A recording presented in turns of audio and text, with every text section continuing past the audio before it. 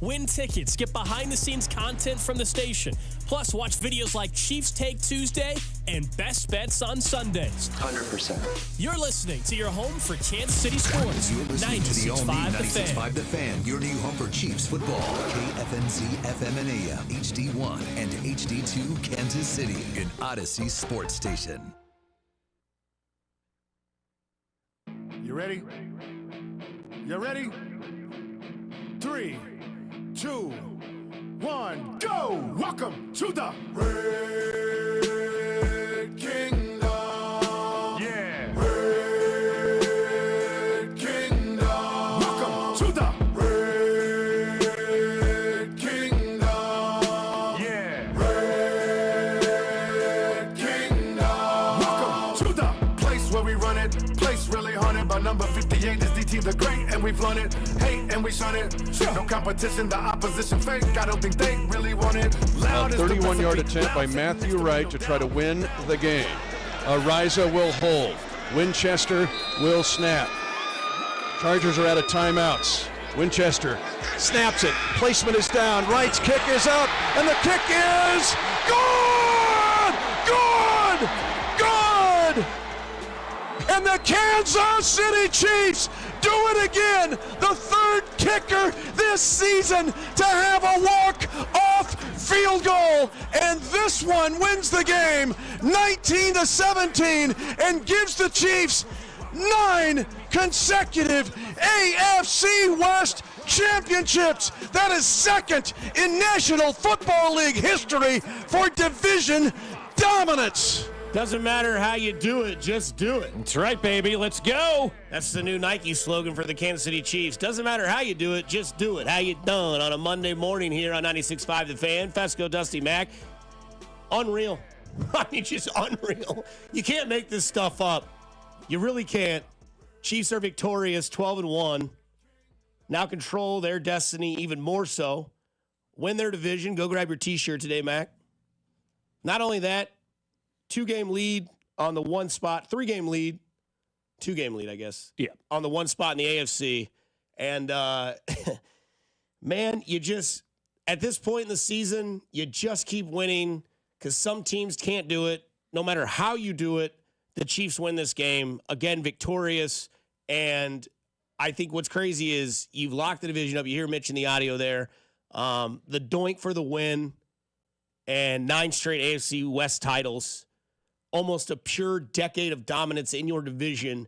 And this year it's even more impressive because you've lost 1 game and you've won your division in which your division has shown you a sign of, hey, we're coming.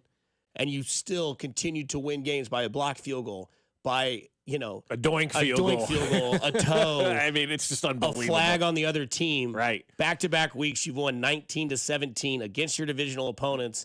And everybody, once again, is looking up at the top where it is full of red in Chiefs Kingdom. Bob Fescoe, how is your Monday? I mean, it is a great Monday, Dusty. And that was the best Sunday I think we've had in quite some time here in Kansas City. You had the Chiefs obviously win, and then the Buffalo loss. I mean, if you weren't going to bed last night with a little bounce in your step, I don't know what you were doing last night, because that was a phenomenal way to end the weekend. Watching Buffalo go down early in that day to the Rams was, I thought, phenomenal. That was a gift from the heavens above, and then the Chiefs go out there and beat the Los Angeles Chargers and find a way, it doesn't matter how, like you said, to win this football game. You don't apologize for wins in the NFL. You don't tell everybody else, oh, well, maybe if we didn't do this, we didn't do that, we'd be this, we'd be that. You take your wins and you move on, and sitting at 12-1 now, as you mentioned, a 2-game lead in the AFC with 4 to go, and you've already got your division wrapped up. It really has been an unbelievable run, and I think this is the most impressive division title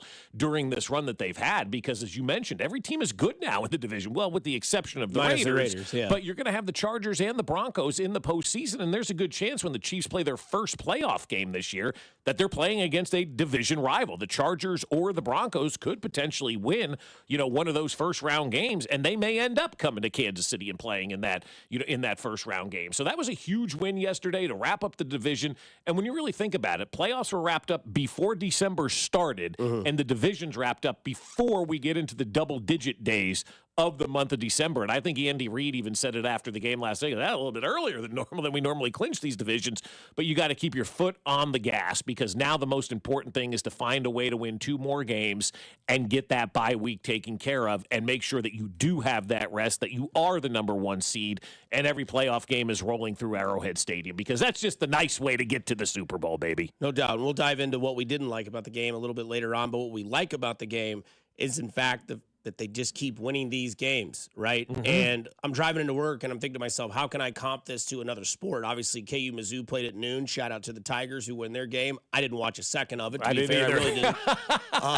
I get it. Congrats to Mizzou. Yeah. Tigers win. Storm the court. Yeah. Beat the number 1 team in the land. Good job for Mizzou. Bad week for Kansas, right? They've lost to Creighton and Missouri. Maybe Bill Self needs to be fired. I kid. Yeah, right. I kid. December basketball. Yeah, right, exactly. But either way, Yeah. shout out to the Tigers. Congratulations to their win. I'm sure Alex and Carrington will have their feud today. You know how that goes. Alex has got to wear Mizzou gear. Carrington will be here at 8 o'clock in the morning for the first time in 365 days. Let's not kid ourselves. So he's going to bring in 5 different sweatshirts. He'll be here at 1:50. Yeah. I'm kidding. I'm kidding. No, but no, so I kind of compare the Chiefs season to like a Kansas basketball season. So hear me out, right? Every year, Kansas goes like 23-5, right?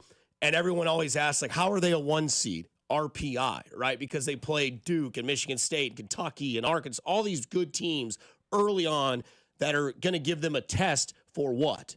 March Madness. The Chiefs continue to go through this season and play these sort of playoff games because what do we always say? Every team that plays the Chiefs is their Super Bowl, right? Carolina, you had to put together a 2-minute drive and go win. Tampa, you had to put the overtime drive in, go win. Atlanta, on the road, had to have big defensive 4th down stops. You did that. Last night against the Chargers, you had to go down, kick a field goal to win. Looks a lot like those Patriots teams. But again, what I'm getting at, the comp between the basketball and the NFL schedule is Bill Self plays those games padded early on so that he can give his team some sort of replication of what it will be like when it matters most, right? Have those juices flowing. Remember back in December whenever we played at Mizzou and it was at their place? Here's what we have to do different because the game is shifting this way. When you go to the playoffs, every team is going to play games like that. Rarely do you see a blowout in the playoffs. If you do, it's one of those random, wacky, wild card weekend games where a team that probably doesn't belong gets in, and all of a sudden they play a team that's a 2 seed and they blow them out. That happens very randomly, or very rarely. But again, the Chiefs have prepared themselves to play these types of games, and here's the weird part about it. Somehow they find a way to win.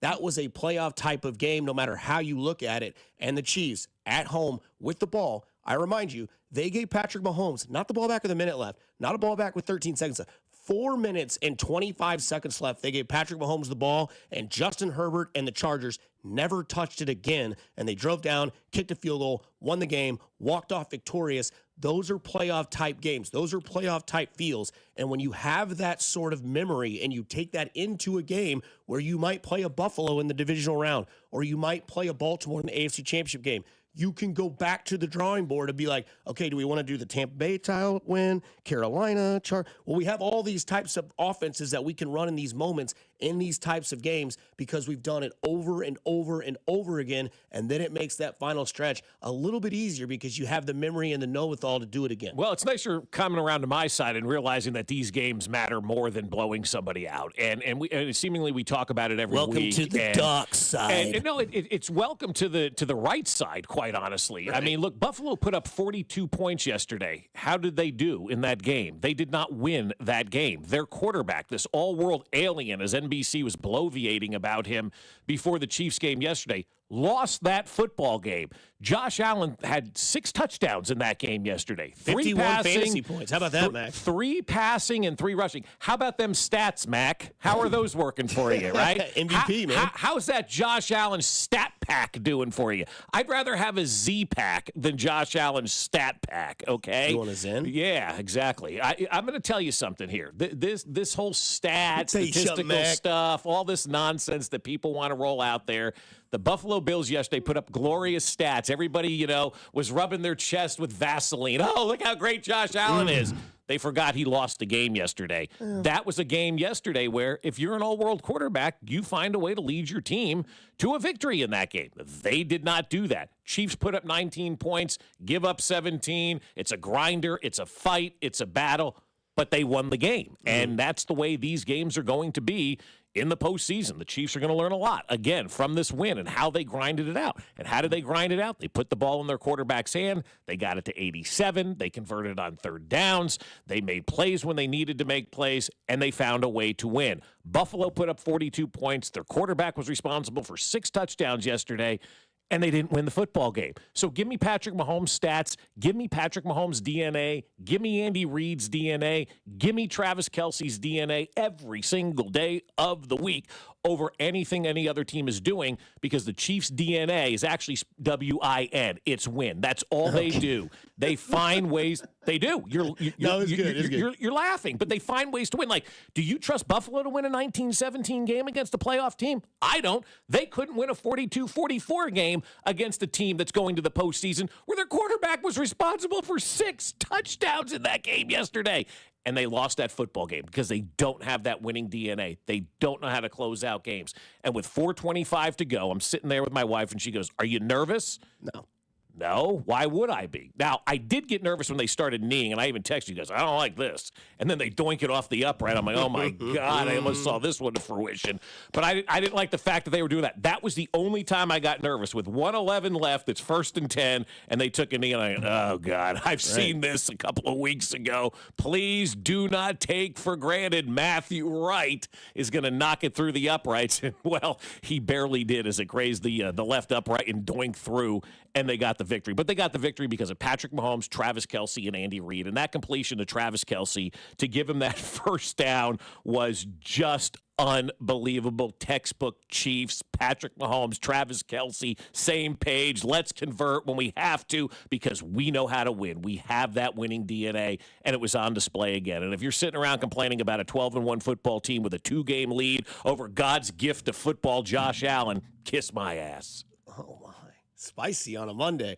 Respect the text early from the 913. 3 different kickers make game-winning field goals. Butker, Schrader, Wright. Nobody in the NFL has done it. Facts. Which was the Schrader game that he kicked that game-winning field goal in? Was that Carolina? Was it the Carolina game? Had to have been, right? Yeah. Because he got hurt last week. Okay. And then Yeah. So all right. So that one, yeah. All right. Yeah, no team's ever had more than one. One has kicker, 3 kickers. Three. Yeah, they just continue to bring in dudes off the scrap heap and find ways to get it done. So hopefully Harrison Butker's back sooner rather than later, because I'm tired of the adventure. Great job out of Justin Reid for kicking off yesterday. Great job out of Matthew Wright for kicking that field goal through and using the upright as help and getting the win. And here we sit now, man. And it's 9 straight division championships. You can buy your T-shirts today. You can celebrate this division championship. And let's get after it. Let's knock the Browns off, and let's hope Detroit beats the Buffalo Bills, and we're that much closer to securing the number 1 seed. We could have that number 1 seed locked up before the Houston Texan game even takes place on the 21st if everything goes according to, well, pretty much according to plan. All they would have to do is win that Houston game, and they would have the number 1 seed locked up with 2 games to play on the schedule. And then you have a month basically between meaningful playoff games. Wouldn't it be nice? Wouldn't it be nice to beat the Browns, Buffalo loses to Detroit, and then you go out on that following Saturday, beat Houston at home, and wrap this thing up with 2 games to go? You'd have 2 regular season games plus a bye to rest guys to get healthy. It would be an unbelievable feat to have this thing wrapped up before the 22nd day of December. Let's go. Get it done, baby. Patrick Mahomes now 23-6 in the month of December. Meanwhile, Josh Allen put up the most fantasy football points for a quarterback since 1950. Since 1950. I didn't know they were doing fantasy football. I didn't realize that either. Back when they had the sports page, that's how they did the stats. Coming up on the other side, what yesterday's means for the AFC West, and not only that, but the AFC's best moving forward. Plus, we get to our overreactions on a Monday. It's Fescoe, it's Mac, it's Dusty. You're listening to 96.5 The Fan, your home, Kansas City Sports. You're listening to Fescoe and Dusty on your home for Kansas City Sports. 96.5 The Fan. Well, I want there to be more game days so you can have more game day specials from Smokehouse Barbecue. And you know you're going to eat right when you're catering from Smokehouse Barbecue. And now we're here in the holiday time of year. And the last thing you want to do is throw a party and then have to sit in the kitchen all afternoon and evening and cook. Why not let Smokehouse Barbecue do it for you?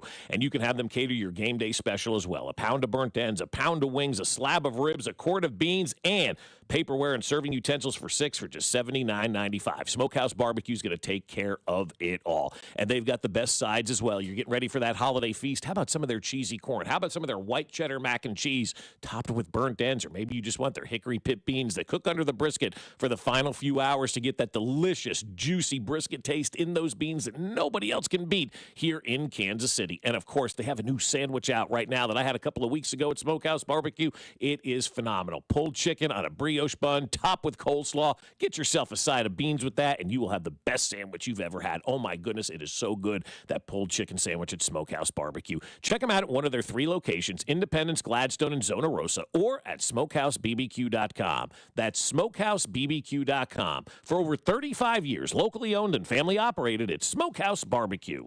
You're always better with a roof from JR. We've had more than our fair share of hail and wind this year.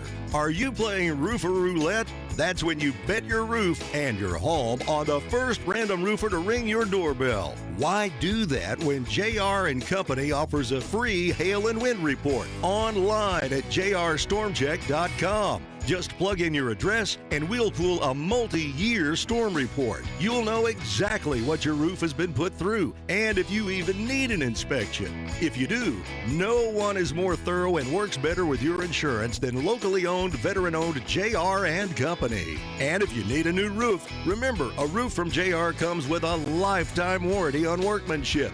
Don't play Roofer Roulette with your home. Visit jrstormcheck.com. And remember, You're always better with a roof from JR. visit jrstormcheck.com. Winchester at Lake City Army Ammunition Plant in Independence is the largest manufacturer of small caliber ammunition for the U.S. military. They're hiring technicians starting at $26.72 an hour with a $1,000 hiring bonus. Excellent day one benefits include medical, dental, educational support, paid time off, and company retirement contributions up to 8%. Join Winchester and serve the U.S. warfighter. It's more than a job. It's a mission. Apply at winchester.com/careers. I'm Brian Tedesco, CEO of Blaupunkt Americas, the pioneers of the car stereo. Today, we're not just about sound systems. We are revolutionizing the e-bike scene with Blue Dot Bike. Thanks to AmericanEagle.com, our online presence now features a dynamic e-commerce website that showcases the quality and affordability of our foldable e-bikes. And our collegiate e-bikes, just perfect for the college fanatic. These e-bikes offer a new way to experience freedom on 2 wheels, no matter your age. When we needed a top-notch website to match our cutting-edge e-bikes, we turned to AmericanEagle.com. They made the impossible seem easy, tackling digital challenges like pros. Check out the Blue Dot Bike website to see AmericanEagle.com's amazing work in action. Need the best in website and digital marketing solutions? AmericanEagle.com is your go-to. They've been a game changer for us, and they can be for you too. Visit AmericanEagle.com or call 877-WEB-NOW-1. That's 877-WEB-NOW-1. This Christmas, the NFL is live on Netflix, and it's a gift you can't wrap. On December 25th, Netflix will be the home for 2 NFL Christmas Day games. At 1 p.m. Eastern, the 2024 Super Bowl winning Kansas City Chiefs face the Pittsburgh Steelers, followed by the Baltimore Ravens versus the Houston Texans at 4:30 p.m. Eastern Time. It's a holiday tradition you won't want to miss. Watch live only on Netflix. You won't want to miss it. The current federal government is actually going $1 trillion deeper in debt every 100 days. That's why thousands are turning to Goldco, a top-rated gold company, to diversify their savings with time-tested safe haven assets, physical gold and silver. Right now, not only is Goldco offering a free gold and silver kit, but on qualified purchases, they'll give you up to a 10% instant match in bonus silver. Call 855-838-GOLD. That's 855-838-GOLD. Performance may vary. Consult with your tax attorney or financial professional before making an investment decision. You're listening to 96.5 The Fan from the Mission Plumbing, Heating, and Cooling Studios. Here's traffic brought to you by DM Injury Law. Have you or a loved one been in a car wreck? Contact DM Injury Law today and get the money you deserve. Car wreck? Remember, Mike's got this. Brought to you by Metro Ford online at kcmetroford.com. Missouri East Side checking 49 northbound. No delays from Belton to 470. And then 71 northbound moves well for the Grandview Triangle into downtown. Alan Carr, 96.5 The Fan, traffic.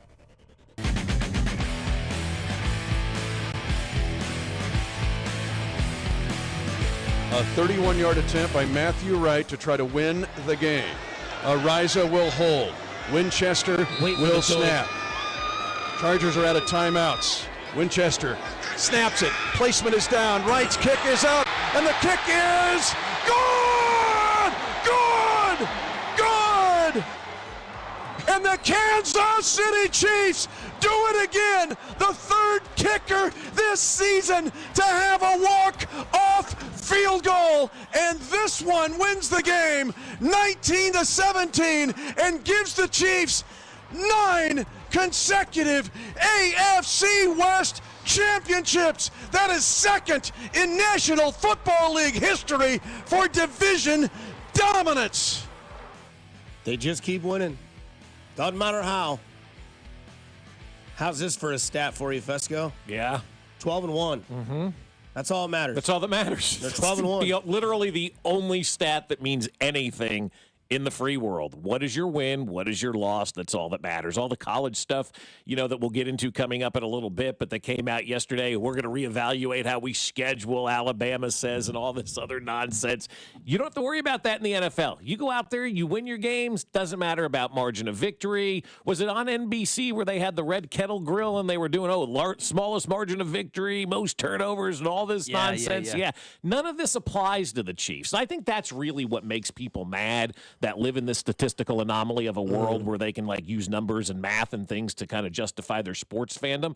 Nothing, and it's been this way for a while now. There's really no stats that justify what the Kansas City Chiefs are doing. They literally buck all of these trends. There's no stat out there that says they should be a 12-1 football team, yet they're a 12-1 football team. And they're a 12-1 football team because they know how to win. They know how to close out games. They know how to win tight games. They know how to win in adverse situations like last night. They have winning DNA, and that means so much in the NFL. It means so much in sports, too. They talk about it all the time. Does this guy have a winning pedigree? And you hear that and you kind of roll your eyes at times. But it does truly matter. Look at Patrick Mahomes and Travis Kelsey at the end of that game yesterday. It's 3rd and 7 with 2 minutes to go at the 20-yard line. Honest opinion, what were you guys thinking they should do there with 2 minutes to go with 3rd and 7? They have the 2-minute timeout.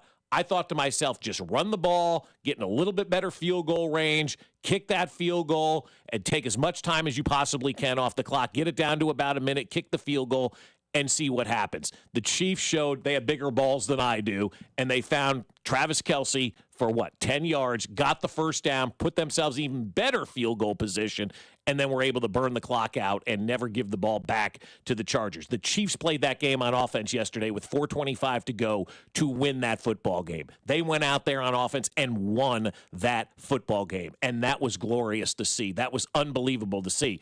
But I would have ran it there in that situation. I'm glad I wasn't on the sidelines, and you had Andy Reid say to Patrick Mahomes, hey, go find 87 for about 10 yards and let's finish this thing. And that's exactly what they did. There's not another team in the NFL that could have pulled that off, in my opinion anyway, because of the relationship with Mahomes, Kelsey, and Andy Reid. That was 3/4 of our current Mount Rushmore on display in the most important time of the game yesterday. And that's what you do. Put the ball in your star hand, let him make plays, and win a damn football game, baby. That's what they did yesterday. Wow. So on that 3rd and 7, and then when they got the first down after, that's kind of the only time you maybe had a little bit of nerves during the game. I was nervous. Yeah. About 3rd and 7, I started to get a little bit nervous there because that's a tough situation. It is. You're damned if you do, damned if you don't. 100%. Right? You're a damned if you do, damned if you don't. And I thought myself, I'm like, well, I'm just worried about burning this clock out, man. I'm ready to just drain this clock out. And even if you have to give it back to the Chargers with a minute to go, Herbert's hobbled. I know our secondary is not where it needs to be, and Steven Nelson's on his way to save the day. But it's crazy, right? It's got to get better. But this guy hasn't played all year, and I don't know that he's better. But anyway, it's a chance. Anyway, we'll get to that later.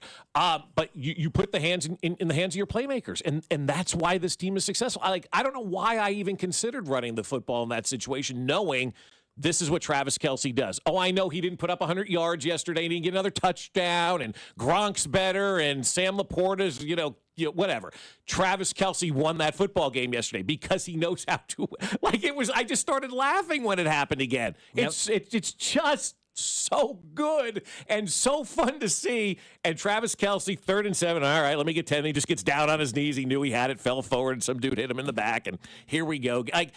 I don't even know why I was thinking run the football. Just get it to 87. And the whole world should have been covering him. And there he is, wide open. That's a Hall of Fame play right there. Well, and they show that the guy who was covering Kelsey had him for a while, but he just got lured into Mahomes' eyes, and they showed him after the play, kind of rolled his eyes, and it's like, yeah, man, you did it again. He just let 87 get open. He finds a way to win. It's insane. And the deke by Mahomes, too. Yeah. I mean that right there, Wow. just getting away from that first would-be tackler and then finding Travis and hitting him right there. Again, you can't put a stat on it. No. And that drives people who don't pay attention to the game, that don't watch every play, that aren't ingrained in it like we are.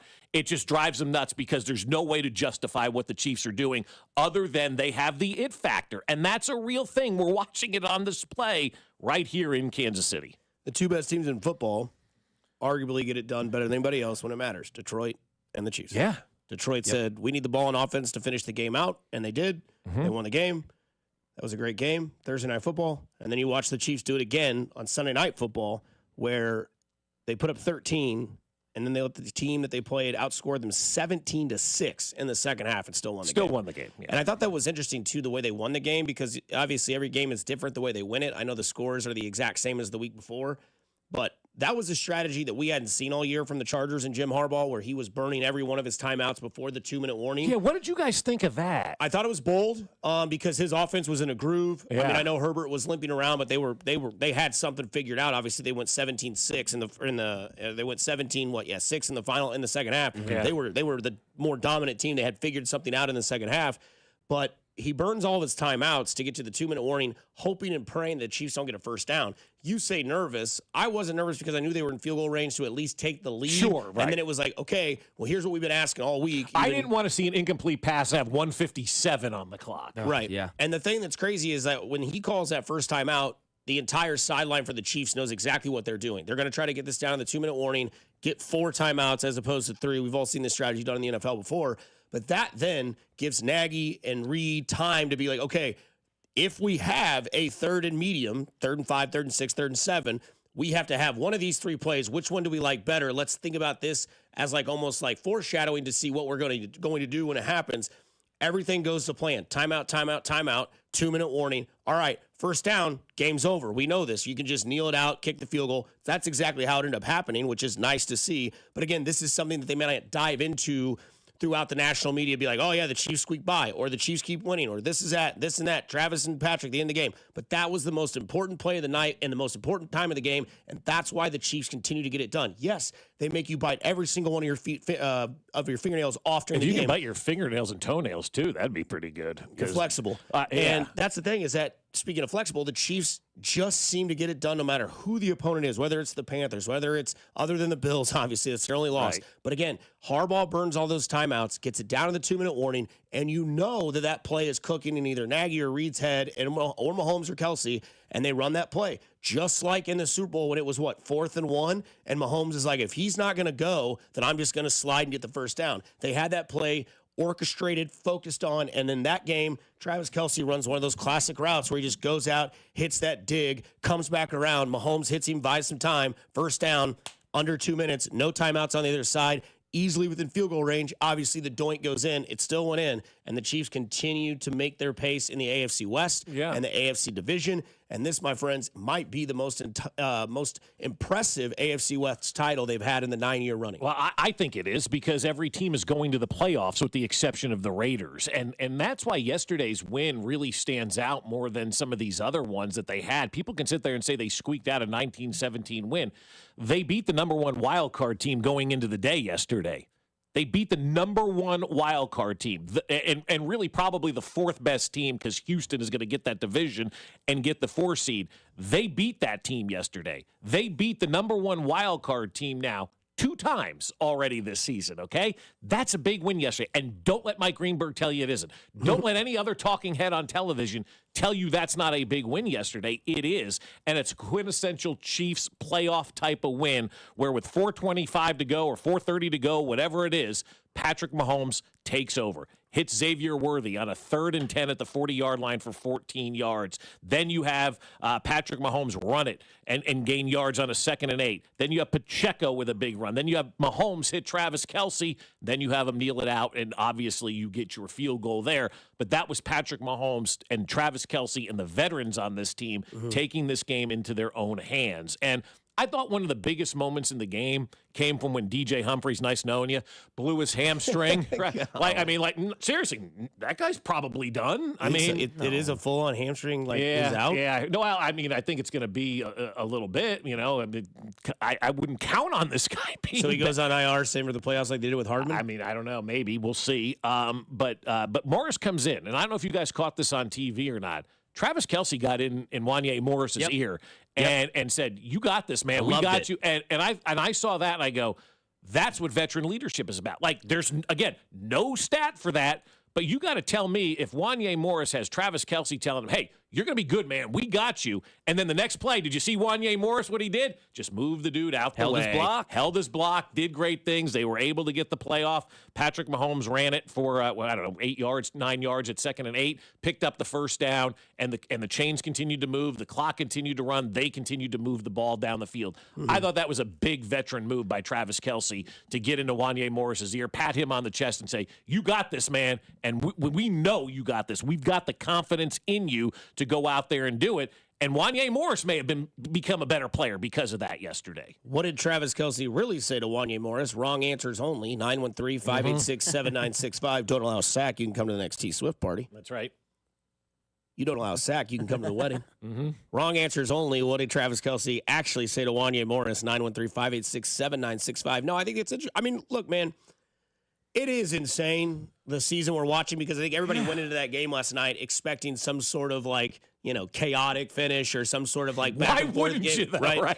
And it's crazy how you flip your narratives on the Chiefs. Like, man, I just love to see a blowout. And then you watch that first half and it's 13-0 and you're like, did we get it?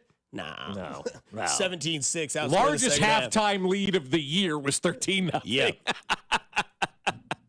And then they have to hold on to find a way to win. But that's the season in a nutshell right there. So I guess, I know it's December and there's only 4 games to go. Stop expecting the blowout, maybe. Just get the win and move on. Well, now I think we're just all rooting right? for Buffalo to lose against Detroit this week. And you're rooting for the Chiefs to beat the Browns this week, because maybe it's all running out of hope over theirs. They showed a little bit of fight against the Pittsburgh Steelers, and then the Steelers just kind of did their business. The Steelers just mollywopped them. What do you think about the Steelers? I heard last night Maurice Jones-Drew saying on NFL Network he thinks the Steelers are the toughest competition for the Chiefs in the AFC No, it's still Buffalo. I still think he said because Pittsburgh knows how to win ugly, and they do. Yeah. If Buffalo gets into an ugly game, is that really good for Buffalo? It could be good for Pittsburgh. I don't know that Buffalo can win a 19-17 game like the Chiefs did yesterday. No, they can win a 30-21 game. But no, Buffalo, still Buffalo's the team. I still think that's the AFC Championship game. Maybe not. Maybe it is Pittsburgh, Kansas City, because now Buffalo and Pittsburgh are now tied for the second best record in the AFC. Yeah. But you talk about the impressive. And if you're the Chiefs, do you let Pittsburgh win that game if it's a meaningless one on Christmas Day to give them the 2 seed and make Buffalo the 3 seed, right? You don't ruin another kid's Christmas.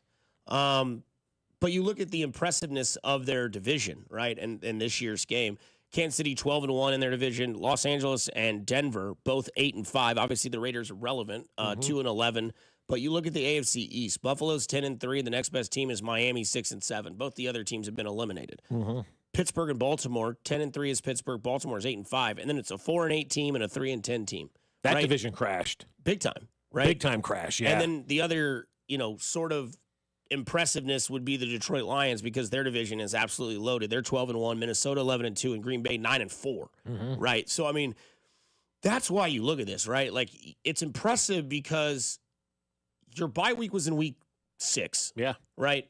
Super early. Normally that doesn't happen. You're going to play 3 games in 10 days at the most pivotal point in the season. Yep. And your division is the best it's been since the 90s. And it's over. And yet you're 12-1. The earliest maybe it's ever been over. You've clinched your division. You've clinched the AFC title. I don't know what's more impressive. And not only that, but everybody doubts you and you're 12-1. Right. And to be fair with you, I want to ask you guys this question. Is there anybody in sports, the only one I can think of right now, there's only two guys in sports that I think have this sort of gene that we've seen. If the game is tied and there's 8 seconds left in a basketball game, Michael Jordan. Mm-hmm. If you're down by one stroke and you need one golfer on a tee box to get you the win in a tournament, Tiger Woods. If it is the fourth quarter and your team is behind, that's right. If it is the fourth quarter in the NFL and you need a quarterback to get you a win, there's nobody more impressive in the fourth quarter than Patrick Mahomes, number 15 for the Kansas City Chiefs. I know Tom Brady did for years. But like you said, you're sitting there with your wife last night watching the game. Mac, you're sitting on your couch watching the game. I'm sitting there with a couple buddies watching the game. People are like, what's your feeling? I'm like, 15's got the ball. And I was like, keep your eye on the clock. 4:25. What can they do? And Patrick Mahomes went full John Wick out there with a bottle of Blanton's and a 9mm and said, I got plenty of time. I can orchestrate this all the way down, even with 4:25. And the opposing coach calling 3 timeouts for the 2-minute warning plus the 2-minute warning, the Chargers never touched the ball again. There's nobody in the NFL that can do that. No, there isn't. And we've got to stop acting like there is. And I know at times, I sound like a broken record when I continue to say, and this is why Patrick Mahomes is MVP, but this is why Patrick Mahomes is the MVP. Yeah, again, Josh Allen had a stat pack yesterday, didn't win a football game.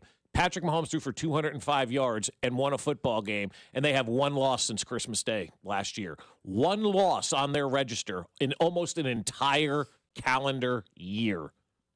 It's insane. Let that sink in for just 1 second. We are now on the 9th day of December. The next time the Chiefs play will be the 15th day of December, okay? The Chiefs on Sunday will have gone 350 days and have one loss. I can't believe he doinked it for the division. They will have 350 days and one loss. Wow. That's insane. I mean, it's just crazy, man. There's nobody in the fourth quarter that has a bigger set of plums than 15. I mean, you talk about it. Your daughter's getting ready to go through, driver's ed and all that sort of stuff, learn how to drive. You remember when you were learning how to drive and you were tapping the brakes all the time? Oh, yeah. Mahomes is that, 15-year-old that got to learn how to drive with his dad by pulling the car out of the driveway to, play basketball, take it around the block, park it. He's now the guy that takes a driving test. Everybody else is nervous. And it's like, make sure you already hit your blinker. Make sure you put your He's parallel parking with his palm and just driving around. He knows to aim the wheels to the right if he's on the side of the road. So if he rolls back, it goes in the yard, not the street. Mahomes knows every little detail that maybe you don't necessarily have to know, but that you should know. So when the fourth quarter comes and his team's behind and they need a methodical, well-driven drive, Mahomes does it every single time. Yep. Whether it's the Super Bowl, whether there's 13 seconds left, whether it's the Chargers, the Panthers, the Bucks, it doesn't matter because the Panthers gave the ball back with 1:35 left, and everybody goes, holy smokes, gave him too much time. The Chargers are like, all right, we're going to give him the ball back. We got 4:25 on the clock, and Justin Herbert never put his helmet back on again. Nope. Wrong answers only. What did Travis Kelsey say to Wanya Morris? 913, you F this up. Taylor's writing a song about it. Yeah. You get the rest of the week off for that one. Yeah. I like it. That's good. Yeah. I really do like that. But, they continue to show the highlights on NFL Network this morning, and it's the worthy third down play over and over again. I mean, the jump pass by Patrick Mahomes, too. We call, Jordan jump man, but on that pass to Worthy, that was a jump pass by Patrick Mahomes to get it to Xavier Worthy on 3rd and 10 to give him that 14 yards. The play to Travis Kelsey, avoiding the tacklers, the rush. Like Patrick Mahomes took over that final drive of a game. And look, guys, I know we are biased and we are in the moment. I don't know if I want any other quarterback in NFL history when the game matters the most than Patrick Mahomes. I don't want Tom Brady. I don't want Peyton Manning. I don't want John Elway. I want Patrick Mahomes out there. He's the greatest that we've ever seen in finding a way to lead his team to victory when nobody thought that you could get a win, or when the chips are down, as they like to say, whatever the hell that means. Patrick Mahomes goes out there and finds ways to win because he's a winner. Nothing else but a winner, and proved it again yesterday. And it just continues to get better and better and better.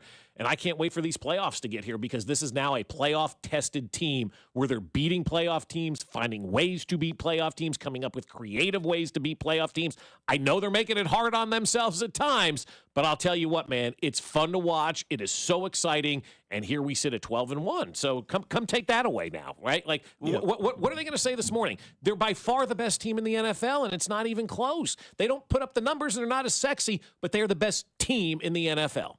I'll say this. In the last 6 games, when it's really, really, really mattered, Patrick Mahomes has 12 touchdowns and 2 interceptions. Didn't throw an interception yesterday. Nope. And one of those interceptions is an arm punt in the fourth quarter, last play of the game against the Bills. So it's one pick. One pick. It's one interception. You're exactly right. Yeah. Insane, man. Insane. Yep. Somebody on the text line says, can we make fun of Kadarius Toney? Absolutely. We'll do that later on the show. I missed it. You missed it? Yeah. He got activated to the Browns roster, right? Yeah. Final play of the game for the Browns? Yeah. Muff punt.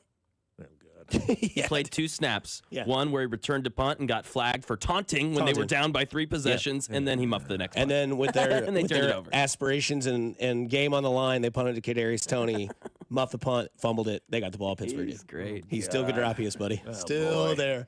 So this is fun because not all the time do we get to get into it, but we still need to get into our overreaction, which we'll do that a little bit later on. But also, college football playoffs are off and running.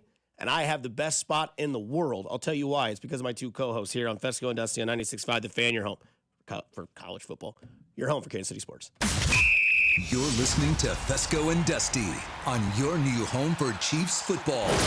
96.5 The Fan. All right, folks, it is that holiday travel season. We're about 2 weeks away from Christmas, and you're headed up to the airport. You got to find out where to park. You can be like me and use Park and Go because their facility is amazing. It is incredible, and the customer service is the best you will find. They've got an easy-to-use app. You can download that, the Park and Go app, or you can make your reservation at bookparkandgo.com. And with bookparkandgo.com or their easy-to-use app, you can make your reservation and have all covered parking reserved for you when you head out of town. And that's what you want, especially this time of year. It's snowy, it's sleety, it's nasty, it's icy. The last thing you want to do is come back from a flight and have to clean your car off because of all the snow. Well, with Park and Go, your car is always protected from the elements. And also with Park and Go, when you make your reservation online, you can prepay and save money as well. You'll get their lowest rate online. And when you show up on the day of your flight, just give them that reservation number, and they direct you right to that covered parking spot. As soon as you pull in, you're good to go. The van meets you right away. Off to the airport it is. And when you get back, just grab your bags, walk outside, and the Park and Go van is right there waiting for you. Jump on it, and it's right back to the trunk of your car. So do what we did and join their frequent parker program and earn points towards free parking. Reserve your spot today at bookparkandgo.com. The best deals in parking. Bookparkandgo.com. Park and Go, family owned and operated. It's Thirsty Thursday at Hy-Vee. Time to stock up the bar and fill up your tank. Earn 50 cents per gallon fuel savings on every $50 purchase of wine, beer, hard seltzer, and spirits. Mix and match all your favorite libations and get a 50-cent fuel saver with every $50 purchase. Stack up the savings and your next fill-up could be free. Don't miss Thirsty Thursday at your Kansas City, Missouri Hy-Vee. Product or promotion differs by location. Offers valid where legal, available while supplies last. I can't wait to watch the Chiefs go up and down the field and score a ton of points this year. And now I have even more reason to cheer on the Chiefs. I just head to Hy-Vee the day after any game and score savings at the pump with my Hy-Vee Perks card. Win or lose, I earn fuel saver discounts equal to the Chiefs score based on the amount I spend. If the Chiefs score 42 points, I save 42 cents a gallon when I spend $42. The more we score, the more I save, only at Hy-Vee. Offer good in-store and online. Some restrictions apply. See store for details. Hey, you already know that there's nothing like a custom design and crafted jewelry treasure from House of Diamonds. A one-of-a-kind creation built from scratch for a one-of-a-kind love. But sometimes you have a need for speed. This is Gene at House of Diamonds. And just in case custom jewelry isn't in the cards, we have a case. Actually, we have 19 cases filled with some of the most beautiful handcrafted jewelry you'll ever see. Earrings, rings, bracelets, pearls, pendants, and fine gemstones. A lot of it we created in our shop. All of it carries our name with the quality and craftsmanship you've come to expect from House of Diamonds. And any item can be tweaked and customized just for you. Think of it as Custom Express. Custom Express or custom from scratch. Get it at locally owned, family owned House of Diamonds. House of Diamonds on the southeast corner of College and Quivira. I'll tell you what, with the holiday season here, you may have family coming into town, friends in town, and you're looking for that perfect activity to have fun with everybody, and that activity is Foaling. It's football plus bowling plus bar, and that equals Foaling Warehouse, Kansas City. They're located at 435 and State Line, and if you haven't gotten your foal on yet, what are you waiting for? Everybody loves Foaling. It doesn't matter if you're kids, if you're adults, if you're on a date, if you're hanging out with the guys, if you have a work party, an event, Foaling is perfect for all because it is bowling with a football. It's pretty simple. You set up the bowling pins like you're going to bowl, and then you start throwing the football at them. You knock down all your pins first, and you win. And then you re-rack, and you play again. You got to check out this absolutely awesome activity, especially this holiday time. Maybe a little cold. You're looking for something to do indoors, something for a lot of people. Burn some of that energy off. You go to Foaling. Reserve a lane at FoalingKC.com. That's FoalingKC.com. Perfect place for birthdays and everything because you can bring your own food. Doesn't matter what you want to eat. Bring it to Foaling. They're cool with it, and they have a world-class bar serving up some of the best cocktails on earth. So reserve that lane at FoalingKC.com. That's FoalingKC.com, and get your foal on. Booth Creek Wagyu, KC's premier Wagyu beef meat market, has even more convenient ways for you to shop. In addition to their location at 135th and Metcalf, they're opening soon at 95th and Knoll. Everyone deserves to elevate their beef. Whether you're looking to wow your family with an unforgettable roast this holiday or impress your friends, neighbors, and coworkers, their Wagyu experts are ready to help you pick out something unforgettable. Booth Creek Wagyu, open 7 days a week or shop online anytime at boothcreekwagyu.com. Why pay more for prescriptions? Stop overpaying and start saving with SingleCare. It's easy.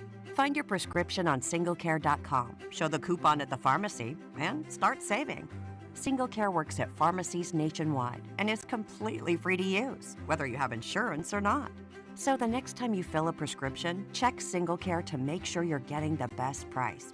Take control of your prescription costs. Go to singlecare.com or download the free app today.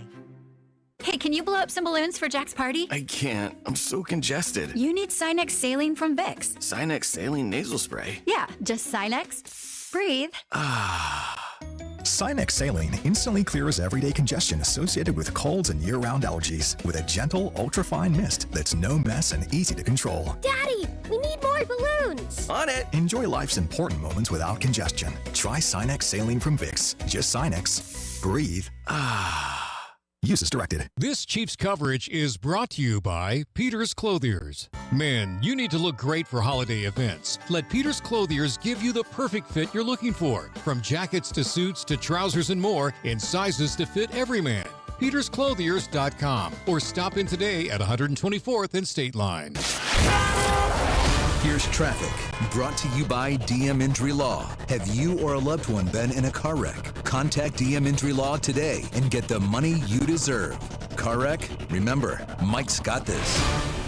Missouri side, 35 southbound from Missouri 152 into downtown is a 12-minute trip. On the Kansas side, K10 westbound into DeSoto, things sluggish around Lexington Avenue with fog. Alan Carr, 96.5 The Fan, traffic.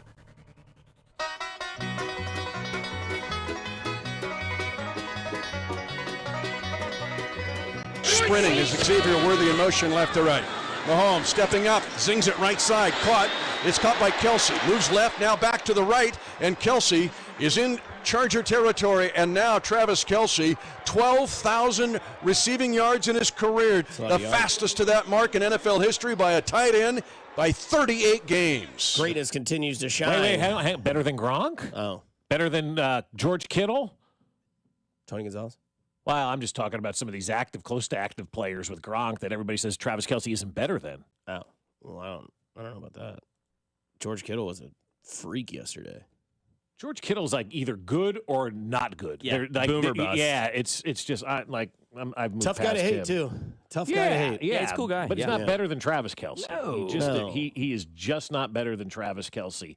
And that right there, was also his 80th reception of the season. Yep. He now in NFL history. Travis Kelsey has 9 consecutive seasons with 80 or more receptions. That is the most for any receiver, any tight end, anybody in NFL history. Nobody has put together more 80-plus yard reception seasons than Travis Kelsey in the history of the NFL.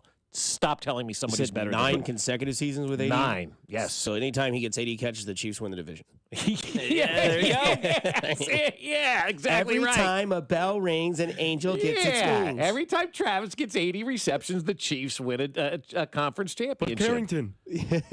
Oh, guys, this guy's washed. Okay. Hey, he's no good. I agree, Rob. Sorry. Yeah, Rob, Carrington stinks. He just I mean, had Travis. to do it. Had to do it. Had to do it, Mac. my He's favorite. so washed. He's just so washed. This guy, Travis Kelsey's killing my fantasy team. Yeah, but you know what? He's helping my team win football games. I'm Damn good right. with that.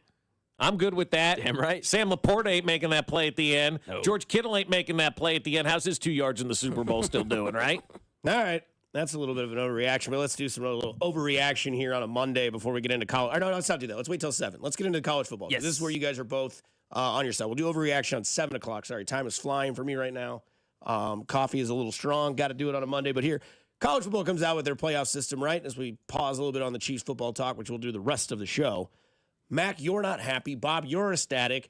I'm nowhere near anywhere, shape, or form You can mad give 2 or rips. yeah.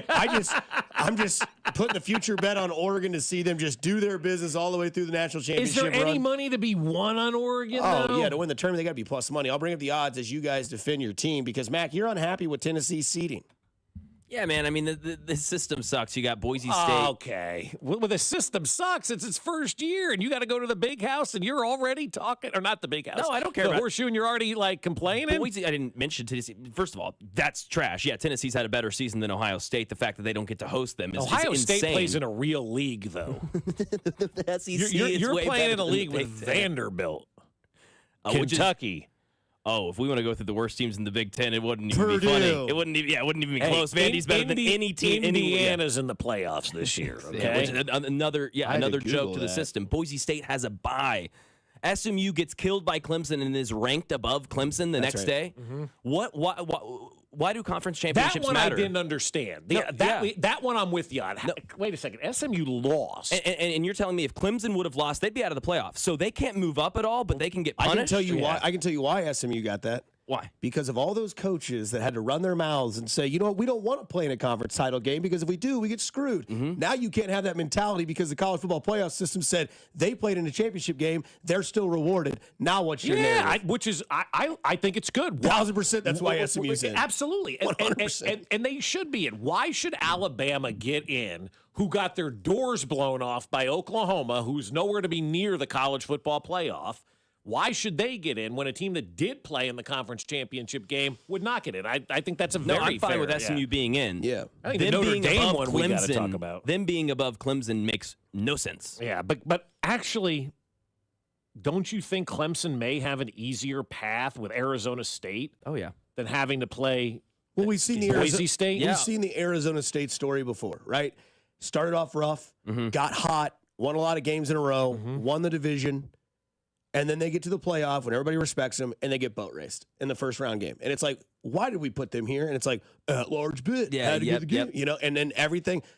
If you think this is the way the system's going to go next year, you're 100% wrong. That's what I'm saying, man. They're going to keep changing it because they can't get it right. But how do you get it right? Like, what would have made people happy with this? You don't get an at-large bid for winning your conference. Yeah, that's step one. Who are we talking about? Arizona State, Boise State. Arizona State's in. They're a 4 seed. I know, but we're saying, how do you change it? You don't get an at-large bid. At-large bid for winning your You conference don't next just year. get a bye. You don't just get get Boise State and you're Arizona talking about a State. bye. Yeah, because I see what you're saying, Boise yeah. is got to buy. Arizona State's got to buy. Yeah. Meanwhile, there's teams in there like SMU. There's teams like, all these other teams that had, better seasons. That's just my, hypothesis. That's my biggest on- issue. Yeah. Okay, so you're mad with the buys for the. That for was the lead on the Twitter sphere yesterday. Okay, they were mad about the buys. Okay, I mean, Yeah. I guess we can get into the weeds and all this kind of stuff, but you did win a conference championship. You did win a Power 4 championship.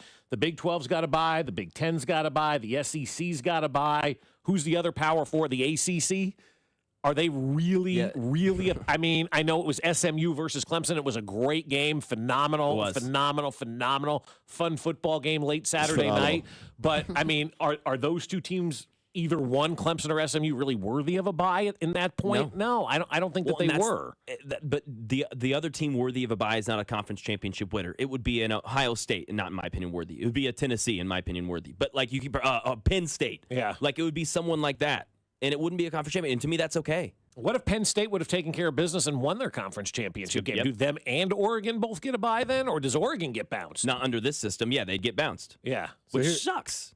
So here's your playoff odds. Oregon to win it all is plus 350. Okay, so it is plus money. Wow. Texas to win it all is plus 350. But my buddy Noah, who's a diehard Texas fan, did say that college football screwed them again, those Texas guys. Oh. He said because if they win their first round game, they got to go back to the Mercedes Dome and play their second round game, which means Bevo can't go again. Oh, no Bevo. So no Bevo. That's why they lost to Georgia, because they had the cow on the sidelines, right? Who called it? Not a cow, a bull, a steer. Yeah. No, so Oregon plus 350, Texas plus 350, Georgia plus 380. Mac, you want to put some money on your Tennessee Vols? Plus 2,800.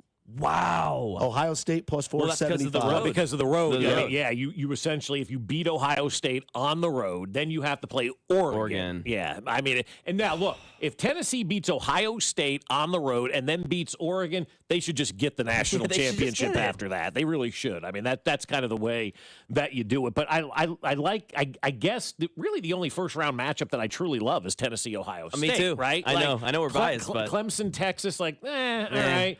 SMU, Penn State, it doesn't really do much for a lot of people. I do like Indiana, Notre Dame, though, because of the proximity and the regionality of that. And I don't know if you saw the email that Indiana sent out to their people, but they said it's going to be easier to get a ticket to the second round game at the Sugar Bowl against Georgia than it is the first round game in South Bend against Notre Dame, which is wild to me. Right? But that shows you this playoff system is working because Texas, Ohio State, Penn State, and Notre Dame are all hosting these games on the college campus. From a fan standpoint, from a fan perspective, how cool is that, man? 100%. Can you imagine being in Columbus, Ohio in 2 weeks, going to a college football playoff game at night against Tennessee, or rolling into Notre Dame for a college football playoff game? With this blaring in the back? Oh, yeah, it's going to be crazy. I can't wait, Bob. Where are we watching this game? How much are we betting on the Chiefs game that day, brother? Dang it, you're right. That's what I'm saying.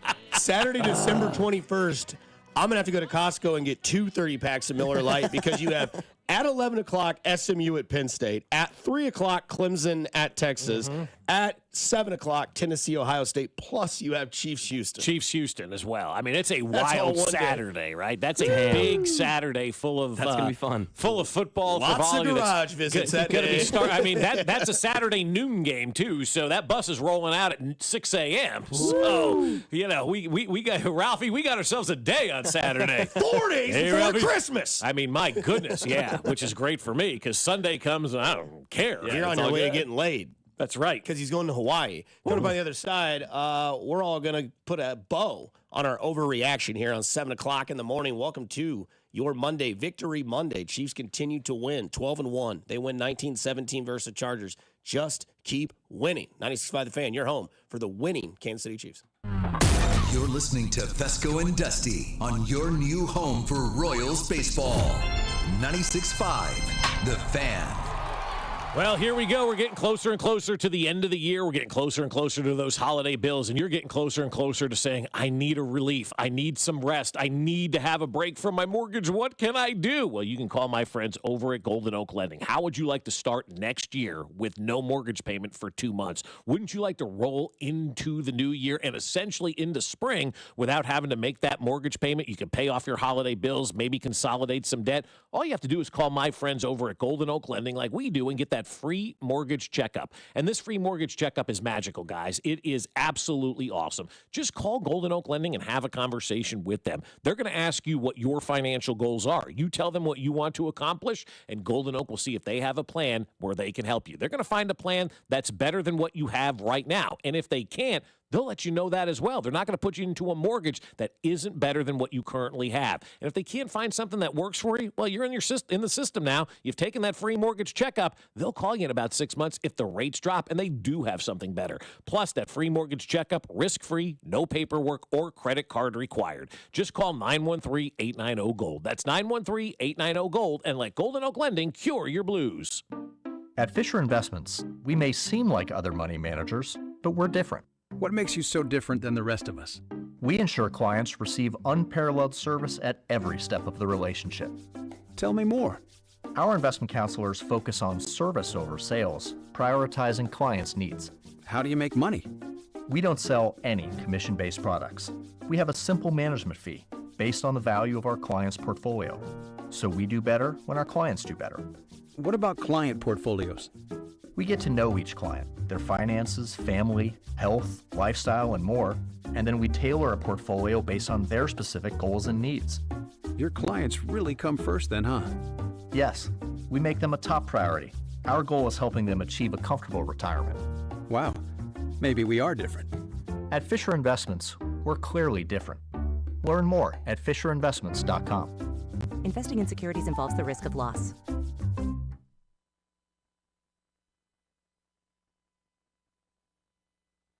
We just found out that Daisy Sour Cream launched French onion and ranch sour cream dips. I love dips, and these new dips from Daisy Sour Cream are a game changer. They taste just as good as if they were homemade. They are made with Daisy Sour Cream and real herbs and spices. These new dips from Daisy Sour Cream are made with ingredients that you find in your kitchen, nothing more. Give these new French onion and ranch dips from Daisy a try. They go perfect with chips, wings, veggies, and so much more. Grab some new Daisy dips today.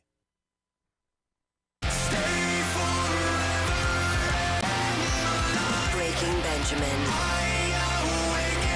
and Stained.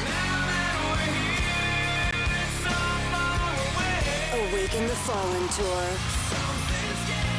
June 1st at T-Mobile Center with special guests Wage War and Lakeview.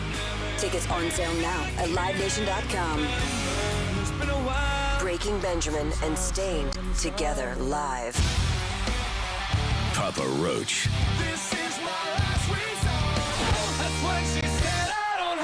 With Rise Against, celebrating 25 years. Rise of the Roach Tour. Rockin' T-Mobile Center, April 9th.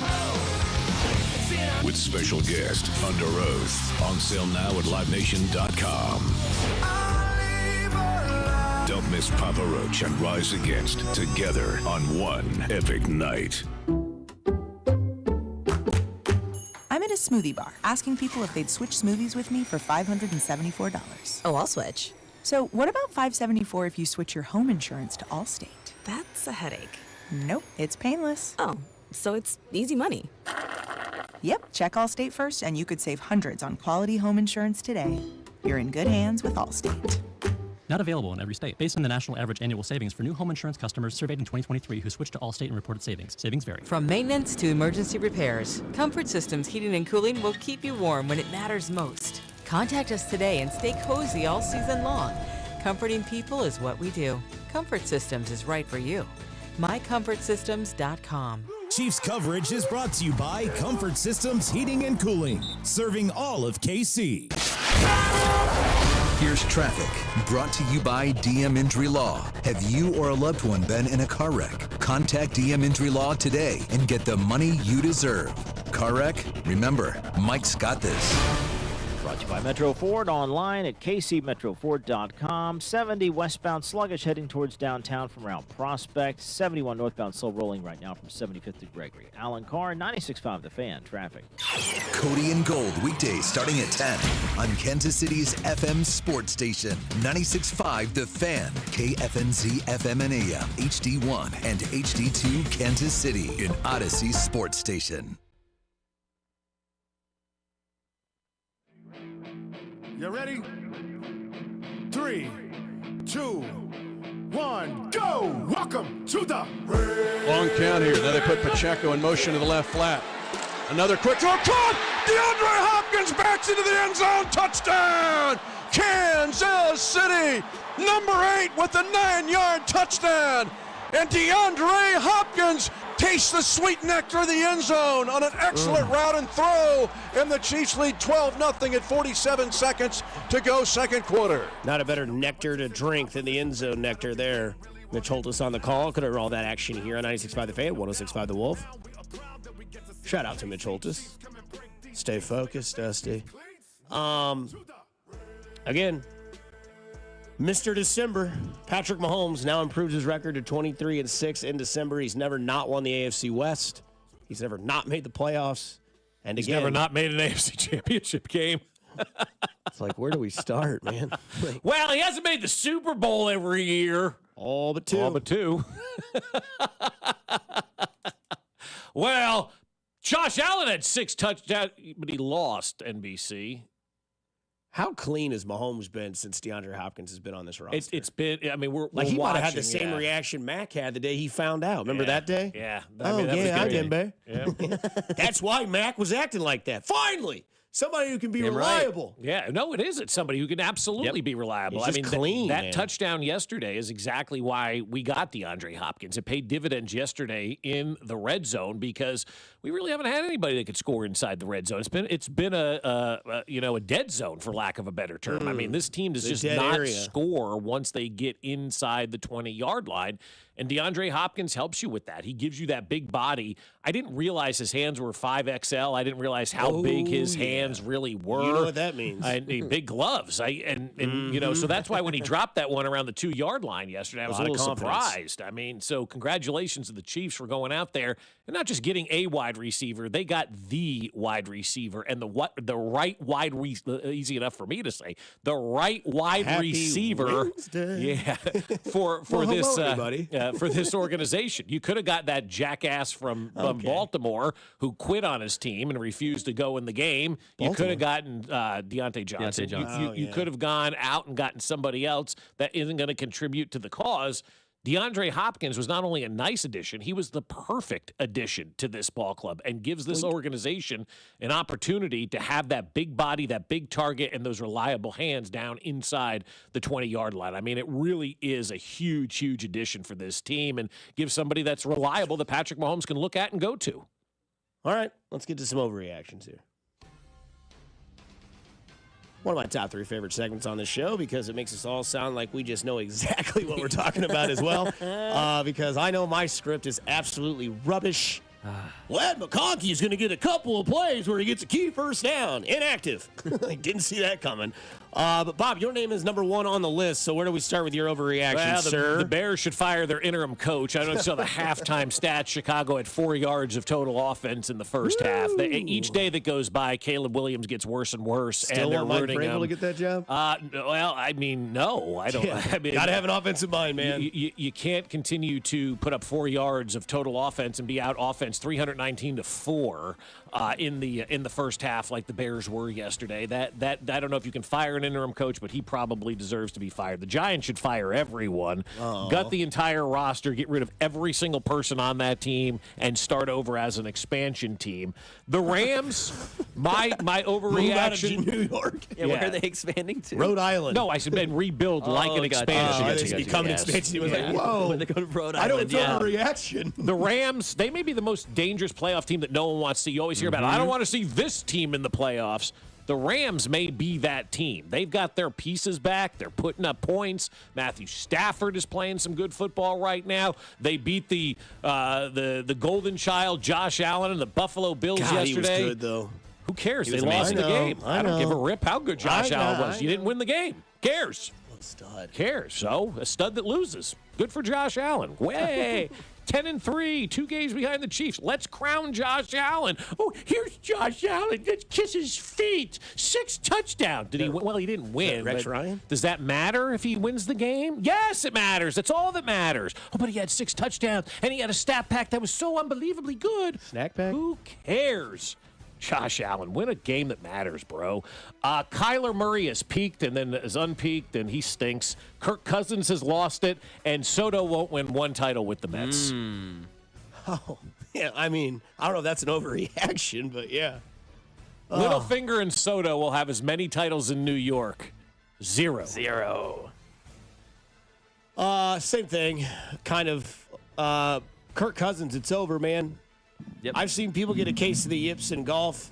I've seen people get it in baseball. We talked about it last couple of weeks. Chuck Knobloch at second base couldn't throw the ball 10 feet. Something happens, man. I don't know what it is. I've never seen a quarterback get it like this, though. I mean, 8 interceptions. This isn't the yips. This is just, it's over. He's not healthy. I mean, maybe Coles will hire him to work the sales floor. Exactly. But yeah, he's it's got over. the wardrobe. Atlanta needs to start Michael Penix this week. It's been long enough. We've seen the resurgence of quarterbacks they've gotten to sit back and watch. That goes to my next point. Bryce Young's going to be good. Mm-hmm. Bryce Young's going to be good. Yesterday, yeah. He's been good the last 3 weeks. What happened? Oh, God. Oh, God. Philadelphia.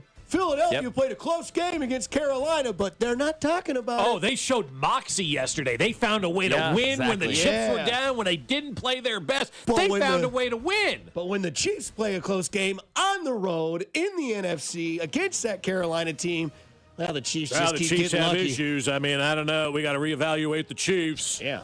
Nobody's talking about Philadelphia just barely getting by a crappy Carolina team. But no, I think Bryce Young is him, man. I think he's going to be good. I think that if you're a Carolina fan, you sit back and you think, all right, let's get a couple more years. Let's see if we can keep Adam Thielen here for one more year since he's been healthy, him and Bryce Young. And since Bryce Young has been benched and came back, they've been better. And he's played good against two good defensive teams in Philadelphia and in Kansas City. It's not like he's doing it against himself. The Browns. The other overreaction that I have, it was good while it lasted, but Nick Chubb's career is over as well. I mean, the knee injury was gruesome. I give him props for coming back, but watching that guy play football yesterday against Pittsburgh on Red Zone, which they put a lot of focus in on that game, Nick Chubb, man, just ain't got it anymore. It was a gruesome, crucial injury to his knee. Nick Chubb, no longer going to be able to play in the NFL. Kirk Cousins, no longer going to play in the NFL. Bryce Young, my apologies. You, sir, have arrived. He's played great football over the last 4 weeks. Will Christian McCaffrey ever play in the NFL again? He had a nice view from the press box yesterday. I had the same thing as a couple of you guys. Bryce Young is the future. I mean, it's been over a month now that he's played great football. I'm so excited for him. It looks like what we watched at Alabama, and the confidence and the swagger is back. I don't know if it was partly him getting humbled by the Andy Dalton benching, or maybe they actually learned some stuff from the Red Rifle. Either way, I'm pumped about it. The Rams, I mean, I think you mentioned it, Bob. They can beat the Eagles or the Lions. I don't know if they can win 3 games in a row in the playoffs, but in a one-off, at Philadelphia or at Detroit, Matthew Stafford does not care. He has stones of steel. Kupp and Nakua are amazing. Better triple-headed monster on offense than the Rams have right now. It's tough to name. It's tough, yeah. It really is. Nakua, Kupp, and Williams is damn good. And their quarterback is really, really good, Matthew Stafford, and their head coach is pretty darn good as well. I mean, that guy knows how to win. And they beat the golden child and Josh Allen yesterday. I know we don't count wins and losses in the NFL. No, not anymore. It doesn't matter. So the Bills are still the best team in the NFL. But the Rams, they beat an alleged good team yesterday, and found a way to win that game. And you could say Sean McDermott's coaching late. Tom Brady was talking about it late. What did they do? They called the timeout or something. I couldn't hear Tom Brady. His voice was shot. That's what it was. They called the timeout, and so that forced them to get rid of the onside kick. And so then you had that situation. That's coaching. Andy Reid probably doesn't do something in that situation. Massive coaching. He also wouldn't get rewarded for not doing something like that, just like McDermott won't get criticized for it. But exactly, we don't live in a world where actually the results matter. It's just the stats. Right. Sam Darnold should be comeback player of the year over Joe Burrow. I don't know exactly what this award is anymore. You guys know I hate all these awards, so I don't know. Sam Darnold's just kind of coming back from being bad, but that's what this award is now. So, and he's not statistically better than Burrow, but to your point, Bob, he's winning damn games. And he played out of his mind yesterday in a high-pressure, emotional situation. Man, this guy's awesome. And he's going to get a bag somewhere. He is, and he's going to get paid. And it's not going to be, I don't think, with the Minnesota Vikings. Then you're going to have to trade J.J. McCarthy. How bought in are you to J.J. McCarthy? Look, last year, they had Kirk Cousins. Good quarterback. Yep. They moved on from Kirk Cousins and let him walk out the door. They drafted J.J. McCarthy for a reason. I guess they like him. We'll see what happens.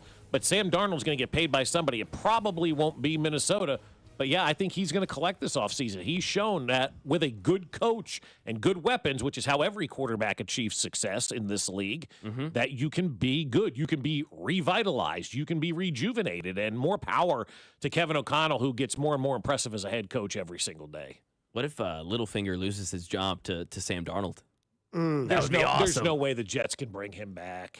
That'd be like one of my no trade clauses. I mean, no Jets, no Raiders. Yeah, I mean, I don't think there's any way that Sam Darnold can go back to the Jets because he's a free agent, right? You have to trade for him. Yeah.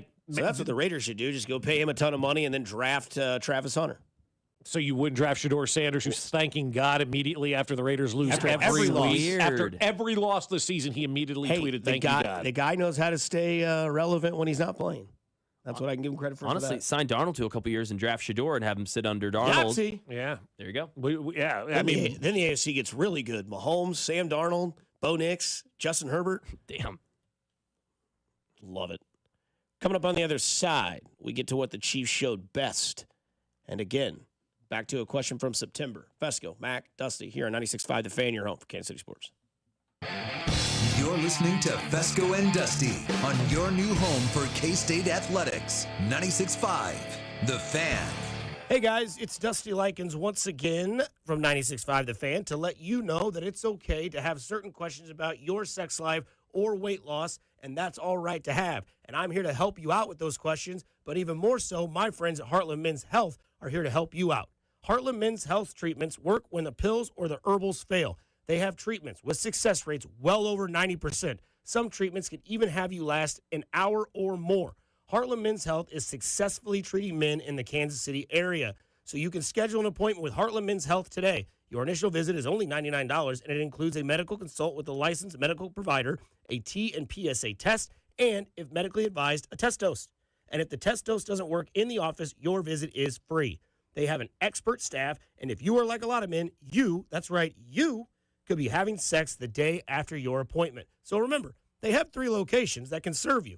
Overland Park, Kansas, Independence, Missouri, between Blue Springs and Lee Summit, and their new office in North Kansas City. So call them today at 844-447-6600 or visit them at heartlandmenshealth.com. Well, today is a big day because you can save on gas at Hy-Vee. You saw what happened last night. The Chiefs scored 19 points, and they got the win, but they scored 19 points. That means if you spend $19 or more today at any Hy-Vee, you're going to save 19 cents per gallon. I saved $1.01 on gas last week per gallon, and it was awesome. Shop those aisles, find those Hy-Vee fuel saver prices out there, buy those items, and save even more. But today, everybody with your fuel savers car, stop into any Hy-Vee and say, hey, spend $19 or more, and you will save 19 cents per gallon because the Chiefs scored 19 points yesterday. So visit any area Hy-Vee and save on gas only at Hy-Vee.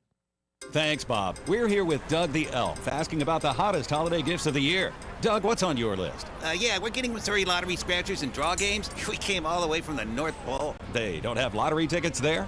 Now, Missouri lottery tickets, they created a new millionaire every 8.1 days last year. Woohoo! I just won! But I thought that was a gift. Well, yeah, for me. You heard it here first. Scratchers and draw games from the Missouri Lottery make great gifts for the holidays. Play it forward and play responsibly. Back to you in the studio. How do you spot the all-new Nissan Rogue Rock Creek? Here's a hint. It's got all-terrain tires, a tubular roof rack you can't miss, and it's tough inside and out with lava red detailing.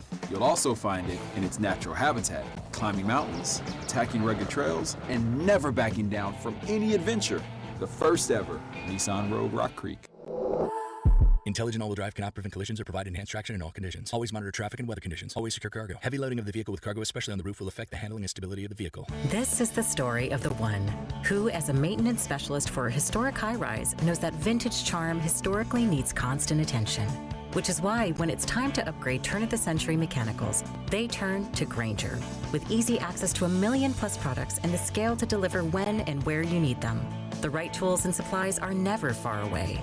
So the one can keep that vintage building running like new. Call, click Grainger.com, or just stop by. Grainger, for the ones who get it done. Welcome to Staples. Help! My family's in for the holidays and I need gift ideas. That's why we're here. Staples has amazing deals on everything you need. Photo gifts, laptops, and gaming systems. Even custom holiday cards and shipping solutions to send gifts to the family that can't make it. Perfect! Have anything for Uncle Frank? I love him, but the guy is never quiet. Noise-canceling headphones. For you. You get it. Unwrap huge holiday savings at Staples. And right now at Staples, save up to $350 on select computers. Ends 12/28, in-store only. It's football time at BetMGM. Use code KOSTOS, K-O-S-T-O-S, and receive up to $1,500 back in bonus bets if you don't win your first bet. When you register with BetMGM, you'll get instant access to a variety of parlay selection features, live betting options, original bets, and the best daily promotions in the business. Use code KOSTOS, K-O-S-T-O-S, and get up to $1,500 back in bonus bets if you don't win your first bet. BetMGM and GameSense remind you to play responsibly. See BetMGM.com for terms. 21 years of age or older. New customer offer. This U.S. promotional offer not available in Mississippi, New York, Nevada, Ontario, or Puerto Rico. Gambling problem? Call 1-800-GAMBLER. Available in the U.S. For New York, call 877-8-HOPE-NY or text HOPE-NY 467-369. For Arizona, call 1-800-NEXT-STEP. For Massachusetts, call 1-800-327-5050. For Iowa, call 1-800-BETS-OFF. For Puerto Rico, call 1-800-981-0023. Subject to eligibility requirements. Rewards are non-withdrawable bonus bets that expire in 7 days in partnership with Kansas Crossing Casino and Hotel. Okay, so that's with bacon, cheese, lettuce, tomato, grilled onions, ketchup, and hold the pickles. You know what you like. You wouldn't order your burger just any way. Why should your sports talk be any different? With Chapters on the free Odyssey app, you can choose the topics that matter to you most. Whether it's reactions, matchup previews, injury updates, or team news, quickly find what you really care about. Your football talk, your way. Download the free Odyssey app and start listening today. You're listening to 96.5 The Fan from the Mission Plumbing, Heating, and Cooling Studios. Here's traffic, brought to you by DM Injury Law. Have you or a loved one been in a car wreck? Contact DM Injury Law today and get the money you deserve. Car wreck? Remember, Mike's got this. Missouri side Lee Summit, US 50 westbound sluggish from 3rd Street up to 470. Belton, 49 northbound slows at Missouri 58 and stays sluggish up past 163rd Street. Alan Carr, 96.5 The Fan, traffic.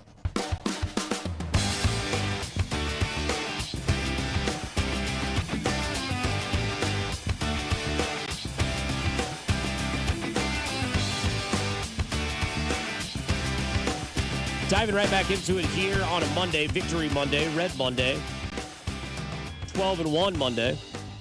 Kansas City Chiefs, sole possession of the AFC West. Once again, 9 consecutive titles in their division, and now a 2-game lead for the number 1 seed, which would be such a beautiful bye this week or this year in the NFL, since the Chiefs haven't had their bye since well before Halloween, which is insane. And really, they have an opportunity to wrap this bye up here sooner rather than later. If all goes according to plan. Which it never does. It never does. But yesterday it didn't go according to plan. Who had Buffalo losing yesterday? I thought they'd win yesterday and then lose next week in Detroit.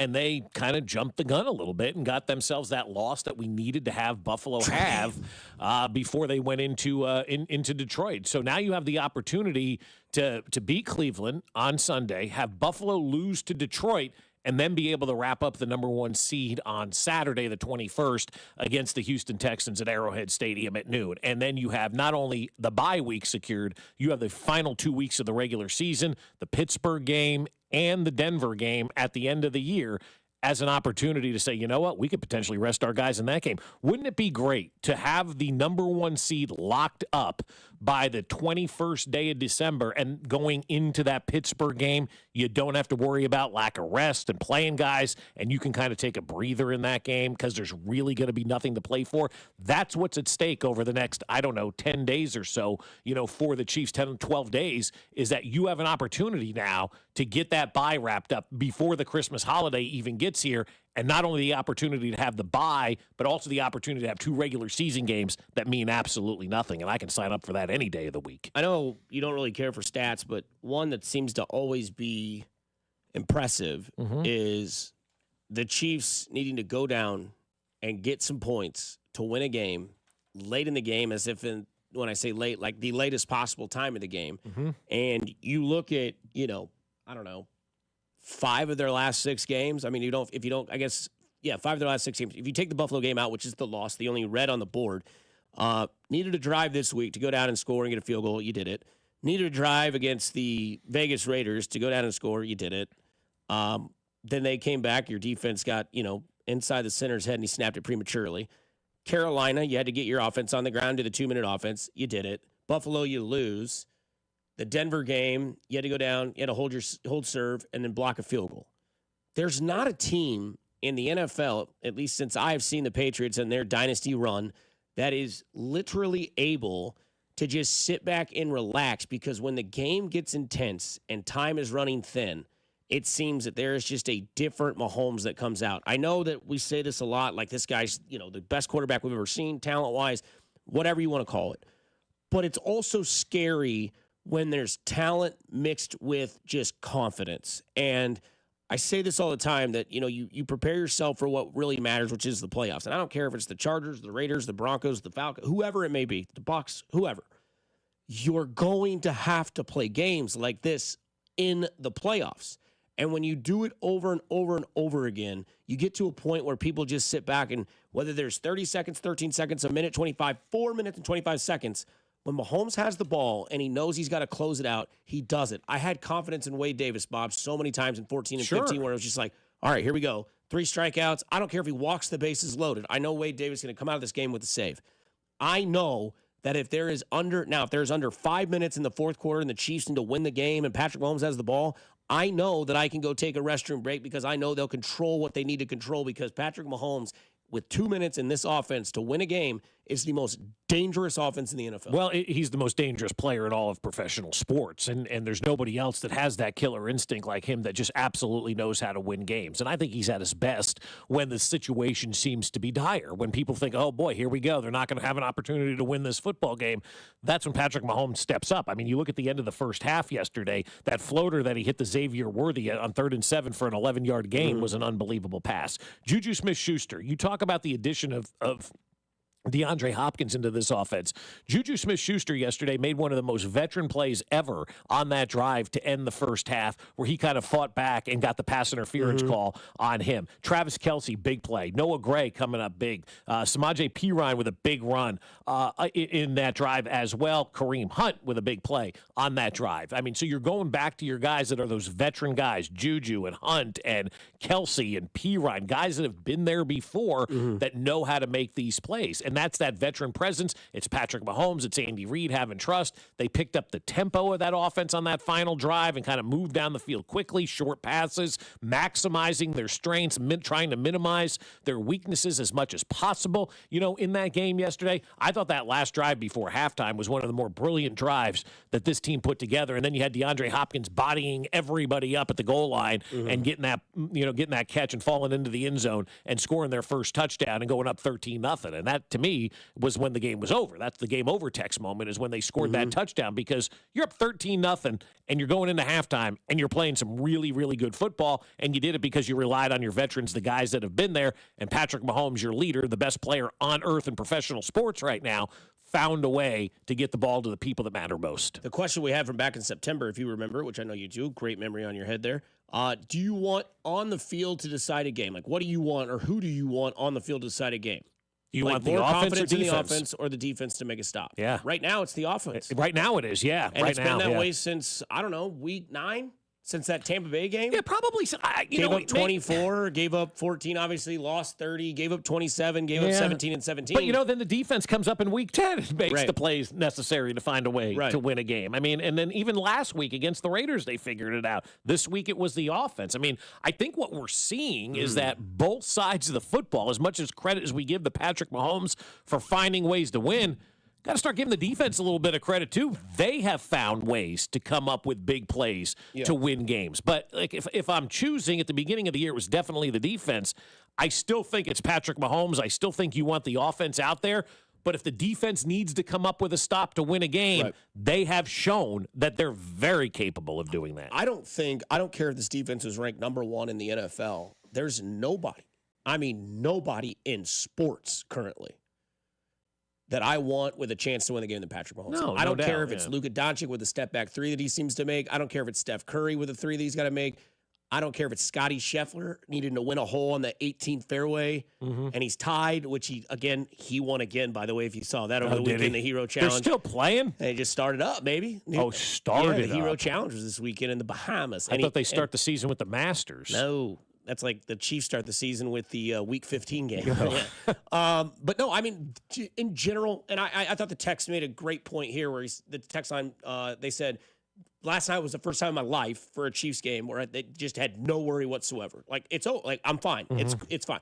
My dad's been this way. You grew up with Montana. I grew up with Elway. The rip your heart out. This is that put together times 10. Everybody in sports, whether they are a watcher or a player or in a different sport, knows that if 15 has the ball left and there's a chance to either win it or clinch it, the game is over. Like, you cannot give Patrick Mahomes the ball.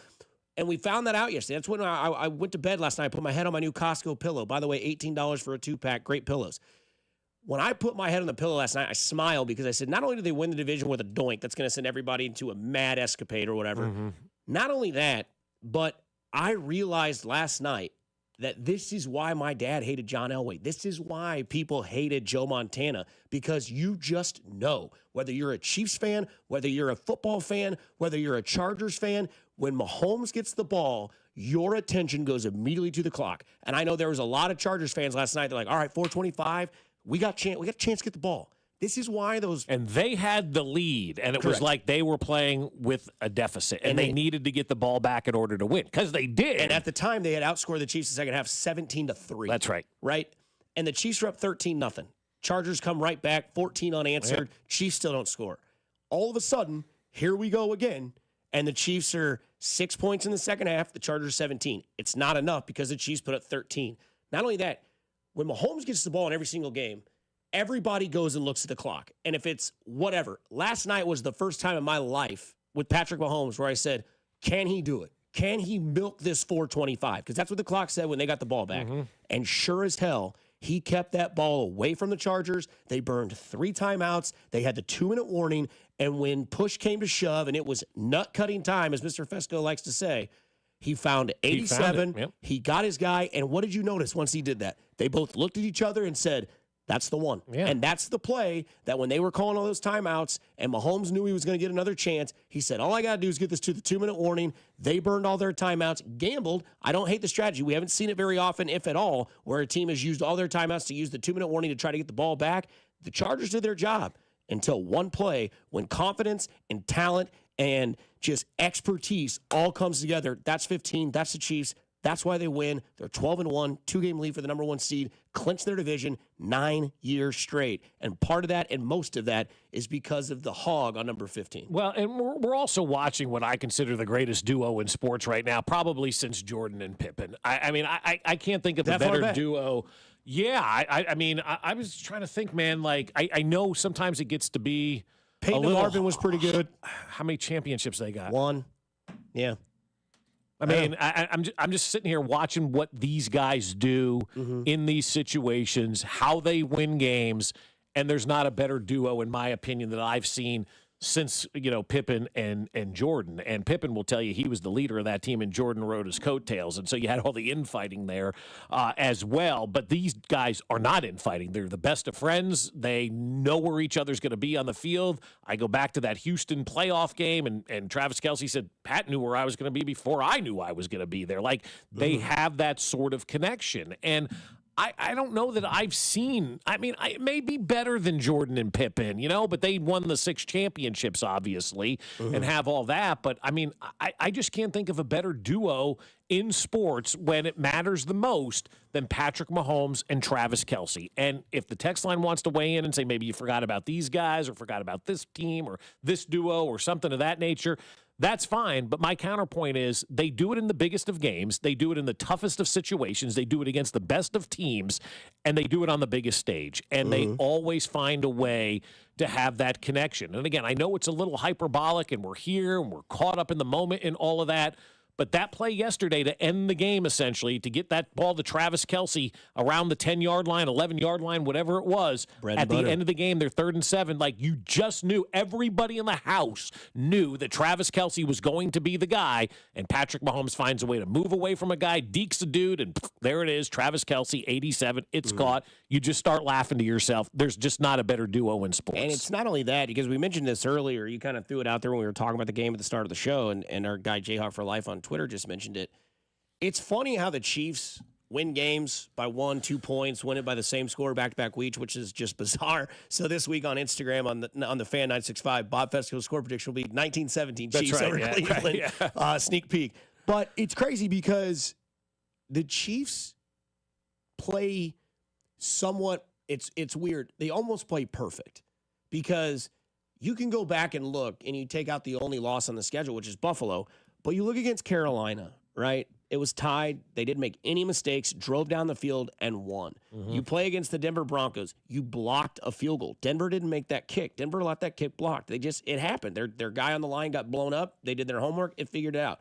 Las Vegas snapped the ball against the quarterback without him knowing. Game over. The Chargers last night, that kickoff was massive. Whether you want to look what was that guy doing? No one knows. He didn't. He tried to. It looked like what he tried to do was squib it. But you gotta can't. You can't do that. You have to land in the target area. That's something where you go back even to the Super Bowl and the 49ers decide to receive. Yeah. Like, that's things the Chiefs don't do. That's coaching, you know? Exactly. And what'd you say last week about everything? It's coaching. It's coach. That's how well prepared they are. Whether it's blowing up a guy on a special teams play, whether it's just continuing to move forward without the ball on defense and their team's going to make a mistake, whether it's Justin Herbert playing a damn near perfect game but let their kicker screw it up, and all of a sudden, even with him kicking it up, you took a shortened field and used 4 minutes and 25 seconds left with an offensive line and a defensive line that struggled again last night. Now, again, Chiefs got 3 sacks. The Chiefs were also sacked 3 times. But we bring up the obvious question in the room, which is, what grade do you and Matt give DJ Humphries last night? I don't know. I couldn't tell you. Mid. It's like a C? Yeah. I mean, enough to get by? Yeah. I wasn't overwhelmed. And now he's got a hamstring. Injury, so we're probably going to see more Wanye Morris out there again. Which Travis Kelce basically got in that ass and said, "Hey, man." Yeah, I mean, Travis gave him a great pep talk. I mean, that's a veteran type of move. But this offensive line just has to be better all the way around. It's no longer just the tackle position. Right. Nobody's playing good right now on the offensive line. And Trey, I'm going to call you out. You're my guy and all, but that personal foul penalty, that 15-yard penalty for headbutting a dude. Can't have that kind of stuff in these tight games, man. You just can't do that kind of stuff. But I watched the end of the Buffalo game yesterday, obviously, or most of the Buffalo game yesterday. I saw the Chiefs game yesterday as well, and I saw the offensive lines that are out there right now in this league. And I got to say, I've got offensive line envy right now, and I see these offensive lines giving Josh Allen time, giving Matthew Stafford time, giving Justin Herbert time. Like, the Chiefs couldn't get there yesterday on the pass rush. I mean, it took 5 guys, I should say, to get home on that quarterback yesterday with Justin Herbert. They weren't able to get there with 4. And I'm starting to get, like, offensive line envy now, where I'm looking at all of these other lines in the league. I'm going, you gonna strap up and go out there? Yeah, no, I'm not. Binkley might, but I'm not. Kling might, but, I mean, we've got to find a way this offseason to revamp that entire offensive line and get 5 guys up there who are going to protect the quarterback, much like some of these other teams are doing right now. Because I think this year, Patrick Mahomes has gotten so beat up. What now, 34 sacks on the season? Had a couple more last night against Patrick Mahomes, and how many times he gets hit, how many times he gets beat up. Man. Like, even if he gets the playoff, he's still getting hit. Like, this offensive line just rots right now. And look, I'm coveting another man's offensive line. What can I say? You look around the league, there are offensive lines out there that are giving their quarterback time. And I don't know how many texts I got from friends yesterday with the same thing. I just don't know why we can't score. You don't?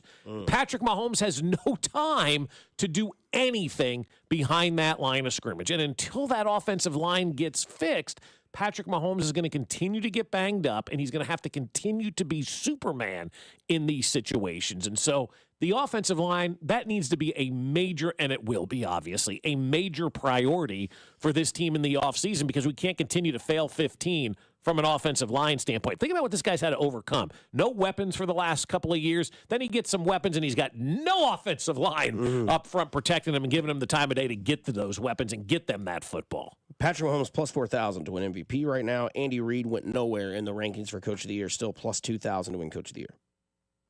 Mike Tomlin, Kevin O'Connell, Sean Payton, Jim Harbaugh, Dan Quinn, Mike McDonald, the guy that sings "I'm gonna be there," all ahead of him. For Mike McDonald in Seattle. Well, they're going to win the division, I guess, right? Yeah, Kyler Murray really took me into a world spin. Yes, it's over, man. Where you're done with Kyler? You're out? Can't win it, dude. No, he's not a winner. It is what it is. Yeah. He looked terrible yesterday. He was awful. Did he throw 2 interceptions on 2 passes or something yesterday, too? And that's the team you got to beat. You can't beat Geno Smith. That tells you something. I know Geno Smith's been good. He's been fine. Geno Smith, dude. He was drafted in 2012. But still, you can't beat that guy. That's the top of your division. How is Geno Smith running that division right now? Because the Rams got hurt. Yeah. And Niners are blown up. And, yeah. The Rams may win that division, though. Yeah, but Andy Reid plus 2,000 to win Coach of the Year. Patrick Mahomes plus 4,000. I Josh just- Allen minus 400. So awards, Yeah. again, that's Mac's favorite topic is awards. Yeah. I mean, we can sit here all day and talk about who the real MVP of the league is, and Yeah. it is Patrick Mahomes. I mean, it just is. I mean, they're 12-1, guys. It's still real to me, damn it. But I will say this. The offensive line, defensive line, I don't know. I mean, man,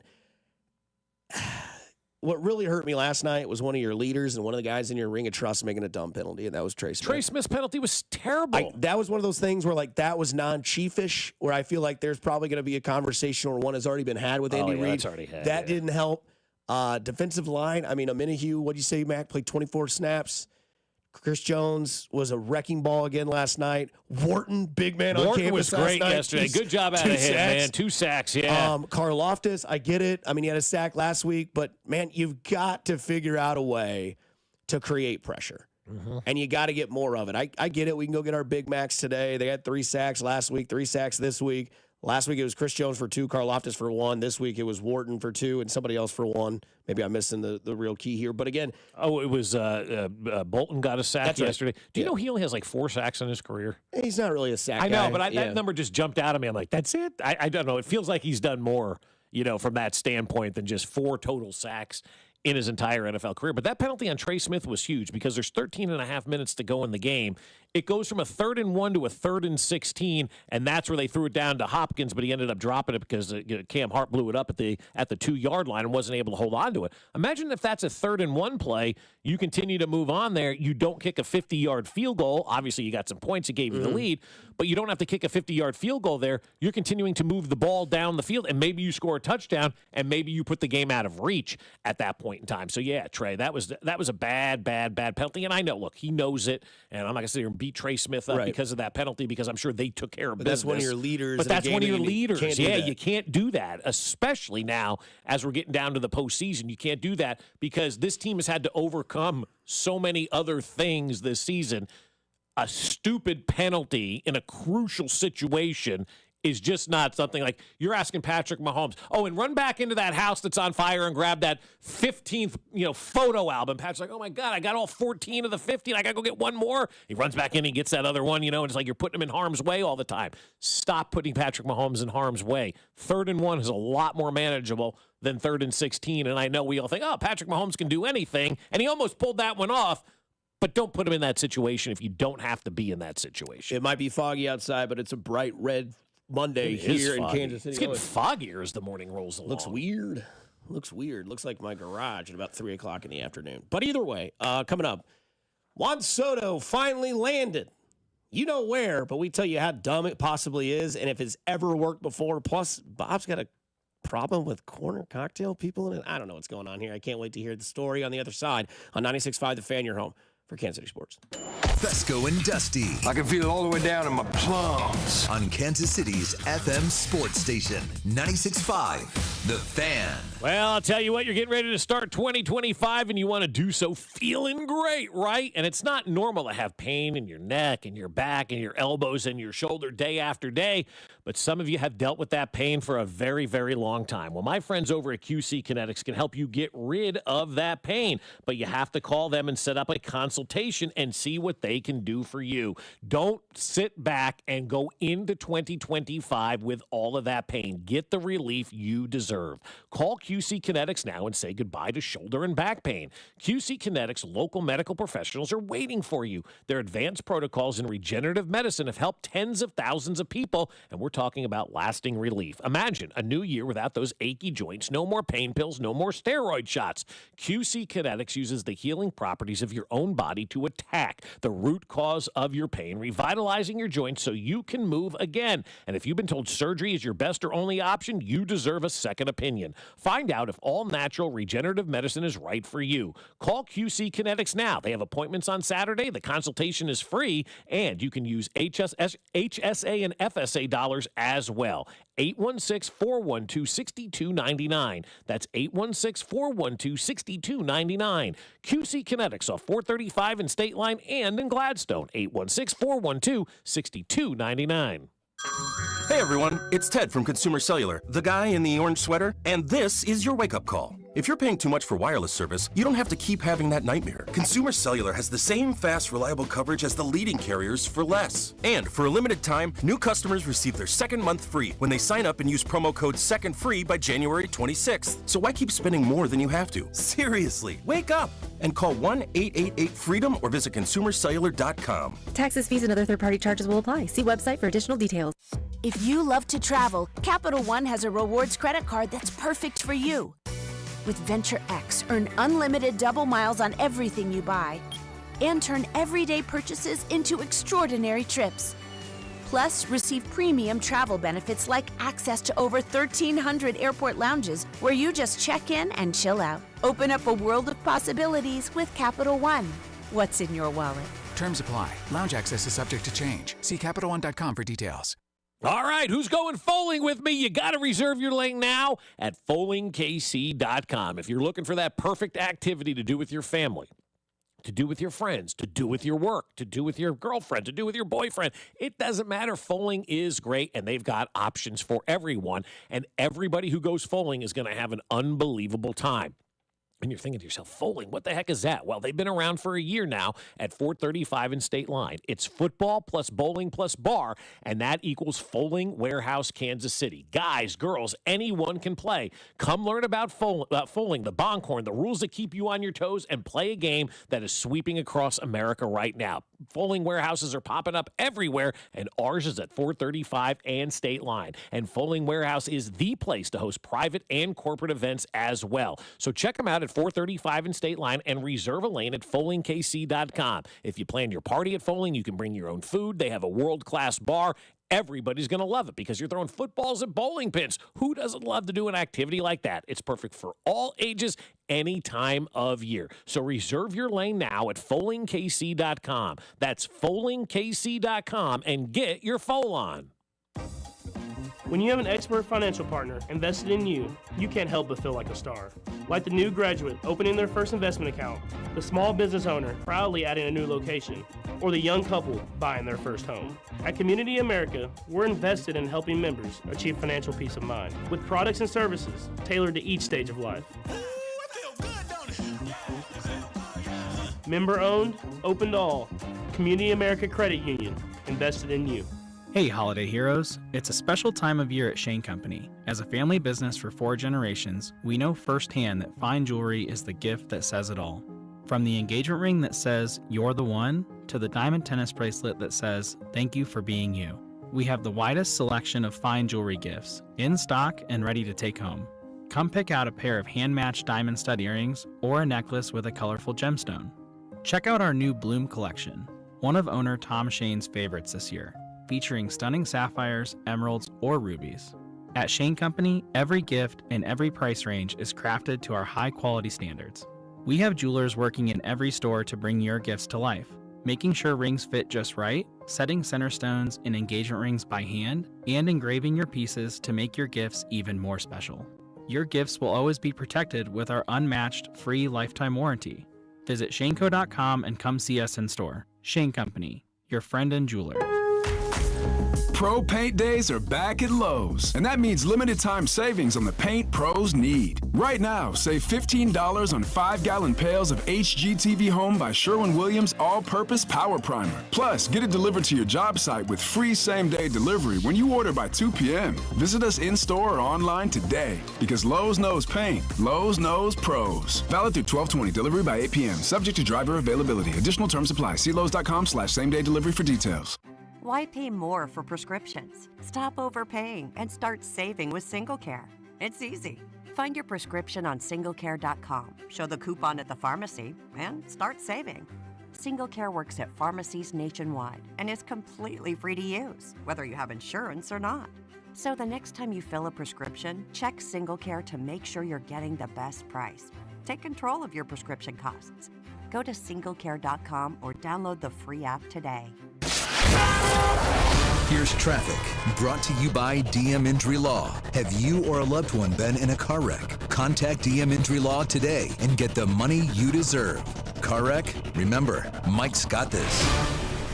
Fog slowing you in a number of locations around the metro. Belton, 49 northbound, pretty heavy around Missouri 58. Heading into downtown, 71 northbound, quite slow from 22nd Street, just crawling all the way up into the downtown loop from there. Alan Carr, 96.5 The Fan, traffic.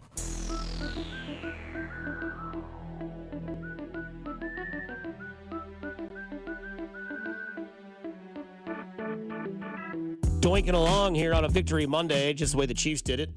Another fabulous, dramatic win that everybody gets to talk about because you know what it isn't? It isn't a loss. That's right. Chiefs improved to 12-1, 2-game lead for the 1 seed, clinched the AFC West nine times. 9 straight times. The last time the Chiefs didn't win the AFC West, the Royals won the World Series. Huh.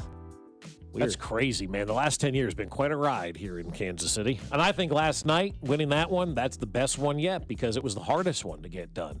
Beating playoff teams in your division now. We're no longer beating the Jets. Well, not only that, but with everything that was on the line. Buffalo gave you the appetizer. Oh, I know. They said, hey, it's everything was there, man. How many people last night, myself included, said, well, you know, if you do lose this game, it's technically not the end of the world. Mm-hmm. You're already in the playoffs. Buffalo gave you a little bit of breathing space. But then in the back of my mind, little devil Dusty said, shut up.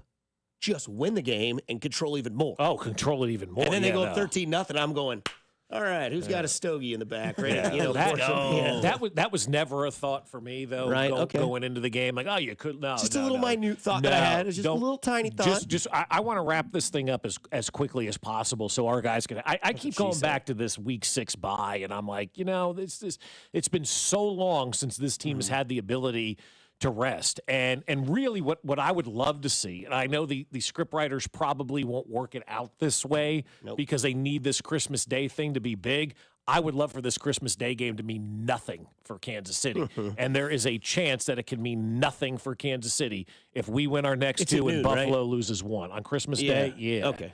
Yeah. So there's a great chance that this game means nothing on Christmas Day. I want the Christmas Day game to mean 0. I want to see Carson, Wentz play quarterback on Christmas Day for the Kansas City Chiefs. I want to see him go out there and have to play that game on Netflix and everybody to say, oh, man, the Chiefs have already got this thing wrapped up. It doesn't mean anything. I'm going to go about my Christmas Day. That's what I want. That's my Christmas wish right now, is that this team doesn't have a meaningful game on Christmas Day. Yeah. Win your next 2, lose 1 to Detroit if you're Buffalo, and this whole thing is over before Santa comes down your chimney saying, ho, ho, ho. I want a hippopotamus for Christmas because he could play left tackle for the Chiefs because, Mac, left tackle DJ Humphries arriving was not as good as we might have thought it would have been. Yeah, the numbers from last night, not great. I mean, he had the worst pass rush win rate. The second worst pass rush win rate allowed by a Chiefs left tackle this season was 20%. So out of 40 dropbacks that he blocked for on pass plays, 8 of them Mahomes was pressured on. So 1 for every 5 plays that he was a part of, Mahomes was pressured. So the second worst rate this season for a left tackle, not great. But second worst rate here or second worst rate here? By a left tackle here. So Wanye last week? Yeah, probably. So not great, but also first game back. Khalil Mack, Bosa. I'm okay with it. I give him like a C minus yesterday. Yeah. Well, we'll see how bad that stab, Binkley. Yeah, thanks, Jay. We'll have to see how that hamstring holds up, whether or not he's going to be out there or not again. I don't know. Let me give you some numbers. And you can feel envious of the rich here for a second. Juan Soto obviously signed with the Mets. We heard that contract got signed last night. $51 million per year, $4.25 million per month, $980,000 per week, $139,000 per day, $5,821 per hour, $97 per minute. That man gets an extension to the Mets for 15 years and $795 million, $765 million for 15 years. How dumb is this deal? It's a terrible contract, I think. I look, we were talking last night, and Dusty being the seam head that he is, I said, has any of these big contracts ever worked out in baseball? Now, Ohtani, obviously, they already won a World Series with Ohtani. But they're technically only in year 1. They're only in year 1, and they got 27 years of deferred money Yeah. at the back end of that thing. But let's just say, hey, they win a couple of championships. That's paid for itself, right? Yeah. You've won and whatnot.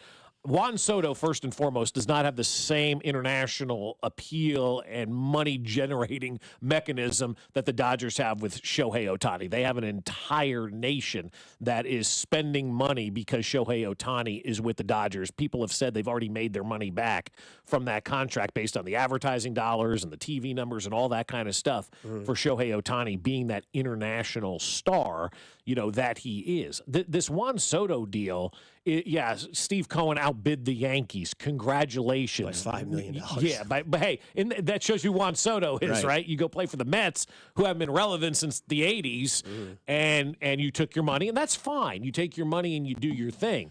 But, I mean, I got to be honest with you. With Lindor and with Juan Soto costing you over $1 billion if you're the Mets, do you have room to do anything else? The Yankees have now saved that money. They can go get Max Fried. They can go sign Pete Alonso. They can get a couple of different guys and make their overall team better. Aaron Judge was still a 60 home run hitter without Juan Soto in that lineup.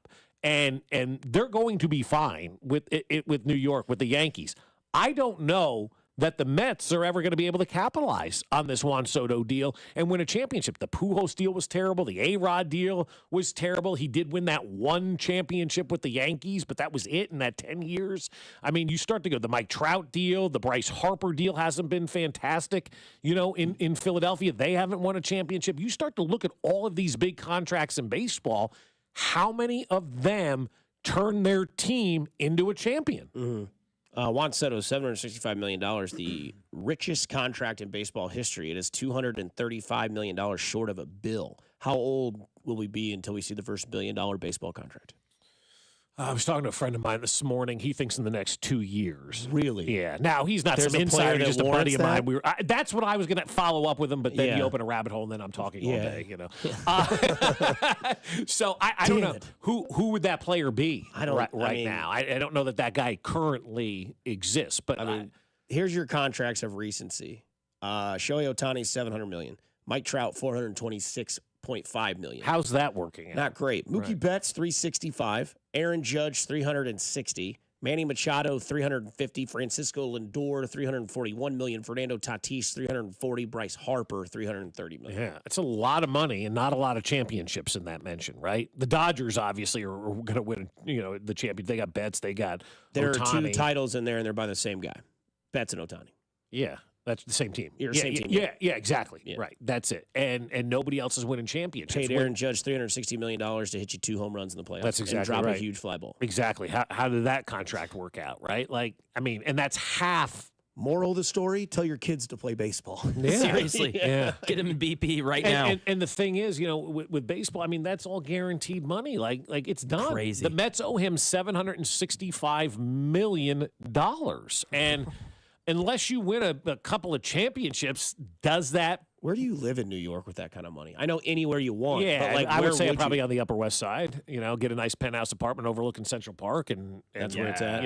Live your life over there. Yeah, that's what I would do. That'd be nice. But who knows? I mean, it's insane money, but insane money doesn't mean you're going to win. Just ask Albert Pujols. Well, and do you count it a win for the long-term contracts even with the Dodgers? Because, again, like Dusty said, it's year one. So, they could have been a 5-year deal. You didn't need to do a 15-year deal. I know that's the way baseball works, but I'm not counting that a win for long-term deals. Also, how does Aaron Judge feel about being a Yankee right now?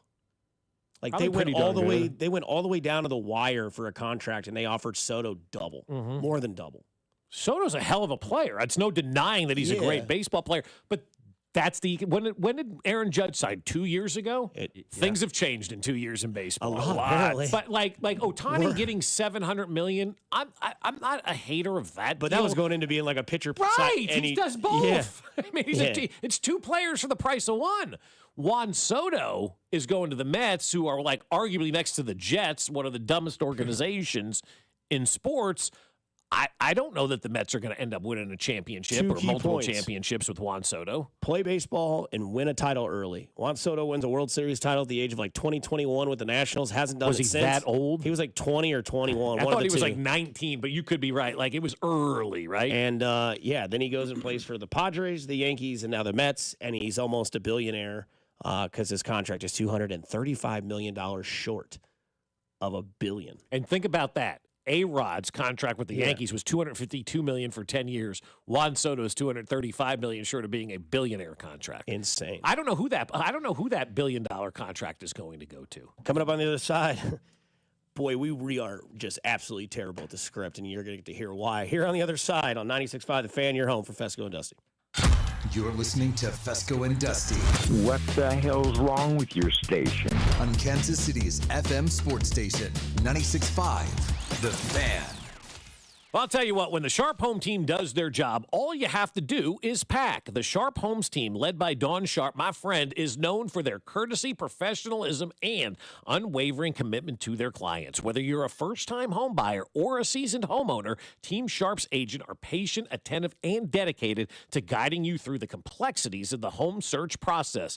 They cut through the often overwhelming steps to streamline every detail, ensuring clients find the peaceful home they're searching for. Like one client, a soldier and veteran, said, "I can't help but salute their efforts with a heartfelt hoorah for a job well done by an alpha team in real estate." Dawn Sharp and her team will bring you the most buyers. That's why, on average, they sell a home every 72 hours. And the Sharp Homes team can give you options as well. Do you want to skip the showings and open houses and go straight to sold? Well, you can contact them to discuss their instant offer program. Contact the only agent I would trust if I needed to sell my home. It's Dawn Sharp with the Sharp Homes team, brokered by Epic Realty. You can Google them, Sharp Homes Team, and see from over 200 five-star Google and Zillow reviews, or just visit them at homesforsaleinkc.com. That's homesforsaleinkc.com, and start packing. 97 years. That's how long Overhead Door Company of Kansas City has been repairing and replacing garage doors. Locally owned and operated since 1927. Headquartered in Olathe. Always look for the iconic red ribbon of the genuine, the original Overhead Door Company of Kansas City. For same-day repair service 24/7, call Overhead Door Company of Kansas City, 816-221-0072, or schedule online at ohdkc.com. MD Anderson Cancer Center is again ranked #1 in the nation for cancer care by U.S. News & World Report's Best Hospitals rankings. Our physicians treat more types of cancers in a day than many see in their whole career.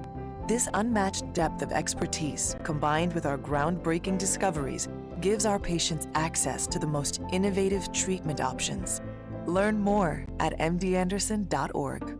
At Fisher Investments, we may seem like other money managers, but we're different. What makes you so different than the rest of us? We ensure clients receive unparalleled service at every step of the relationship. Tell me more. Our investment counselors focus on service over sales, prioritizing clients' needs. How do you make money? We don't sell any commission-based products. We have a simple management fee based on the value of our client's portfolio. So we do better when our clients do better. What about client portfolios? We get to know each client, their finances, family, health, lifestyle, and more, and then we tailor a portfolio based on their specific goals and needs. Your clients really come first then, huh? Yes, we make them a top priority. Our goal is helping them achieve a comfortable retirement. Wow, maybe we are different. At Fisher Investments, we're clearly different. Learn more at FisherInvestments.com. Investing in securities involves the risk of loss. Chiefs coverage is brought to you by Comfort Systems Heating and Cooling, serving all of KC. At Comfort Systems Heating and Cooling, we turn icy cold rooms into toasty retreats. Comfort Systems is your winter rescue team. Comforting people is what we do. Comfort Systems is right for you. MyComfortSystems.com. Here's traffic, brought to you by DM Injury Law. Have you or a loved one been in a car wreck? Contact DM Injury Law today and get the money you deserve. Car wreck? Remember, Mike's got this. Brought to you by Jay's Southland Tow Service on the Kansas side. 35 southbound. It gets heavy before 635, and it stays pretty slow down to 67th Street. Fog causing that delay. Having unexpected car trouble or just in a car accident, call Jay's Southland Tow Service 816-779-4869 or southlandtow.com. Use the tow service trusted by most local police departments. They can do it all, so be in the know and call Jay's Southland Tow. Alan Carr, 96.5 The Fan. Traffic. You're listening to the all-new 96.5 The Fan, your home for Kansas City sports. KFNZ FM and AM, HD1 and HD2 Kansas City, an Odyssey sports station.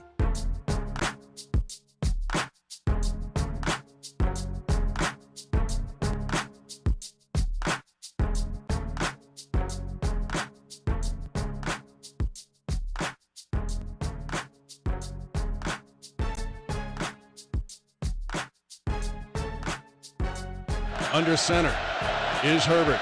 They go to an I formation after 4 play action fake. Herbert to throw. He's going to be sacked back at the 16-yard line. Second sack of the night. Herbert goes down.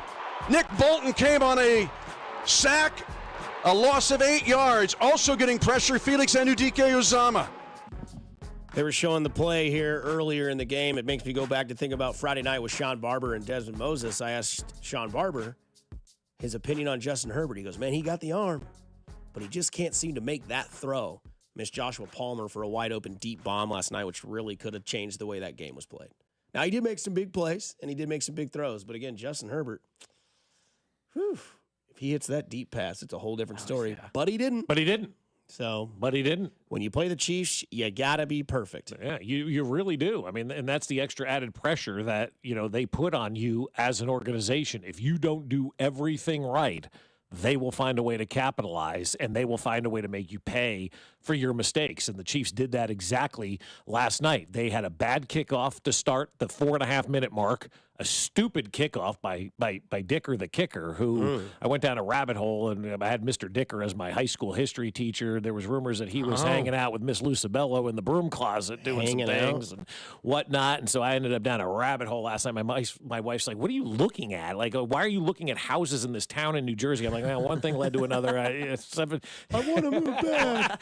Awesome. Here I sit looking like trying to find out if these two are still an item. I didn't know. That's so good.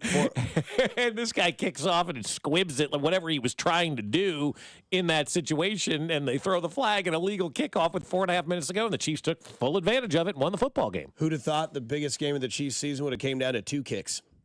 An kickoff that didn't go the distance and gave him a penalty, and then a kick that hit the upright to win the game. That's right. Herbert, Mahomes, Kelsey. Nah. I also thought it was funny when you heard Patrick. I don't know if you guys were that in tune to your TV like I was. Hey, Derwin's coming. Yeah. Switch the play up, went right around it. I thought that was great. Yeah. Derwin's coming. Switch it. Check. Wide 80. Boom. Hits the opposite hole, first down. Yeah, they did Just some insane, They dude. did some good mic'd up stuff last night, I thought, on NBC. I thought that was really good, where you just heard what was going on the field. I like that. That kind of puts you inside the game a little bit and kind of lets you know. And even Patrick Mahomes trying to tell Juwan Taylor and Trey Smith, like, you got to block that guy. Still didn't work. That's right. You couldn't. Juwan Taylor's lucky he's got a bad left tackle, because that guy's flying under the radar, right? You can't script it any better than that. Just like we can't script it any worse than we do every Friday, just to hear how bad it was on a Monday. Yeah, all brought to you by Foaling. We take a look back to see if any of us had any clue on this game.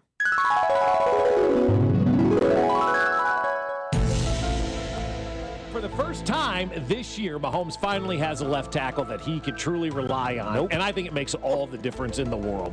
There's going to be a commitment to running the football this week, I believe, so if you're looking for the over-unders on passes and all that kind of stuff, I would probably lean towards the under, because I think with Pop, I wanted to call him Popovich, with Pop healthy right now and Kareem Hunt there, they've got themselves finally a nice 1-2 punch with the running game, and I think we're going to utilize that a lot, and I think you're going to have a welcome back game for Isaiah Pacheco. He gets 100 yards. With Humphreys on the left side, Mahomes is going to be able to sit back there all day and let his wide receivers actually run their routes and not get sacked before they go into their break.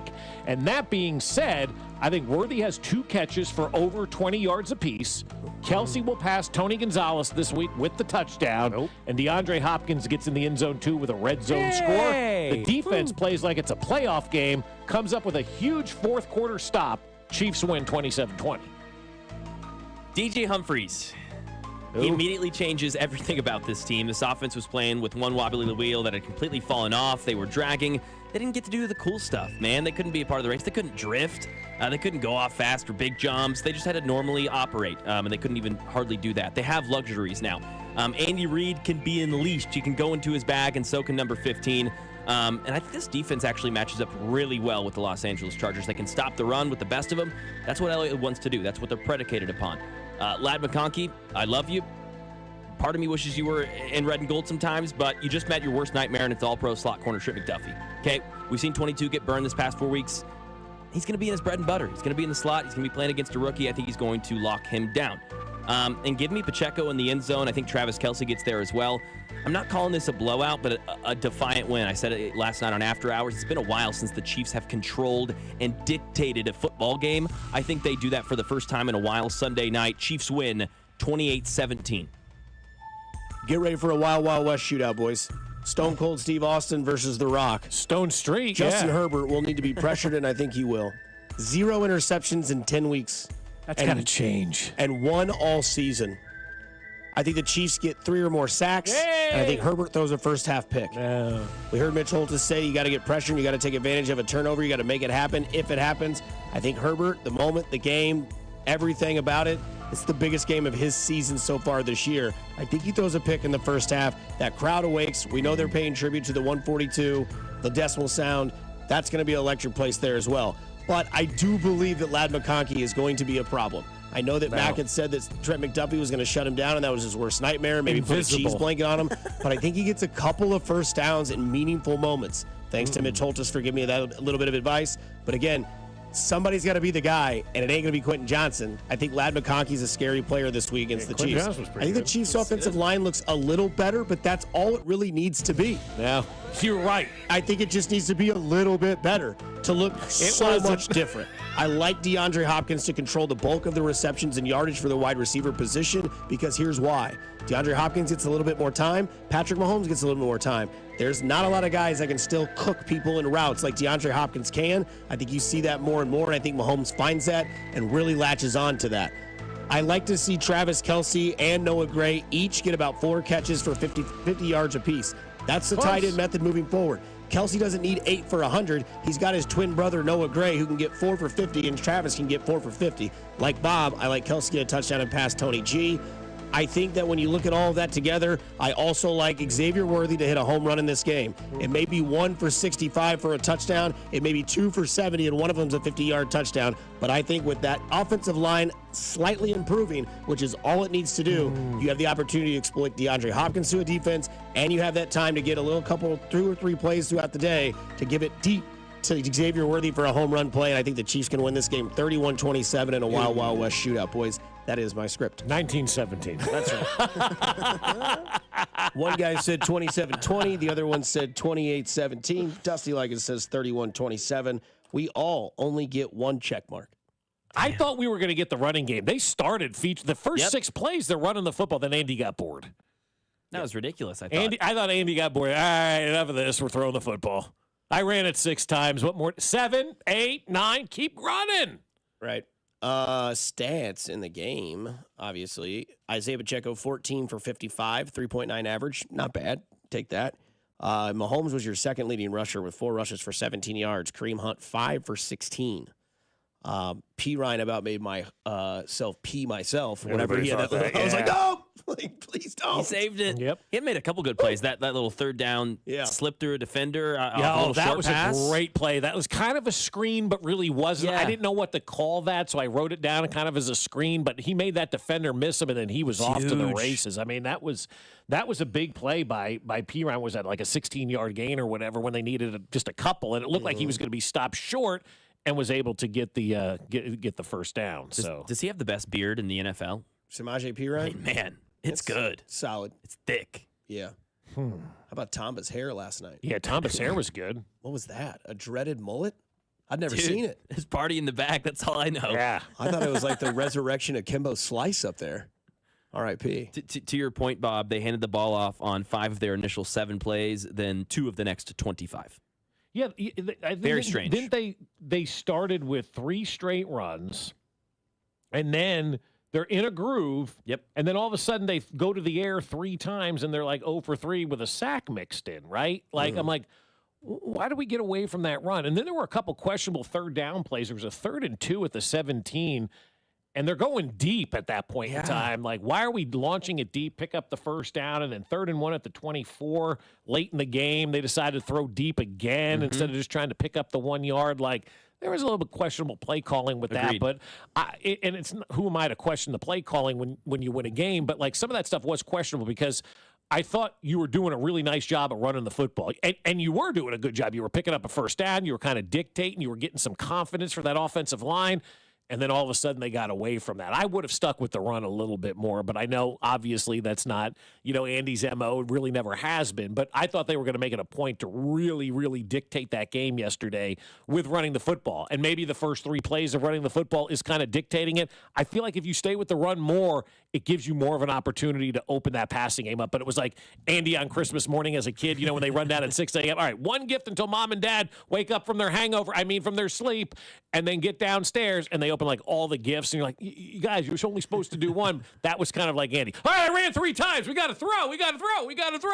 It's like, no, just keep running the football, man. You got that 2-headed monster. Let's go. Another respected text. I want to give a round of applause to our guy who texted in on Friday. Well, man, I'm eating my crow this morning, and I'm happy to say I'm glad I was wrong from the 620 who said, don't worry, the Chargers are going to win. That's right. Yeah. So, welcome back, man. All right. Thank you for admitting it. We'd like to do it, too. Hey, you get a lot of credit for being a man and coming back in and saying, hey, I screwed that one up. Appreciated. Well done, man. And then you get the day off. And then somebody said, if you got the Juan Soto contract and you wanted to live anywhere you wanted to live, be in the Hamptons with Josh.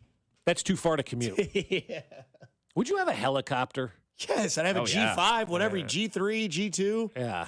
I don't care. $760 million? Yeah. Yeah. Be like, what do you guys want to do today? Does a helicopter freak you out, though, after, like, the Kobe thing? No, because that was on the pilot trying to fly in dense fog. Yeah, with the weather, yeah. I'd be like, if I had a helicopter, I'm like, we're only flying. If, you flying a helicopter today in Kansas City? No. Absolutely not. Easy decision. But if it's nice in the middle of summer and you want to go to the Lake of the Ozarks real quick, you're out. I'd definitely do it. Mm-hmm. And I'd hang out the side.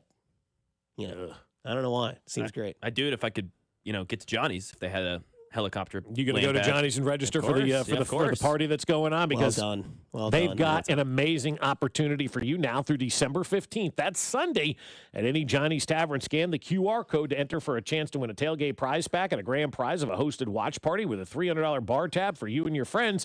Each location will have a winner, so don't miss out. Grab your friends, grab a Yingling, and get in on the action only at Johnny's in partnership with 96.5 The Fan. Your home for football, fun, and Yingling. You must be 21 to enter. You're learning, Mac. You're learning, buddy. You want to send us to break with a tease there, Dr. Mackenstein? Yeah, everyone's to try and come up with this team just gets everything handed to them. It's the NFL, it's the script. Well, we're going to talk about when we come back how this team is not lucky and how everything happens for a reason. You're listening to 96.5 The Fan, your home for Kansas City sports. You're listening to Fescoe and Dusty. Make sure to follow us on Instagram at TheFan965 for behind-the-scenes content from the show.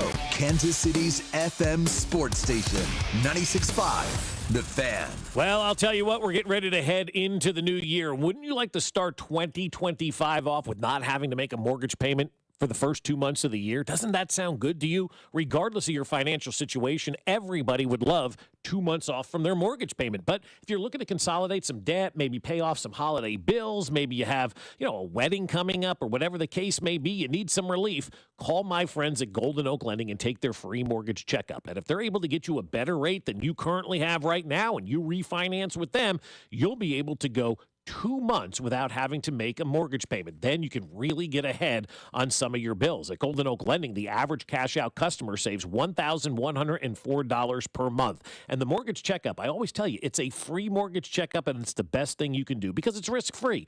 There's no paperwork. There's no credit card. Just call and have a conversation with Golden Oak Lending. They'll ask you about your financial goals, and then they'll see if they have a plan for you. And if they don't have a plan that's better than what you're in right now, they're not going to put you in a mortgage that doesn't work, that isn't better. They'll say, let's talk again in 6 months and see what's out there. So take that free mortgage checkup. Again, no paperwork, no credit card. It's just a conversation. 913-890-GOLD. That's 913-890-GOLD. And let Golden Oak Lending cure your blues. Men, it's the holidays, a time of love and joy. But if you suffer from erectile dysfunction, the season can be tough on you. This is Jeff for Heartland Men's Health, and if you and your partner are experiencing struggles because of ED, change it up this year. Give the best gift you can give to the one you love by treating your ED and restoring your relationship. At Heartland Men's Health, we're experts at treating ED. And as a Promedic restorative health practice, we've literally seen countless thousands of relationships renewed across the nation. Plus, with treatments having success rates well over 90%, coupled with many treatment options, we can likely find the right one for you. You may even find you're performing like you haven't in years. So call us and give your partner the best gift you can give this season. a renewed, restored relationship. Your first visit is only $99 and includes blood work, a medical consult, and if medically advised, a test dose. And if that test dose doesn't work in our office, your visit is free. Call 844-447-6600 or go to heartlandmenshealth.com. Heartland Men's Health, a Promenic restorative health practice.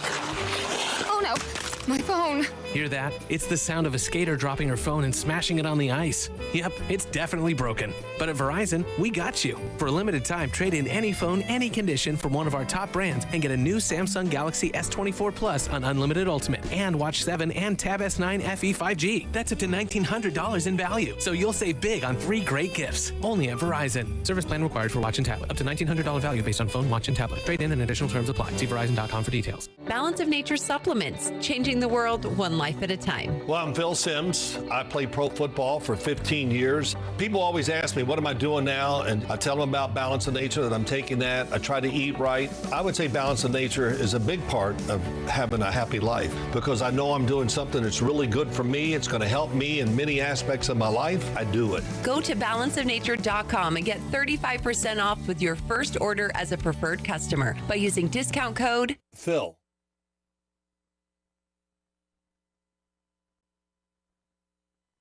We just found out that Daisy Sour Cream launched French onion and ranch sour cream dips. I love dips, and these new dips from Daisy Sour Cream are a game changer. They taste just as good as if they were homemade. They are made with Daisy Sour Cream and real herbs and spices. These new dips from Daisy Sour Cream are made with ingredients that you find in your kitchen, nothing more. Give these new French onion and ranch dips from Daisy a try. They go perfect with chips, wings, veggies, and so much more. Grab some new Daisy dips today. The holidays are happening at Diamonds Direct. Still rushing to finish your holiday shopping? Don't worry, we've got you covered. This weekend only, it's our last chance sale with 20% off virtually everything. Earrings, bracelets, pendants, and more. Plus special financing options up to 5 years. But don't wait, this is your final opportunity to find the perfect gift at the best value before the holidays. Plus special designer appearances. Visit us during extended holiday hours or shop online and pick up in store. Our 20% off last chance sale ends Sunday. Learn more at diamondsdirect.com. It's football time at BetMGM. Use code KOSTOS, KOSTOS, and receive up to $1,500 back in bonus bets if you don't win your first bet. When you register with BetMGM, you'll get instant access to a variety of parlay selection features, live betting options, original bets, and the best daily promotions in the business. Use code KOSTOS, KOSTOS, and get up to $1,500 back in bonus bets if you don't win your first bet.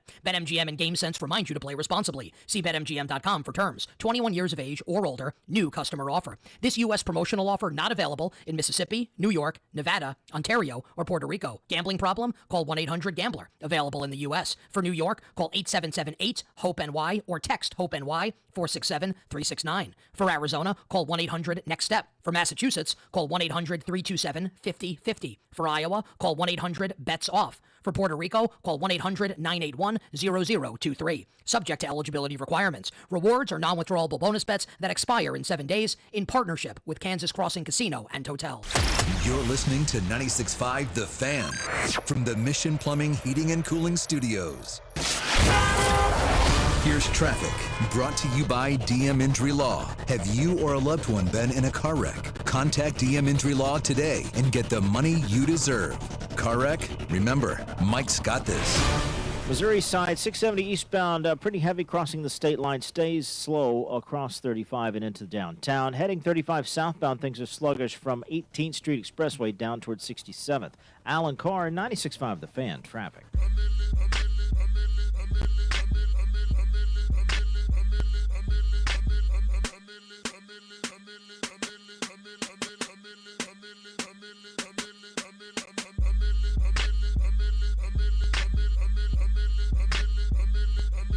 Number 1 seed, how you throwing? AFC West champions for the 9th straight year, how you throwing? Chargers, 2 losses on the season. The Chiefs, how you throwing? 5-0 in the division. May not even have to play the last game. Play with Carson Wentz, how you throwing? Oh, that is good too, Denver, because now, there's a great opportunity. Woo. Hopefully that game doesn't matter now.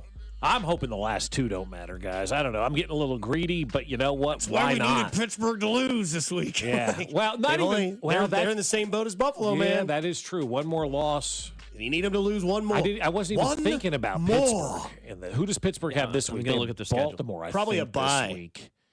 No, I think buys are officially done. Are they now. done finally? Like, I how hope many it's teams week are on a bye? 15. How bad was yesterday's slate, too? This late in the season, Terrible. nobody should have a bye. Well, Jacksonville, Tennessee, there was like 12 points scored. I know. 14-11 was Giants and Saints. Like, we should Disgusting. not be subjected to Giants, Saints, Tennessee, Jacksonville. That, my friends, is why Red Zone Arizona, exists. Seattle. What was it? Jets and who else? Jets Miami. and Dolphins. Somehow that was the best game. Yeah, Came down that like, went to yeah. overtime and whatnot. Like, but I mean, and then the Jets finally officially eliminated yesterday. Like, now it's official. Now Oh, it's okay. official. Finally. Yeah, Okay. right. The Jets have been. So that means Littlefinger's not going to play another snap in New York again.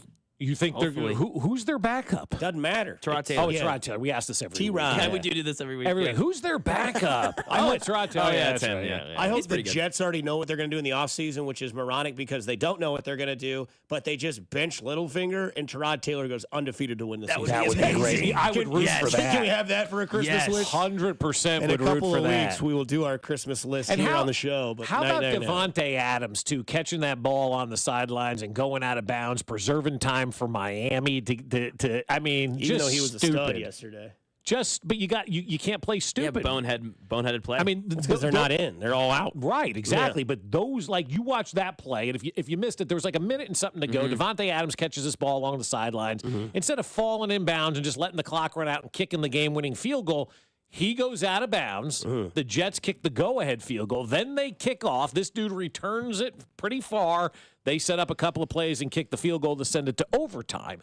They're not in that position if Devontae Adams understands time and circumstance and where they are. That's not having a good head coach. That's not having a good offensive coordinator, and that's not having a smart quarterback. Oh, you went to Cal, couldn't make it into Stanford, could you? So you got all of that added up yesterday, and the Jets end up losing a football game because they don't understand situational football, where they are and what's going on, which is, again, a feather in the cap to this organization who is just better at everything than you are. Everything. Which is also hilarious and ironic because Littlefinger had his best game of the season, and they still lost. Yep. I mean, 339 yards, 27-39 with a touchdown, 0 interceptions, and they couldn't win. They couldn't win a football game because they didn't do the little things. And they didn't have Breece Hall. That guy needs to get out of New York, too. They all need to get out of there. Yeah, they all need to. Well, you know, Peter Baelish can stay there. He That's can true. rot away in the green tuna or whatever they called it back in the day.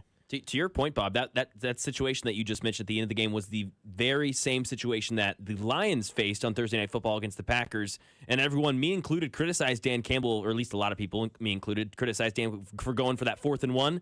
And he did that avoiding the same thing that just happened to the Jets by, letting that field goal tie it at the end of the game and leaving the door open. So, yeah, credit to Dan Campbell. It seems like he did make the right choice. Absolutely did, because you won the game. Now, if you didn't, we'd be having a different conversation. It's very but also, I think easy, Dan Campbell's put himself in a league that he is the only guy that does that. It's true. Like he's done it before. Like they said, he lives and dies by the sword. And when you live by it, boy, you're Jon Snow in the Battle of the Bastards. But when you die from it, you are just another peasant in a sword fight. But hey, you win more often than not. So Dan Campbell, keep doing you, man. Dan Campbell doing you. But like that also too, like that play is just kind of a microcosm of this entire Jets era with Littlefinger. I mean, like just that summed it up perfectly. If you're looking for one moment to sum up that era with the Jets, it's him going out of bounds when you just stay in bounds, run that clock out, kick the game-winning field goal, and finally get out of there with a win and keep your playoff hopes alive. By the way, you asked who does Pittsburgh play this week? They got at Baltimore? Philadelphia. Oh, that's right. It is Philadelphia. I got a friend of mine who's a Steeler fan. He was already texting me last night. Boys, we have some solid games this week coming up. But before we get into that, we can talk a little bit more about this Chiefs-Chargers game because the word luck was used a lot with this team. A lot of luck, right? I heard more luck defining the Chiefs than I did about the general manager at Stanford, which that's a problem because his name is Andrew Luck. Yeah. And this team, again, people ask, like, when's the last time this team forced a turnover? I would consider that game against Vegas where the snapper threw it to the quarterback without him knowing about it would be considered a turnover. Yeah. Right? I would consider essentially the kicker's move last night a turnover. It's not a turnover in the stat book, but you gave the Chiefs a short field with 4 minutes and 25 seconds left, and then your guys never touched the ball again. I mean, you gave them essentially a 15-yard head start, roughly, Correct. of where they would have been, right? Let's say 10 yards minimum, right? But there's a chance if you kick that ball short of the goal line, somebody returns it, they're stopped about the 20 or 25-yard line. Right. And instead of being 1st and 10 at the 40 with only 60 yards to go, you're now 1st and 10 at the 25 or 30, and that's a huge difference. That's an another series of downs that you have to convert on and be able to move the ball down the field. And for whatever reason, that kicker, Mr. Dicker, decided to. I don't know what he did there. I still don't know what he was doing in that type of situation. I mean, did he fall? Did he have a brain fart? Did he forget it was 2024? This is why I don't consider it luck, because I know there's a lot of places that do the all three phases, but this is legitimately one of those things where even the most of minute things are crucial in the NFL. What do we say every week? It's hard to win in the NFL because it's more than just putting up more points than your opponent, right? It's even in the Super Bowl, you got to get the coin flip right. You got to. It's different than the regular season because in the postseason, you get a chance if you score a touchdown, the other team does, right? In the regular season, you score a touchdown, game over. But that's one of those little things where, like, you go back and you think about the game and all these people dissect it, from whoever it may be, whether it's Bob Fescoe, whether it's Jay Binkley, whether it's Mac Morey, they're going to go back and they're going to look at it. And even when you look at these games, you tell yourself, the Chiefs won the Super Bowl because they didn't screw up the coin toss. The Chiefs beat the Broncos because they blocked a field goal. That's lucky. No, it's not. Because they bum rushed a lineman who they did their homework on because Dave Tobe is the best at what he does on special teams, to some would say. Then you go to this game. Their kicker made a mistake when you can't make a mistake. Patrick Mahomes and Travis Kelsey drew up and executed a play back in St. Joe a couple years ago that came out in this play on 3rd and 7 to win a game after your team made a bold strategy and called timeouts all before the 2-minute warning, knowing that if you do not stop them, you cannot stop the clock. The Chiefs went to a play that they knew they could draw up, and they knew they could execute it, and they did. Not only that, Mahomes connected to your guy, Xavier Worthy, on a big 3rd down play.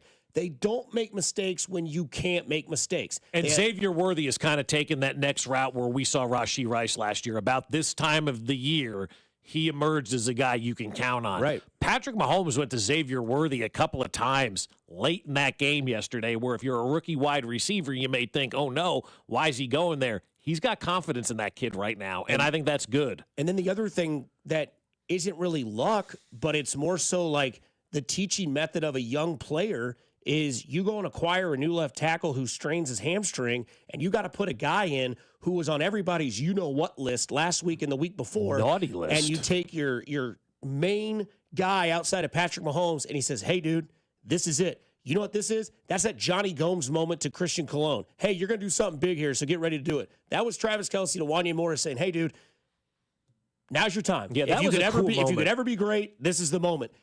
And he did enough. He did what he had to do, and now we're, 72 hours removed from being like, I don't want to see 64 ever again. Is he really going to come into this game? 72 hours removed. I'm like 6 minutes. I still don't want to see that guy. And that's the thing where, like, leadership, coaching, tenaciousness, all that, or tenacity, all that sort of stuff comes out. That's not luck. That's a team that there's a reason why they played more games than anybody in the last 3 years. There's a reason why One Arrowhead Drive has a lot of trophies in the hallway. There's a reason why Mahomes, Kelsey, and Reed continue to do this, because you call it luck, but I call it very well polished because they do it right in the right moments. And when you add talent to confidence and experience, Patrick Mahomes and Andy Reid and Travis Kelsey are above and beyond everybody else. I don't care if you think I have Chiefs red glasses on. That's just the facts. Well, I mean, two things I want to touch on. First, with Wanya Morris, and I kind of joke I don't want to see the guy again.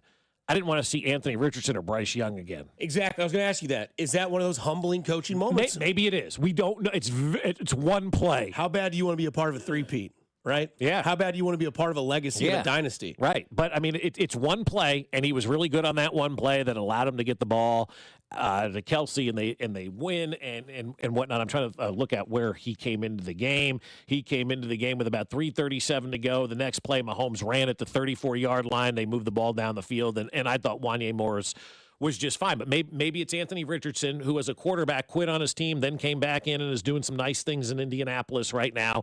And then Bryce Young, who was basically left for dead and is now coming back, and he's played a great month. And so maybe Wanya Morris can look at those two guys and say, okay, this humbling, this benching, this going out and getting a guy, the entire city being mad at me, maybe that's something I can use to motivate me. So we'll see if he ends up having to play because, DJ Humphries is injured for an extended period of time. We'll see if he takes that same route as those two young quarterbacks did. If he did, then oh my God, that's fantastic. We're in a really, really good spot. But I get to the point where it's no secret I resent the national media for the way that they handle the coverage of this football team. I really do, because I think most of the people on a national level that are talking about this team are looking for low-hanging fruit and what's going to get clicks and all that kind of stuff. And rightfully so. That's how this business at times is measured. Say something ridiculous so everybody clicks on it and talks about you. But anybody who's using the term, well, the Chiefs just got lucky, does not understand the game of football, because it's not luck. Everything that this organization does is planned. Everything that this organization does has been thought about. Every play that is called, every move that is made, every scenario has been practiced. And when people use the term and say, wow, the Chiefs got lucky, you're insulting Andy Reid. You're insulting Patrick Mahomes. You're insulting Travis Kelsey. You're insulting the entire organization. They didn't get lucky. They just prepare better than every team in the NFL. They're better at life than every team in the NFL. They're better at everything than every team in the NFL. And so when people say, oh, that's just luck, they got lucky. No, they didn't. Luck is a product of preparation. And when you prepare the right way and you tell your players what they need to do and go through these situations and practice every scenario, it's not luck, it is preparation. And that's what Andy Reid does better than everybody else. They are ready for everything. They've never met a situation they weren't ready for. They've never seen something that they weren't prepared for, and they understand how to win at all times. And that's why it drives me nuts when people say, oh, yeah, they got lucky yesterday and hit the upright, but they were in the position to win the game because they prepared, because they knew what to expect. They knew what to do. They knew how to win. And so anytime somebody says luck on the national media, they got lucky, that's a direct insult to Andy Reid, who now officially, in my opinion, is the best coach I've ever seen. 9 straight, AFC West championships, Super Bowls, championship games, all this kind of stuff. I mean, my God, hats off to Andy Reid for the coaching job that he's done to have this team ready for every scenario.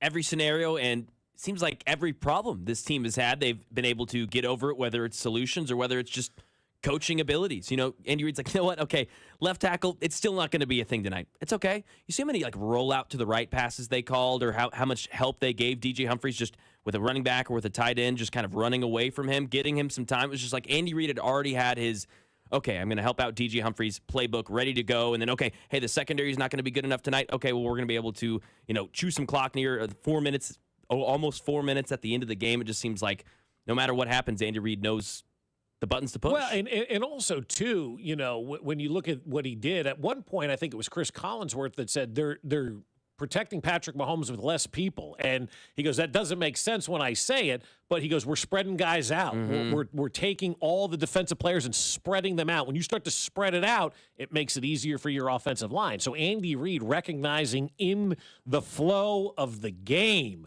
what they needed to do to get better. And at the end of the game, in the 2-minute warning, when they converted that pass to Travis Kelsey and set themselves up for 1st and 10 at the 11, Mike Tirico says, well, they've outfoxed them as usual. And that, to me, is the line that I'm going to go back to. They outfoxed them as usual. And that's what the Chiefs do. They find a way. When you think you've thought of everything, they've thought of one more thing, and they find a way to get the job done. No other team in this league is doing this right now. And a 3rd and 10 and a 3rd and 7 on a drive to go put the game away, that is not luck. No. That is not luck. No, that's expertise, that's preparation, that's practice, that's going through these scenarios in practice, that's training camp in July. Everything that you're seeing out there on the field has been rehearsed, has been practiced, has been prepared for. They may not know it at the time. Again, I go back to the Royals in 2015 when they scored on Jose Bautista, screwing around in the outfield. They practiced that in March. They thought, and just in case in a situation, this is what we're going to do. The Chiefs are practicing stuff in St. Joe that they're still getting ready to use in a game here in the future. Don't forget, in about 25 minutes, we'll be joined by our Chiefs contributor, Josh Briscoe, at 9 o'clock. A stat here that you guys found, Shil Kapadia, on Twitter. Chiefs are now 10-0 in one-score games. No team this century has had a better record in one-score games through the first 14 weeks of the season. Undefeated, one-score games. That's not luck. That's just knowing how to do it. Get it done when it matters most. Right. That's exactly right. That is not luck. That is not luck. Then you start to read the comments. Oh, God. Thank you for doing the query for just the first 14 weeks. Means a lot to me. The first 14 weeks. How many weeks have we played? 14. Okay, so here's another one from Kenny Vicio. They look real beatable, though. Just not impressive. they're 12-1 and nobody's beating them. Here's the one that's really going to make your skin crawl. All right. Well, how many of those games came against the pathetic AFC West? Well, there's three teams are going to the playoffs in that division. Wow. Second best division in football. Yeah. Let's let social media dictate narratives when you got idiots like that on there. Jeez. Mm-hmm. They beat the number one wild card team last night. Probably the fourth best team in the AFC behind Pittsburgh, Buffalo, and Kansas City are the Chargers. Beat that ass twice. And then another fun stat from the Twitter sphere. Juan Soto made $765 million on his contract with the Mets. Combined, LeBron James and Tom Brady made $761 million in salary earnings. In their careers. Yeah, that's right. Wow. Wow. I get it with the Brady because he didn't make it. I thought LeBron made a lot more. Me too. God. LeBron James and Tom Brady combined career salary earnings $761 million. Juan Soto's deal for 15 years with the Mets, $765 million. Have you guys heard he may sign with the Mets? Yeah. What's Scott Boras get out of that? $7.6 million? Well, he get 3% as the agent. Oh, it's not 10. Yeah. How much is John Heyman getting out of that? Oh, Did you see that thing on Friday night with John Heyman on WFAN? Because the guy made fun of him for getting something wrong because he mentioned years ago that somebody was going to go to the Giants. Arson Judge, he had to go, And then he asked him, how much money does Boris pay you, basically? No, he doesn't pay me. I work for myself, and this is the last time I'm ever going on the show with you. Last time, done with WFAN. He was like crying. Oh, God. Yeah. Like both of them handled it poorly, you know. Like Get some thicker skin, man. Exactly. Right. Like, but if you're the host, you don't say how much is Scott Boras. Jab all the time. Yeah. How much is Scott Boras paying you? Like everybody knows, like those guys are in bed with the agents. It's how they get their information. And that's okay. You got to have your sources somewhere. But I mean, this guy flat out called him out. I'm like, God. And then Heyman acted like a child. First of all, if you're John Heyman too, why are you doing a radio hit at 8:30 on a Friday night? Like no, I'm done. I mean, drive time, baby. That's it. Right. Well, and I think Soto's going to decide soon where he's going to sign. Yeah, probably somewhere in New York. That's what I would do. You think Jerry Seinfeld's happy? Oh my gosh, yes. Is he the biggest Mets fan we know? Like not personally, but like as of the Mets. Biggest. Kevin James is up there, but I mean, yeah, I think Jerry's probably the most prominent Mets fan, right? Is Larry not a Mets fan? Larry David, no. I like the fact that he Dodgers guy calls into WFAN too after Met games onto the postgame show. Jerry from Queens, and he goes on and it's Seinfeld. It's like that's so cool. We asked the question. Stone Street needs to do that more. Call the show. Yeah, come on, Eric. I know you were there last night. How's your nerves today? What's your talent? Coming up on the other side, a new show, obviously on TV, but it's the narrative of the show. If you could redo something in your life, what would it be? 913-586-7965. If you could redo something in your life, what would it be? You're listening to Mac and Fescoe on 96.5 The Fan, your home for Kansas City sports. Fescoe and Dusty. Subscribe and watch the show on YouTube by going to our channel at The Fan 965, Kansas City's FM sports station, 96.5 The Fan. Well, I'll tell you what, you're waking up this morning and you're thinking, I don't want to go into 2025 with all this pain. Well, you know what? You may not have to. You don't want to start the new year dealing with the same old joint pain, losing sleep, and not able to take walks. You want to do what you love, not do anything because your hips or knees are bothering you. So take action now to get the pain relief you deserve for 2025. Call my friends over at QC Kinetics and say goodbye to shoulder and back pain. QC Kinetics local medical professionals are waiting for you. Imagine a new year without those achy joints. No more pain pills, no more steroid shots. QC Kinetics uses the healing properties of your own body to attack the root cause of your pain, giving you lasting relief, revitalizing your joints so you can move again. If you've been told surgery is your best or only option, then you deserve a second opinion. Find out if all natural regenerative medicine is right for you. Call QC Kinetics. They're now accepting appointments on Saturday, and the consultation is free. Plus, you can use HSA and FSA dollars. Live your best life in 2025 and get started now. 816-412-6299. That's 816-412-6299. QC Kinetics off 435 in State Line and in Gladstone. 816-412-6299. Wesley Financial Group is not a law firm. If you own a timeshare and you want out, you need to get the facts. Wesley Financial Group and its founder, Chuck McDowell, have helped over 40,000 families cancel their timeshares permanently, and he may be able to help you too. Call right now. Chuck will send you a timeshare exit information guide free explaining how your timeshare works and all your options for cancellation. You want to call Wesley Financial Group, 800-761-0000. That's 800-761-0000. Once again, 800-761-0000. Pro Paint Days are back at Lowe's, and that means limited time savings on the paint pros need. Right now, save $15 on 5-gallon pails of HGTV Home by Sherwin-Williams All-Purpose Power Primer. Plus, get it delivered to your job site with free same-day delivery when you order by 2 p.m. Visit us in-store or online today, because Lowe's knows paint. Lowe's knows pros. Valid through 12/20. Delivery by 8 p.m. Subject to driver availability. Additional terms apply. See Lowes.com/same-day delivery for details. We just found out that Daisy Sour Cream launched French onion and ranch sour cream dips. I love dips, and these new dips from Daisy Sour Cream are a game changer. They taste just as good as if they were homemade. They are made with Daisy Sour Cream and real herbs and spices. These new dips from Daisy Sour Cream are made with ingredients that you find in your kitchen, nothing more. Give these new French onion and ranch dips from Daisy a try. They go perfect with chips, wings, veggies, and so much more. Grab some new Daisy dips today.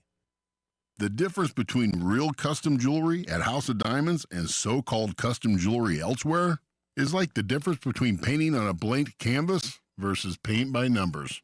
This is Gene at House of Diamonds. In our store, you don't pick from a collection of designs. Choose from a list of options. Send it off to who knows where for 6 weeks to be tweaked and call it custom. At House of Diamonds, you and we together design and create a one-of-a-kind custom ring, pendant, earrings, or necklace. And since 100% of the work from start to finish is done right here in our shop, we can deliver real custom jewelry and can back it with a double lifetime warranty instead of a disclaimer. One-of-a-kind, real custom jewelry, handcrafted just for you, only at House of Diamonds. House of Diamonds on the southeast corner of College and Quivira. And online at mybigrock.com. Booth Creek Wagyu, KC's premier Wagyu beef meat market, has even more convenient ways for you to shop. In addition to their location at 135th and Metcalf, they're opening soon at 95th and Knoll. Everyone deserves to elevate their beef. Whether you're looking to wow your family with an unforgettable roast this holiday or impress your friends, neighbors, and coworkers, their Wagyu experts are ready to help you pick out something unforgettable. Booth Creek Wagyu, open 7 days a week, or shop online anytime at boothcreekwagyu.com. This is a story of the one. As a maintenance specialist for university housing, he knows college students can major in wear and tear. Plus, housing so many students doesn't leave a lot of room to house all the supplies he needs. That's where Grainger comes in. With over 1 million industrial-grade products and fast, dependable delivery, Grainger carries the quality products he needs so he doesn't have to. From a new door hinge to a whole new faucet. Call, click Grainger.com, or just stop by. Grainger, for the ones who get it done. Good morning, beat freaks. Who's ready to move? Let's start this day right. Tasha's morning dance parties are meeting rave reviews. Lose your phones and find your groove. They need an ops manager to help their community dance the morning away. I need Indeed. Indeed you do. When you sponsor a job on Indeed, it's easier for talented candidates to find it, which makes it easier for you to hire them. Visit Indeed.com/credit and get $75 towards your first sponsored job. Terms and conditions apply. When Google Fiber first launched 1 gig internet right here in Kansas City, it cost $70. Cut to today. Over 10 years later, 1 gig internet still costs the same, $70. That's what you get with Google Fiber. Fast, reliable internet with simple, straightforward monthly billing. No data caps, no annual contracts, no hidden fees. Just a small local fee for the city on top of your flat, predictable price. Go beyond good enough. Go beyond fiber. Sign up today at fiber.google.com. Here's traffic, brought to you by DM Injury Law. Have you or a loved one been in a car wreck? Contact DM Injury Law today and get the money you deserve. Car wreck? Remember, Mike's got this. Brought to you by Metro Ford online at kcmetroford.com. Kansas side, things moving a little better. 35 southbound, sluggish from Antioch down towards 67th. Heading K10 eastbound, still a bit slow around Woodland over to Ridgeview. Alan Carr, 96.5 The Fan, traffic.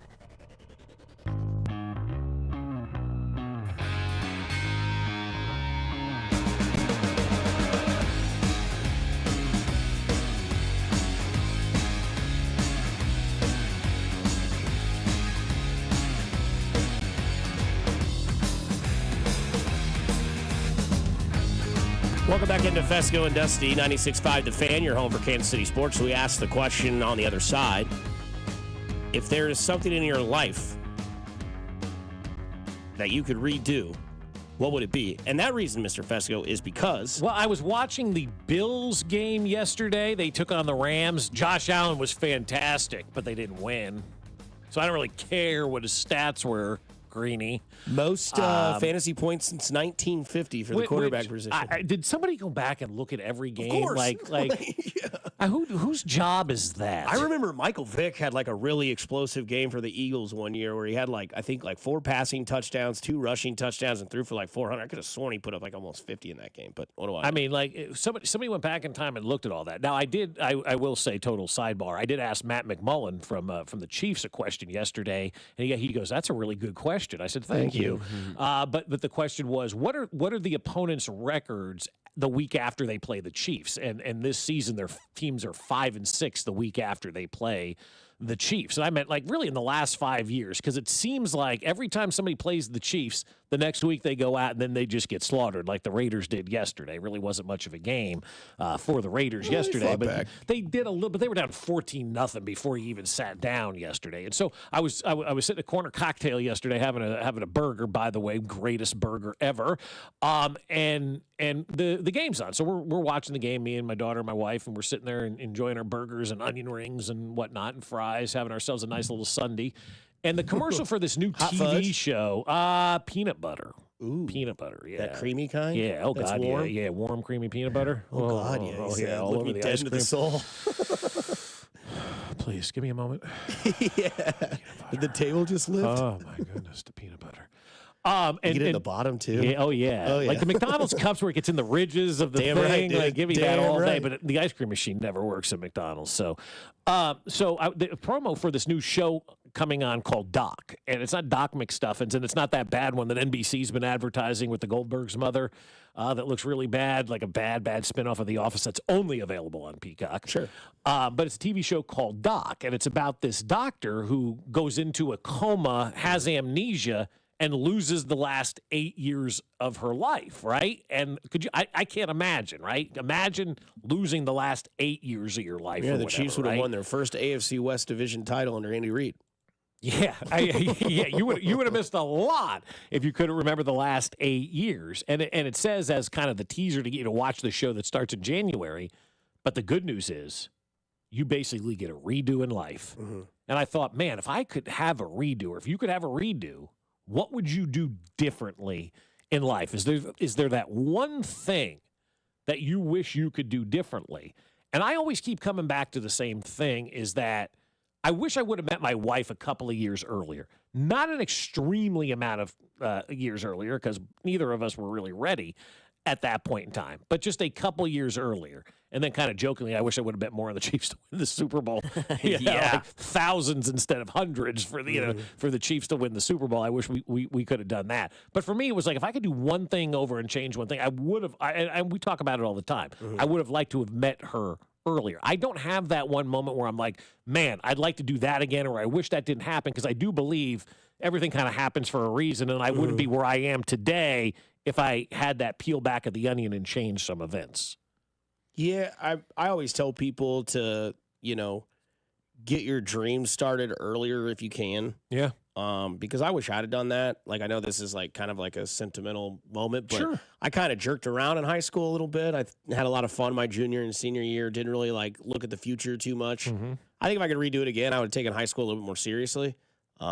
Grades would have been better. I'd have knocked out a bunch of college classes ahead of time for a cheaper amount of money. Zero money, actually, in fact, or whatever it was. I wish I would have taken like 4 or 5 like prereqs that I could have knocked out, like college algebra, college English, college history, all that stuff that all my very well-educated friends did. So then they actually graduated in like 3.5, 4 actual years instead of waiting forever and then finally graduating at the later age in my life. And I could have started radio earlier, but then again, you start messing with the butterfly effect. And maybe I don't get the internship when I did. I don't meet you and Kling, and then that builds, and then here we are 10 years later, sitting in the same, or 8 years later, sitting in the same room, because that was, in fact, 8 years ago, almost to the day as I did my internship in the wintertime. So thanks to Steven Spector for sending me that email to come intern. But I'd have taken high school a little more seriously. Yeah. Like, I had a blast in high school. I had a great group of friends. You met them all at the event the other night. Basically the same crew, all grew up together, still close together. But I wish I would have taken it a little bit more seriously and put a little bit more, like, oomph in it than, finish in the lower percentile in grades and all that sort of stuff. But that's what I would do differently. I know a lot of people are like, oh, I'd go back and get laid again. Wasn't that great? I'd go back and experience what it was like to go to wherever. It just, that is where I really focus on, because if I could have done that, I probably would have gone, into college with a little bit better of a mindset. Would have been more fun, because when I went to college right away, the first thing I did is I said, this is just like high school over again. I'm taking the same classes I took my sophomore and junior year. Well, yeah, you could have taken all those classes in high school and graduated. Yeah, graduated a lot earlier and a lot cheaper to that extent. Mac, is there anything? I know you don't have much experience as you're like 3, but I can't. Is there something you realize you would have done differently? Honestly, like, never would have cut his hair. Yeah, I don't know. Like, the butterfly effect, yeah, there are things that I can think of, like, oh man, I quit sports in high school, but I did that to broadcast, and I started doing play-by-play my junior year. Like, that got me a lot better, and I already knew what my passion was. Sure, I missed playing football for 2 years. Like, there's a couple of things I wish I wouldn't have taken that second job at that news station in Nashville. Maybe could have wedged my way into the sports station there, but then I wouldn't have ended up here. Maybe the butterfly effect with a lot of that stuff. That's a good one you bring up, because I do think back a lot to those moments in high school. Like, would I have been better off had I done the drama route? Because I'm sitting around watching, yesterday my daughter performing at Stage Right and doing all the singing and dancing. She's on Stage Right? Yeah, she left. But great program they do. But I look at that and I'm like, damn, like, I really, really kind of regret not I acted in 7th and 8th grade and had a blast doing that. Then you get to high school and it's kind of gets segmented and things of that nature. And I kind of look back and I go, maybe I would have been better had I been in more theater and debate and stuff like that for where I am today. But then again, that butterfly effect gets peeled back, and I was able to have some really bad coaches in high school to realize what really good coaches are like right now. And I can see it here at the high school level. There's so many great ones around here. So that butterfly effect really is huge. Like, you make one little change to your life, and the entire space-time continuum gets thrown off. I mean, that's like you look at Back to the Future, and you're like, we got to keep everything the same. If we mess one thing up, it changes the entire way that the future has played out. So, I could say, God, I wish I never, took the job in St. Louis and went over there, but that was a good stepping stone for me. And then it gave me the opportunity to come back here and do what I've been doing for, January will be year 15. So, it's like, if you make one of these little decisions, it changes basically everything that your life is to up at this point in time. Well, and like you said, a couple more years with Jen, I'm sure that would have been awesome, but maybe not been ready. You guys may not be mature enough, and something bad could have happened, So I think that's same with Hannah and I. Like, it would have been fun, but not worth it. Yeah. Somebody says, I'd go back to Sunday, 8 a.m., drive to Columbia, go to Harpo's and drink beers, then walk to the Mizzou Arena to watch them wallop the Jayhawks. There you go. That's fair. I would have gone back to Friday on our best bets and said, you know what I think, Kramer? The Chiefs are going to win the game the exact same score that they won it the week before, 19-17. And we would have laughed at you and made fun of 1970, 2 weeks in a row. Somebody says I would have invested in Bitcoin. With the Haktua girl? No, that's different. Yeah. I had a friend of mine I was talking to on Friday night. He goes, God, my kids wanted me to invest in this Bitcoin. He goes, I'd be retired now if I listened to them. He's like, it was like $1,000 and it would have been like worth $2 million today. I'm like, oh. But at that point in time, who knew, We'll ask Josh Briscoe if he'd go back in time and replace anything and do it all over again. What would it be? He joins us next as he's our Chiefs insider. No, he's not. He's our Chiefs contributor, and his name is Josh Briscoe, and he joins Fescoe and Dusty next here on 96.5 The Fan, your home for Kansas City Sports. You're listening to Fescoe and Dusty. I just want to say how awesome it is to have Bob Fescoe and Legend Likens on every morning to start my day. I freaking love you guys. On your home for Kansas City sports, 96.5. The Fan. Well, I'll tell you what, guys, if you're waking up this morning and you're thinking, I want to have a happy holiday, but I got ED and it's going to be tough to have that happy holiday season, you know what? I may have the solution for you because half of men over the age of 50 have erectile dysfunction, and ED causes an emotional toll on relationships and impacts a man's confidence and self-esteem. But ED is simply a medical condition like any other, and for most men, it's fully treatable. That's why you have to call my friends over at Heartland Men's Health, because they have treatments when the pills or herbals fail. They have treatments with success rates well over 90%. Some treatments can even have you last an hour or more. And Heartland Men's Health is successfully treating men right here in Kansas City, and they're ready for you. So schedule a consult with Heartland Men's Health today. Your initial visit is just $99 and includes a medical consult with a licensed medical provider, a T and PSA test, and if medically advised, a test dose. And if that test dose doesn't work in the office, your visit is free. They have an expert staff, and if you're like a lot of men, you could be having sex the day after your appointment. Plus, they have 3 locations to serve you: Overland Park, Independence between Blue Springs and Lee Summit, and their new office in North Kansas City. So call them today, 844-447-6600, or visit heartlandmenshealth.com. Every piece of land has a story. The Upshaw's right there is with a John Deere 1 Series tractor they call Penny. And this is Shaw. Shaw stands for skilled hands at work. When he's not cutting grass, he's cutting hair. So every person is different, from hair type to head shape. And I feel like it's the same way in a yard. From front loader to backhoe, the Upshaws have the tools to DIY all day long. Run with us on a 1 Series tractor and start telling your story. Learn more at johndeere.com/radio. The holidays are happening at Diamonds Direct. Still rushing to finish your holiday shopping? Don't worry, we've got you covered. This weekend only, it's our last chance sale with 20% off virtually everything. Earrings, bracelets, pendants, and more. Plus special financing options up to 5 years. But don't wait, this is your final opportunity to find the perfect gift at the best value before the holidays. Plus special designer appearances. Visit us during extended holiday hours or shop online and pick up in store. Our 20% off last chance sale ends Sunday. Learn more at diamondsdirect.com. You're always better with a roof from JR. We've had more than our fair share of hail and wind this year.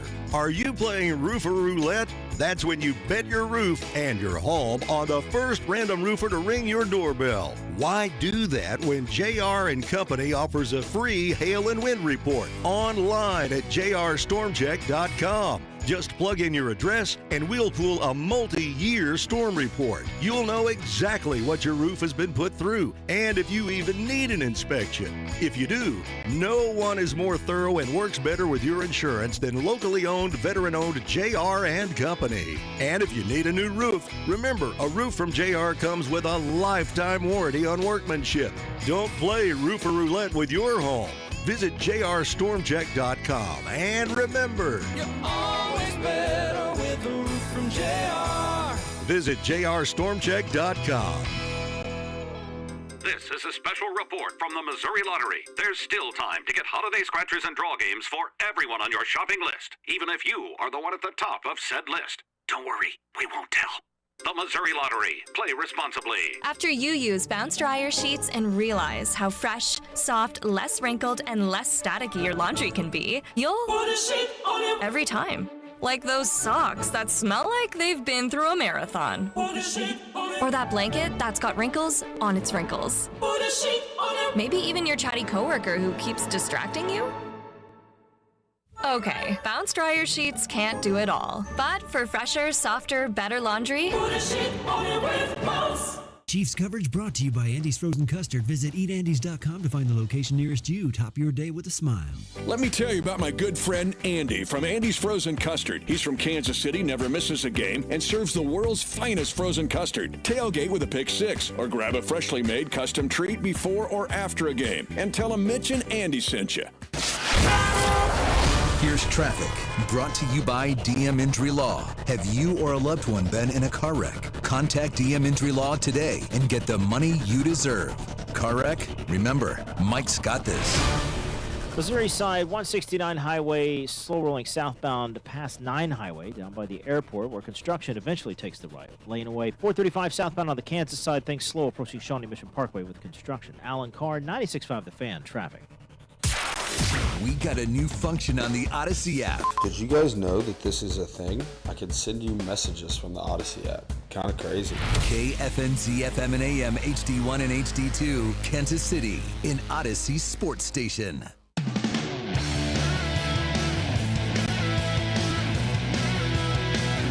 Cruising right away along on this 96.5 The Fan radio station that you dearly love. Fescoe, Mac, and Dusty with you on a Victory Monday. Always love it when the Chiefs win. It's only happened once where they haven't, twice in the last calendar year. Think about it. Yeah.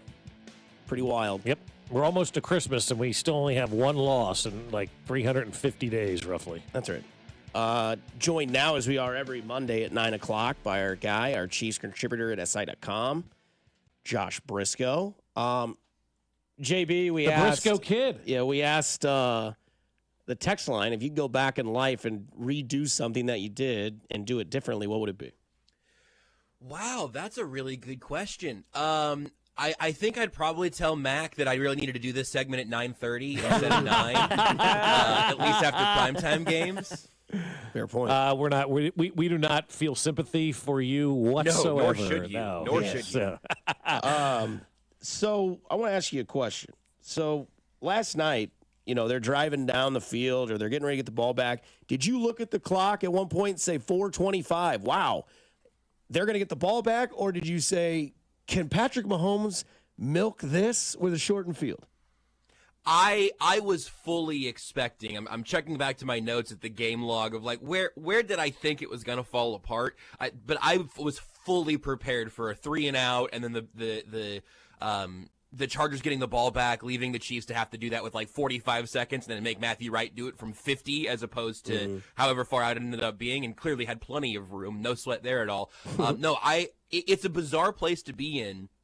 But especially when they're trailing, maybe I have a little more confidence. I have not had confidence in the Chiefs offense just putting something away almost any time this season, which obviously we've all been kind of experiencing that roller coaster. And once again, the roller coaster lands at the exact same spot. And it's a weekend, a Sunday in particular, where the Chiefs extend and expand and really get a chokehold on their hold of the 1 seed in the AFC. And yet still so many of the conversations today are going to be a similar tone of, man, I still don't know how good this team is. They're probably not playing in the wild card round, but I don't know how good they are. That's incredible. Well, it's ridiculous. I mean, people are going to look at what Josh Allen did yesterday and praise him and crown him and say how great he is, but his team lost. Like, the only thing that matters in the NFL are wins and losses, and people will find ways, again, to nitpick the Chiefs. They only scored 19 and praise Josh Allen. The difference is, well, the Chiefs actually won a game and Buffalo didn't, and we could have the number 1 seed essentially locked up even before that Christmas Day game happens in Pittsburgh.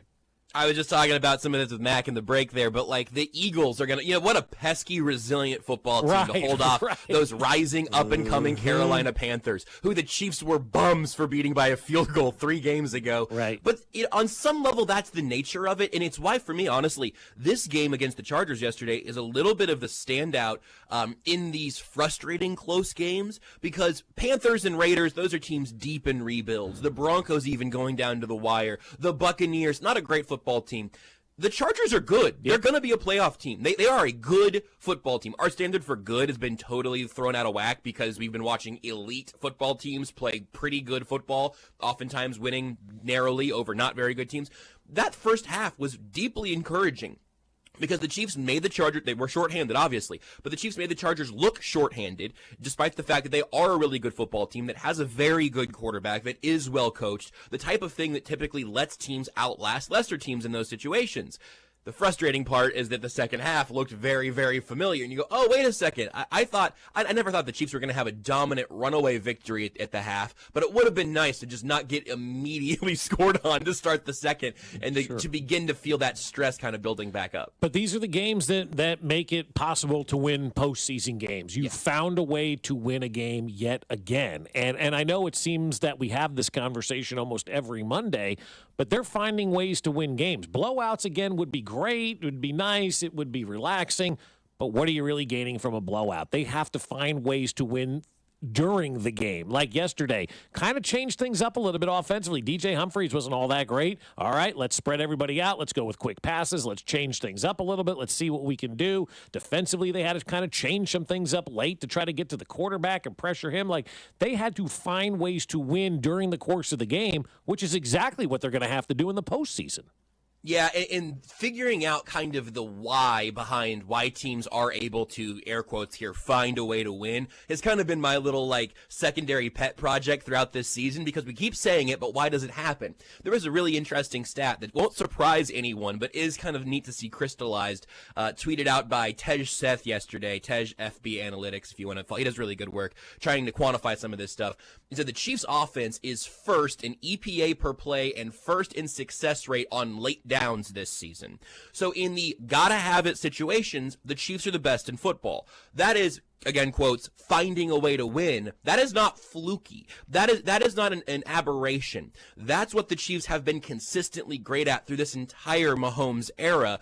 So the fact that that continued yesterday and has continued this season should not be surprising. They just end up in those gotta have it situations very, very, very frequently. Well, and again, like, everybody plays their best against the Chiefs. We've beaten that horse to death. I mean, it's this kind of the same thing over and over again. And, 52% on third downs are what the Chiefs were converting going into that game. The league average was 39%. That's not just beating it by a little bit. That's blowing it out of the water. And that's how good they've been, on third down, that they're 13% better than the league average on third down conversions. They're a really, really good football team that prepares for it. And when people use the term, the Chiefs just got lucky, that's a direct insult to Andy Reid and everybody that prepares for these situations.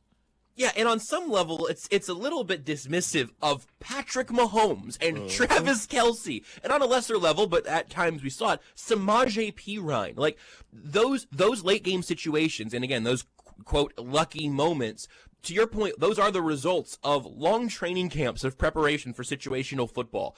Andy Reid has not been anything resembling perfect this season. Nobody on the team has, nobody in the NFL has, just so we can get that out of the way. But Andy Reid has not been perfect. He's a lot more comfortable in a lot more situations than Antonio Pierce. Again, with Harbaugh yesterday, it's close. Andy Reid is still, the most experienced, now most accomplished active coach in football until, I guess, Bill Belichick takes the North Carolina job. I don't know. That doesn't make any sense to me. But being able to do that against a disciplined team who a lot of those players haven't been there before, but their coach and their quarterback and their kind of top-level staff knows what it's like to be in those moments, that does mean a little bit more to me. Again, as opposed to playing down to a Panthers and a Raiders team where it feels like it's a lot of self-inflicted issues that got you there. Still plenty of self-inflicted issues yesterday. Plenty of room for the offense to be a little bit more creative and to try to stay out of those situations where they constantly have to have it. I would still think a little bit of wiggle room would be nice. A little bit more success running the football could protect your quarterback who's just getting beaten to pulp in the back of the pocket. But ultimately, this is what this football team does. They do it at a pretty high level. They do it really consistently. And it is a dangerous way to live, but they've survived it 12 out of 13 times so far. I thought it was interesting last year when the Chiefs kind of figured out what they had to do to get it right, which was simplistic as possible. Just simplicity sold that team last year into the playoffs, right? The Raiders game on Christmas Day took them to the bottom of the barrel. They then went and said, okay, we're going to have Isaiah Pacheco, Rashee Rice, and Travis Kelsey. That's what we're going to do. We're starting to kind of see this rhythm get played out where now it's a two tight end set with Noah Gray and Travis Kelsey. It looked like, at least last night in a big game on a big down, Patrick Mahomes went to Xavier Worthy. And then Isaiah Pacheco back in his normal role, 15 for 55 at 3.9 average. That might just be this year's typical offense moving forward. Gel it, solidify it, make it yours. Is that what you kind of see this offense being ran through those four guys? I think that little comeback from Worthy on third and whatever it was, medium to long, it was just a good football play. He looked like a veteran wide receiver in that moment. That was very encouraging. I may need to expand it a tiny bit to fit kind of all these different categories of players, but I think what the Chiefs have done in kind of shortening that rotation, we'll all just forget an early game drop by Baylor Cupp and pretend that didn't happen. That poor kid. Yeah, I know. You didn't see him again. And listen, he got six glorious offensive snaps. I don't know if any of those came after the drop, but he was out there, man. He had more than Uche? Yeah, he sure did. He had 6 more than Uche. Yeah. I had the same number as Uche. Mike Caliendo had more than Uche. But that guy's been non-existent. You literally may as well have been inactive yesterday for reasons that I will never be able to explain to you because I'm not Spags, I guess. I don't know. It's deeply frustrating. But that shortening of the offensive rotation, I do think is seeing the team perpetually rely on guys who have earned the right to be called reliable, where, Juju Smith-Schuster, in a clutch moment, he's earned that. Justin Watson still getting a lot of snaps. He's just over half yesterday, so about the right ratio for him. Mm-hmm. He's out there because he's earned the right to be on the field. The balls, when it matter, though, go to Travis Kelsey, DeAndre Hopkins, Xavier Worthy, and then I'm fully comfortable with Kareem Hunt getting a carry on 3rd and short when you gotta have it. I'm comfortable with Shamaje Perine being out there on the field, either in pass pro or as a receiving option out of the backfield. Like, finding a little bit of consistency and some weapons that we think Patrick Mahomes can trust, I do think is really nice, as opposed to last year when this team had a worse record, performed more poorly, and had very, very, very few reliable wide receivers at this point. What do you think of bringing in Steven Nelson? Do you like that addition to the club? I don't mind it. I think you need some help in your defensive backfield right now. I didn't know he was playing football. He wasn't. I forgot this until yesterday, but he had announced his retirement this summer. He said he'd be staying in shape in case an opportunity arose. He had a newborn on the way, wanted to spend some family time. I'm fine with it, especially I haven't heard anything about Joshua Williams' chest injury yesterday. Mm-hmm. Andy Reid did not mention him or DJ Humphries after the game, and is usually the time when he'll give an injury update. But so regardless of where Williams is at, sure, man, go. I think Nelson's 31 now. Give it a shot. Like, this isn't a familiarity and Andy Reid's offense kind of thing. It's been almost a decade since the Chiefs drafted him, and then he spent about half his career elsewhere. But yeah, if he's available, he wants to try to get another chance at a playoff run and try to get himself a ring here and add a little bit of competence. Again, stability in the defense.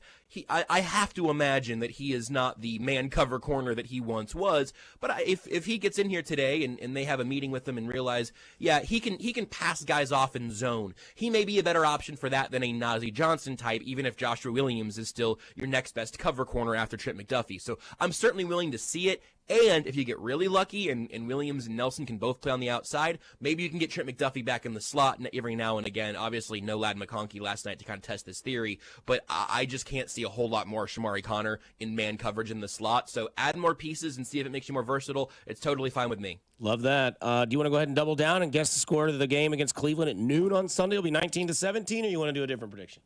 Yeah, I think I went 20-19 for the game last night, so I was pretty far off. I don't remember where the spread is. I saw that the 6, I think, is what I saw. 6.5. Yeah, the Browns covered that as soon as it went live. So I'll go ahead and say, you know what? I'm going to believe in the offense. As long as DJ Humphries is out there, get some more fresh reps, I'm going to say 23-22 Chiefs. All right, sounds good. 6-point favorite as of yesterday. Okay. Fantastic. Too many points. That's right. We'll talk to you next Monday, JB. Take care, and show tonight, right?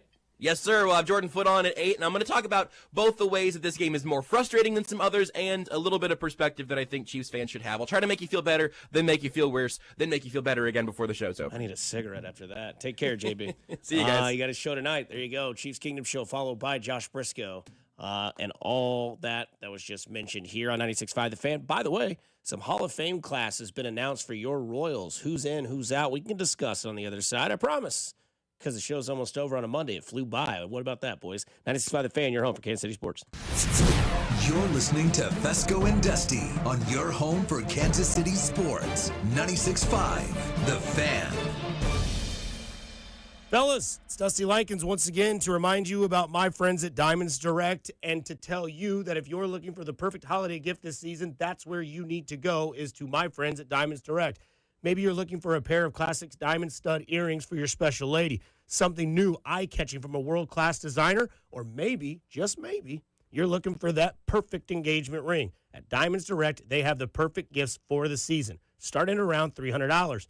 This is your best destination for holiday jewelry. And if you don't believe me, go to their online seasonal gift guide now at diamondsdirect.com. Whether you connect online or in person, you're guaranteed to get the extraordinary service Diamonds Direct is known for. And to help make your purchase even more affordable, Diamonds Direct has special financing so you can spread out your payments. Get that perfect gift. Get that great engagement ring to make this holiday even more special. Go to 4500 West 109th Street in Leawood, Kansas. That's right, in Leawood, Kansas, and see my good people at Diamonds Direct. Best jewelry store ever. I'll tell you what, man, it is time to take advantage of Week 14 in the NFL. We got Monday Night Football tonight, and you want to tackle the NFL action on FanDuel, America's #1 sportsbook.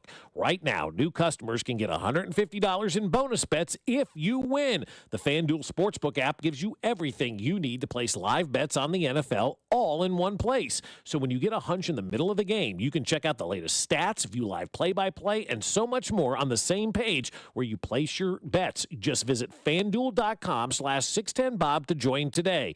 You'll get started with $150 in bonus bets if you win your first $5 bet. That's FanDuel.com/610Bob. Never waste a hunch and make every moment more with FanDuel, an official sportsbook partner of the NFL and of 96.5 The Fan. 21 and present in Kansas. First online real money wager only. $5 first deposit required. Bonus issued as non-withdrawable bonus bets which expire 7 days after receipt. Restrictions apply. See terms at sportsbook.fanduel.com. FanDuel is offering online sports wagering in Kansas under an agreement with Kansas Star Casino, LLC.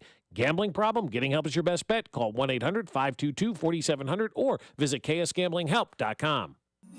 'Tis the season of giving from the Kansas Lottery. So instead of one gift, give 2 or 3. With holiday instant tickets from $1 to $20. Don't sweat last-minute gifts because you will have plenty. Forget about Santa and his super fast sleigh when the folks on your list can win up to $100K. Give Kansas Lottery holiday instant tickets this season. They're festive as heck and the winnings are pleasing. See kslottery.com for all the details. Sorry, this holiday story has gone off the rails. Good business owners believe 2 things. You have to provide what the customers want, and you have to keep the fire marshal happy. Pleasing the customer can be tough, but pleasing the fire marshal is easy. Keller Fire and Safety has been doing it for more than 70 years. Fire extinguishers, alarm systems, fire detection, kitchen hood suppression systems. Keller handles all of these so you can focus on business. Keeping the fire marshal happy Since 1950. Keller Fire and Safety. KellerFire.com.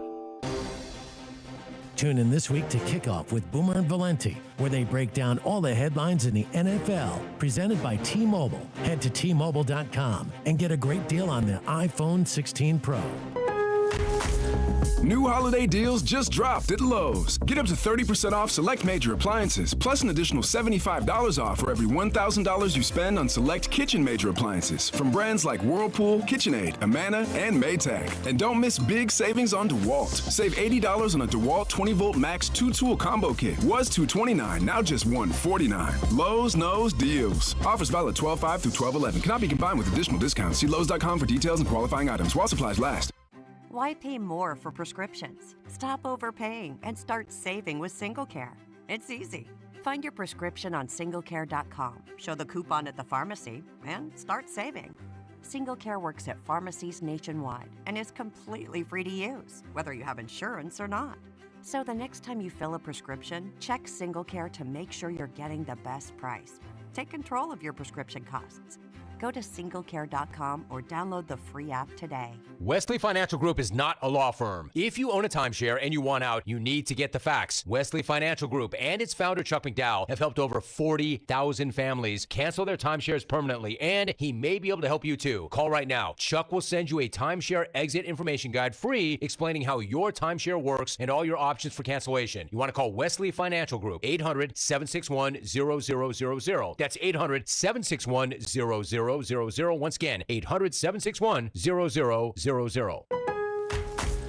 Pro Paint Days are back at Lowe's, and that means limited time savings on the paint pros need. Right now, save $15 on 5-gallon pails of HGTV Home by Sherwin-Williams All-Purpose Power Primer. Plus, get it delivered to your job site with free same-day delivery when you order by 2 p.m. Visit us in-store or online today, because Lowe's knows paint. Lowe's knows pros. Valid through 12/20. Delivery by 8 p.m. Subject to driver availability. Additional terms apply. See Lowe's.com/same-day delivery for details.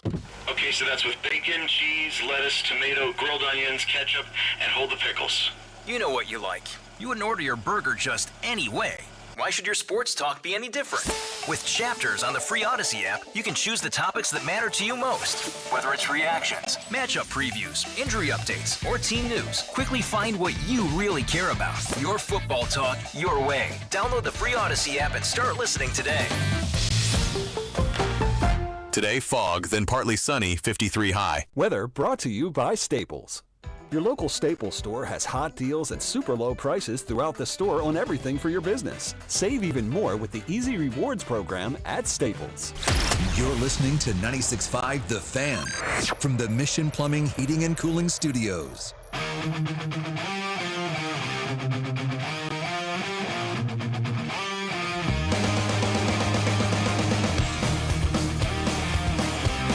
Back here at 96.5 The Fan, your home for Kansas City sports. Quick little baseball topic because Royals PR just released to us the Hall of Fame announcement for 2025. The eligible alumni for the Royals Hall of Fame ballot are in alphabetical order, so no ranks here. Carlos Beltran, Billy Butler, Johnny Damon, Wade Davis, Gerard Dyson, Alex Gordon, Kelvin Herrera, Joaquim Soria, and Yordano Ventura. So I don't know how many players they will eventually select to get in, but I could make an argument that you could have at least 3 guys get in this year, maybe 4. I would think that Wade Davis is in because of how good he was for that 14 and 15 team. I would say that Alex Gordon is a slam dunk. The guy will have a statue someday outside the new stadium, wherever it is. I just know it. I would say that Billy Butler probably gets in. Again, I don't know. It's a borderline one. And I think Yordano Ventura gets in. See, I'm totally different. I think it's Beltran, Damon, and Gordon that definitely get in on this ballot. That's fair. I mean, I could see Beltran for sure. Beltran is still the only Hall of Fame he'll get into. Which is a shame because he's. I mean, though they just timed to the Astros and stuff, I know, so it's like we're not putting all the good players in because they're cheated, which is fine. I understand. I'll take the non-Hall of Fame players over the Hall of Fame players. Yeah, yeah. And Johnny Damon, for me, I mean, I've heard him say if he ever went into the Major League Baseball Hall of Fame, he'd go in as a Royal, and so my heart pulls for Johnny Damon. He was a really good baseball player here in Kansas City, became a great baseball player elsewhere, but that's not Johnny's fault that they didn't want to spend money, and keep these guys around at that time. The Billy Butler one, what are we giving Billy Butler the Hall of Fame for? Kind of being the guy that came up through the ranks and was here in 14. I mean, they couldn't wait to get rid of him in 2015. He was not asked back. Sorry, I think that's a tough sell because of the second go around here in Kansas City. But I think Beltran, Damon, and Gordon are my 3. You may select up to 5 if you're doing the fan vote, and you can vote for whoever you want. But I just look at it from that standpoint for me. Beltran, Damon, and Dye. Imagine that outfield right now. Oh, I still remember I don't know if it was Sports Illustrated or whatever, the magazine or whatever it was. It was all 3 of them laying out in the outfield. And I was like, this is awesome. Yeah. They had 0 pitching. Zero pitching, but scored a ton of runs, but couldn't get anybody out in that 2000 season. So I don't know. My heart is there with Beltran, Damon, and Alex Gordon for this one. So we'll see who gets in. I wonder how many people are going to get in to the Hall of Fame. Bo Jackson went in this year. Yeah. And there was one more, I thought. Yeah. Gubazal went in. Gooby. Yeah, Gubazal went in this year. So what does it say? You got to be 3 years removed, accumulated 1,500 plate appearances or 300 innings pitched. Managers must have led the Royals for at least the equivalent of 3 full seasons. So I think, we're going 25. I'm trying to think I would put Dayton, and he's not eligible yet. I don't think. I think he has to wait out 1 more year. Ned is already in, obviously, the Hall of Fame. For doing his thing. Who on that team in 14 and 15 could be in? I mean, Lorenzo Cain is already in. I think Hosmer's going to get in. I think Moose is going to get in. Gordon's going to get in.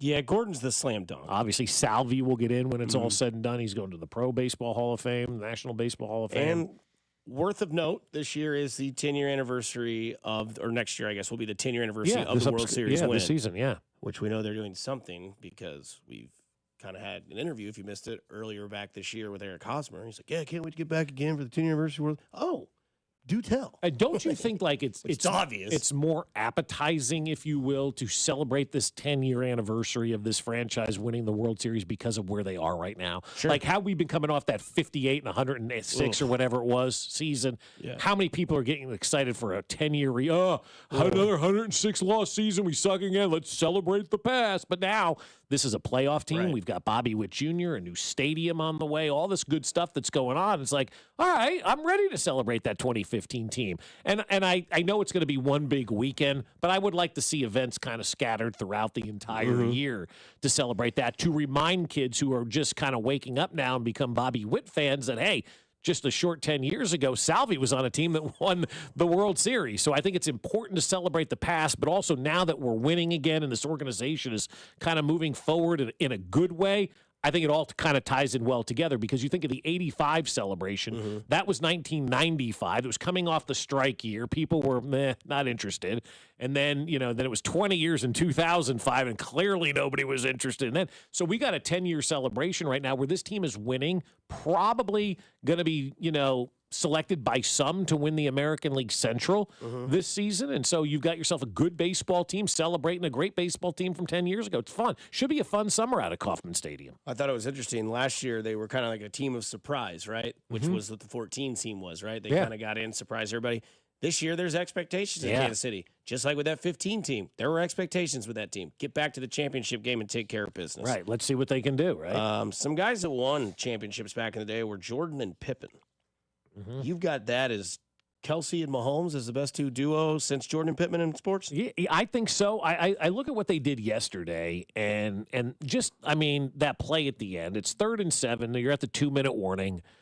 You're at you're at their 20-yard line, and you got to make a play. And I'm thinking to myself, all right, what are they going to do? You have that whole 2-minute timeout. I'm wrestling with myself going, oh, my gosh, do we run the ball? Do we throw the ball? What do you think they're going to do in this type of situation? I personally, in that situation, not being Andy Reid, I thought, let me just run the football and take as much time off the clock as possible. We had a new left tackle in. Wanye came in, and they weren't blocking so good on the front line. I'm like, okay, what are we going to do here? The best thing we can do, they have no timeouts left. Run that football, run as much time off the clock as possible, kick a field goal, and, give them the ball back with like 45 seconds to go, right? That's kind of where I thought. Use as much clock as possible. That's right. Yeah. I just wanted to run that clock out as much as possible. But they threw the football. I was afraid of an incomplete pass, and then there's 1:57 left on the clock, and you kick a field goal to make it 19-17, and they get the ball back with 1:50 to go. And then that's a lot of time on the clock, especially with the way that the Chargers had been playing offensively in the second half. They were kind of having their way. So I was kind of wrestling with them. Like, I don't want to throw. I don't want to have an incomplete pass. Just run the football here. Make it simple. They went for the kill shot, and it was Patrick Mahomes deking one of their defenders and finding Travis Kelsey for a gain of, 10 yards, and it gave them that first down at the 11-yard line, and then they milked the clock, and they ended up winning the game.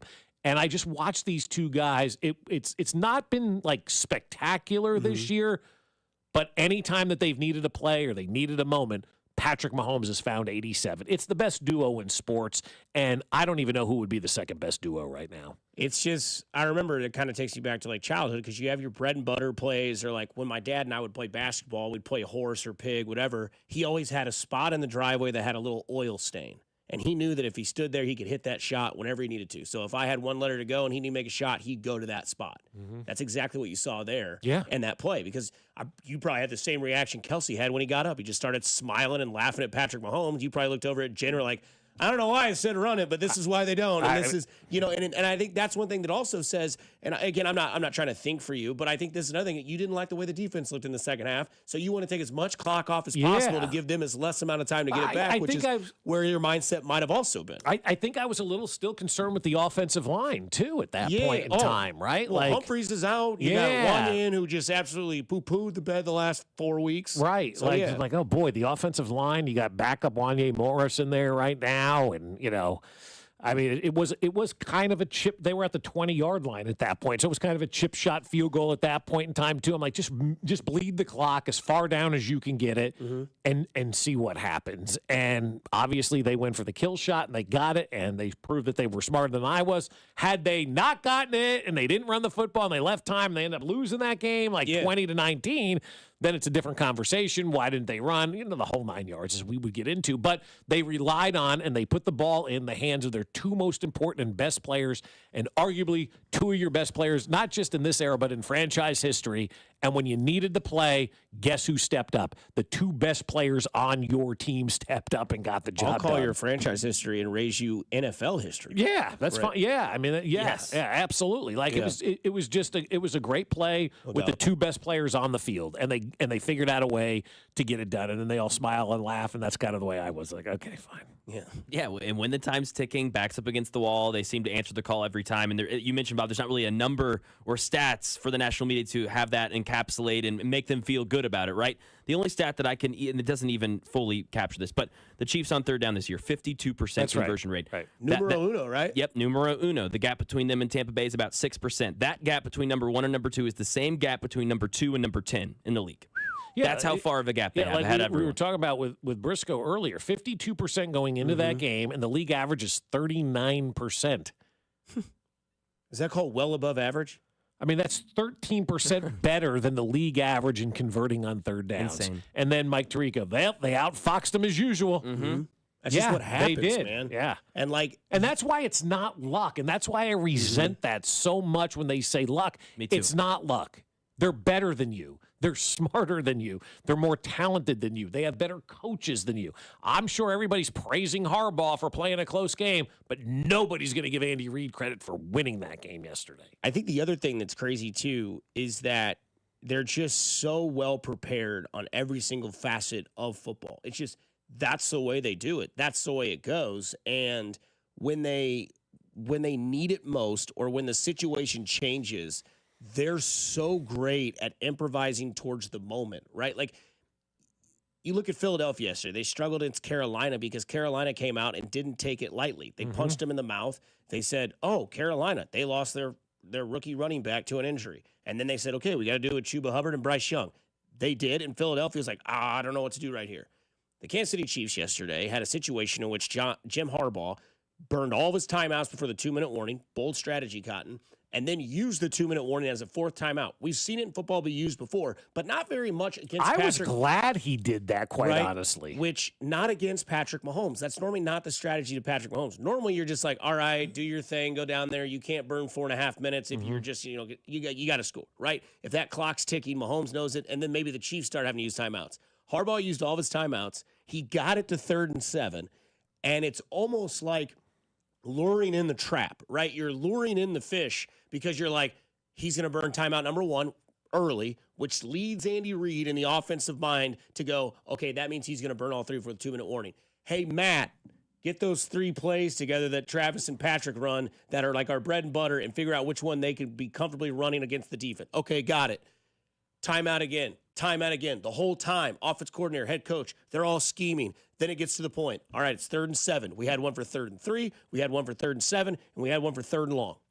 They got the 3rd and 7 play. They went 87. They went 15. Chef's kiss. Game over. Couple knees. Field goal. Hit the upright. Went in. And I but texted still you guys. went. I didn't like them playing for that field goal at all.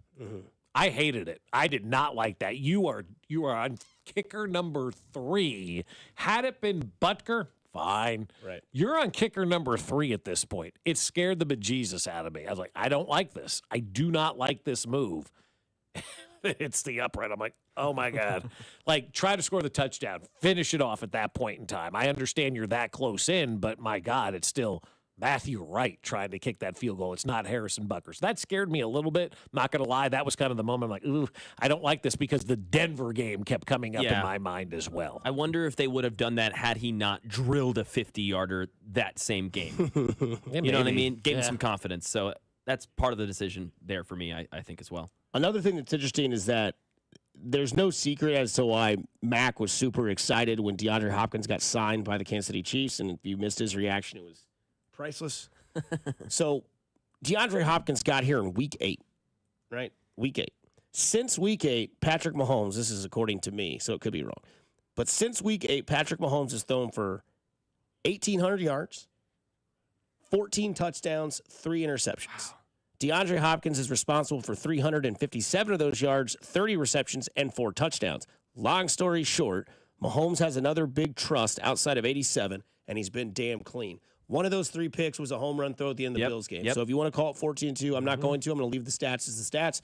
14 touchdowns, 3 interceptions, 1,800 yards, And last night, it's like the little things that show up bigger on paper when you watch it afterwards. DeAndre Hopkins, perfect route, catches it back to the defense, falls right into the end zone. How much in the past have we been saying, can they get it done in the red area? And now that you have DeAndre Hopkins and Travis Kelsey and Noah Gray and a two-headed running back system, this is what you build your team around going forward in the playoffs, because you can control the clock, you can control the narrative, and you can control getting to the Super Bowl for a three-peat. And with DeAndre Hopkins, he gives that trust factor. Not only that, but he makes Xavier Worthy better. He makes everybody in the secondary, or not secondary, but in the receiving room that much better. Plus, Travis Kelsey can be like, hey, man, go take 3 or 4 of my routes. Go have them. Go underneath. I'll go over the top, and you'll be wide open, guarantee it. Well, it's all preparation, and these guys just do that better than everybody else too. And they know the situations, they know the scenarios. They were not surprised to be in 3rd and 7. Like, they knew that they were going to be in that type of situation. They knew that was going to present itself. They knew at some point in time they were going to have to make a play. And they did it, and they went to the guys that they could count on the most. And that's why they're going to continue to win games. That's why they're going to continue to win games in the postseason, and that's why this team is headed towards another Super Bowl, because when it comes down to the little things, they're just better at all of those things, and little things add up, man, and it creates big wins. And yesterday was a big win. No matter what way you want to slice it, you beat a playoff team yesterday. You talked about it early in the show, Bob, how the national media gets so mad about this Chiefs team, and you mentioned, like, how it may just be because there's no stat, there's no number that can give you, oh, that's what this team's doing. You know, they just win. They just find a way to do it. It doesn't suffice for those people, right? I felt like, I don't know why, ever since you said that, I've been thinking about that scene in The Office when they're talking about Dwight and Angela having sex in the office.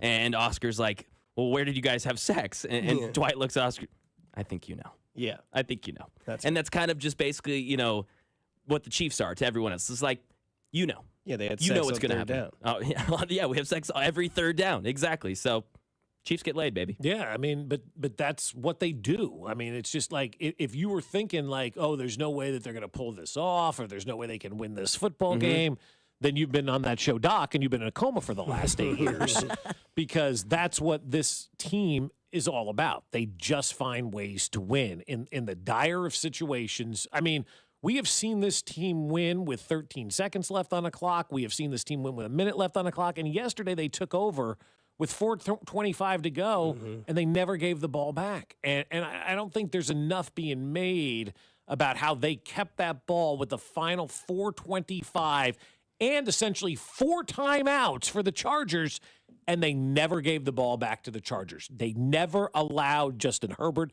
to step his foot back on the field. That last 4:25 was a masterclass by Andy Reid and a masterclass by Patrick Mahomes and Xavier Worthy and Travis Kelsey and everybody else involved. I mean, that's what that was. 4:25 and essentially 4 timeouts left on your opposition, and they never got the ball back? Insane, man. It's a well-oiled machine. Like physics wouldn't allow you to have that. Yeah. Like that would be some sort of like sending the atmosphere into a different environment or whatever. Like there's no way that that's allowed to happen. 4:25 with essentially 4 timeouts, and they're not going to get the ball back? The Chiefs are that responsible person that has a lake house that you go to visit every year. And like every morning, breakfast is ready at 9. They did the cooler full of sandwiches at 2 o'clock when you start to get the buzz. The grill gets cooked at 5. You eat dinner, and everybody's like, "Oh my gosh, everything was so planned out." Kansas City Chiefs had everything planned out in that game. As soon as Harbaugh called that timeout, Andy Reid and the offense knew exactly what they were trying to do, and they didn't allow it. So, call it luck. Call what you want. I don't care. I call it 12-1. You control the narrative in the AFC, and you've won your division for 9 consecutive years. What's your talent? I mean, it's controlled. I mean, everybody now is looking at the Chiefs going, okay, there's 4 games to go. They're up by 2. Yep. And Philadelphia's got Pittsburgh, and the Lions have Buffalo. Both of those teams could lose this week. We take care of business against Cleveland. The Chiefs can wrap this thing up on December 21st, and we all go home and have an amazing Christmas and don't have to worry about that game on Christmas Day. So if you're pissed they're playing on Christmas Day because it gets in the way of whatever it is that you're going to do, you may not even have to worry about that game. Who's rooting for more who? Lions to beat the Bills, Chiefs fans, or Bills to beat the Lions, Minnesota fans? Got to be Minnesota fans, right? Has to be. Yeah. Coming up on the other side, we get to our brioche of the weekend. There was a lot of options, but only 3 get selected. Mac, Bob, Dusty here on 96.5 The Fan, your home for Kansas City Sports. You're listening to Fescoe and Dusty on your new home for Chiefs football. 96.5, The Fan. Well, here we sit. It's a Monday morning, and the Chiefs yesterday scored 19 points. That means you're going to save 19 cents per gallon when you spend $19 or more today only at Hy-Vee. So what you need to do is go to my favorite store. That's Hy-Vee. Stop in, grab your groceries for the week, grab a few items, spend $19 or more, and you're going to save 19 cents per gallon. Every day after a Chiefs game, win or lose, you're going to save the amount on gas that the team scored the day before. So they put up 19 points yesterday against the Los Angeles Chargers. You spend $19 or more at Hy-Vee today, and you'll save 19 cents per gallon. Last week I got gas. I saved $1.01 per gallon. It was so great seeing those numbers roll back in the pump. It was outstanding, and you can do the same. So go to any area Hy-Vee today, spend $19 or more, and save 19 cents per gallon only at Hy-Vee. Breaking Benjamin and Stained. Awaken the Fallen Tour. June 1st at T-Mobile Center with special guests Wage War and Lakeview. Tickets on sale now at livenation.com. Breaking Benjamin and Stained together live. Papa Roach.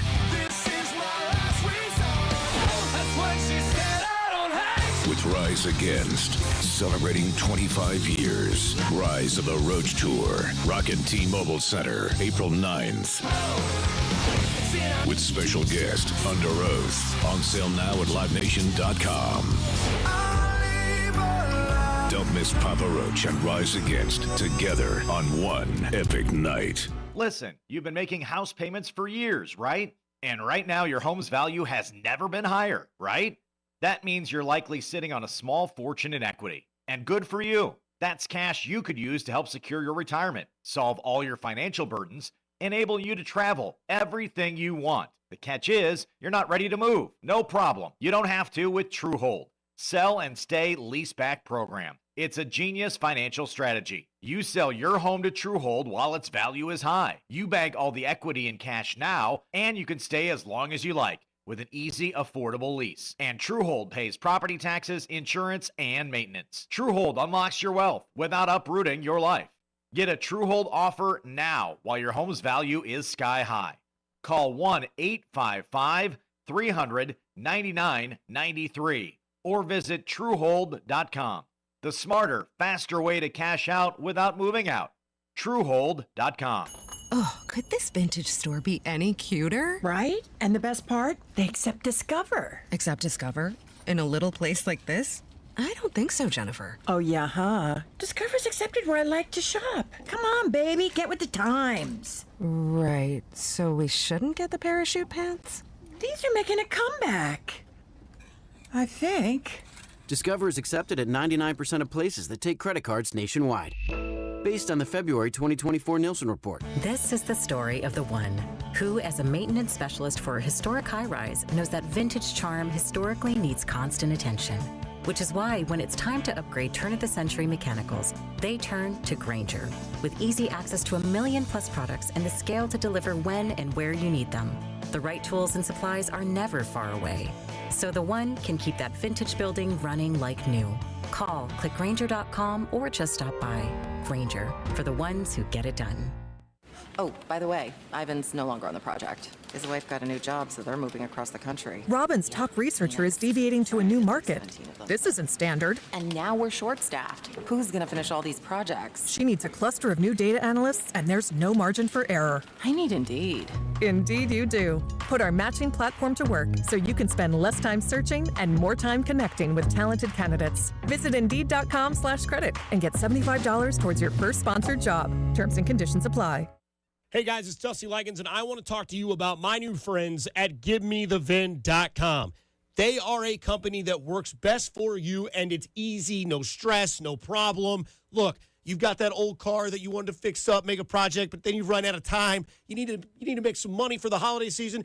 Go to GiveMeTheVin.com. They will literally buy your car. You can say goodbye to dealing with the dealerships and private sale tire kickers and get a true buy offer for your car.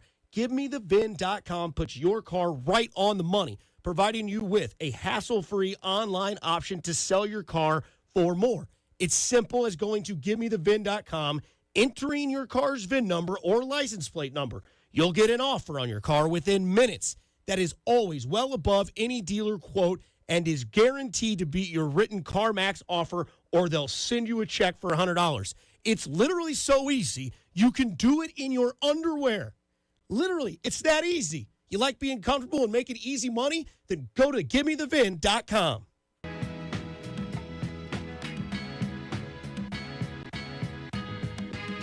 Final segment of a Victory Monday. The fog has settled. The sun is yet to show. But we'll be bright and smile for you here on a Monday on Fescoe and Dusty on 96.5 The Fan. Shout out to the Chiefs. Shout out to the 12-1 record. Shout out to the West winners again. 9 years consecutively.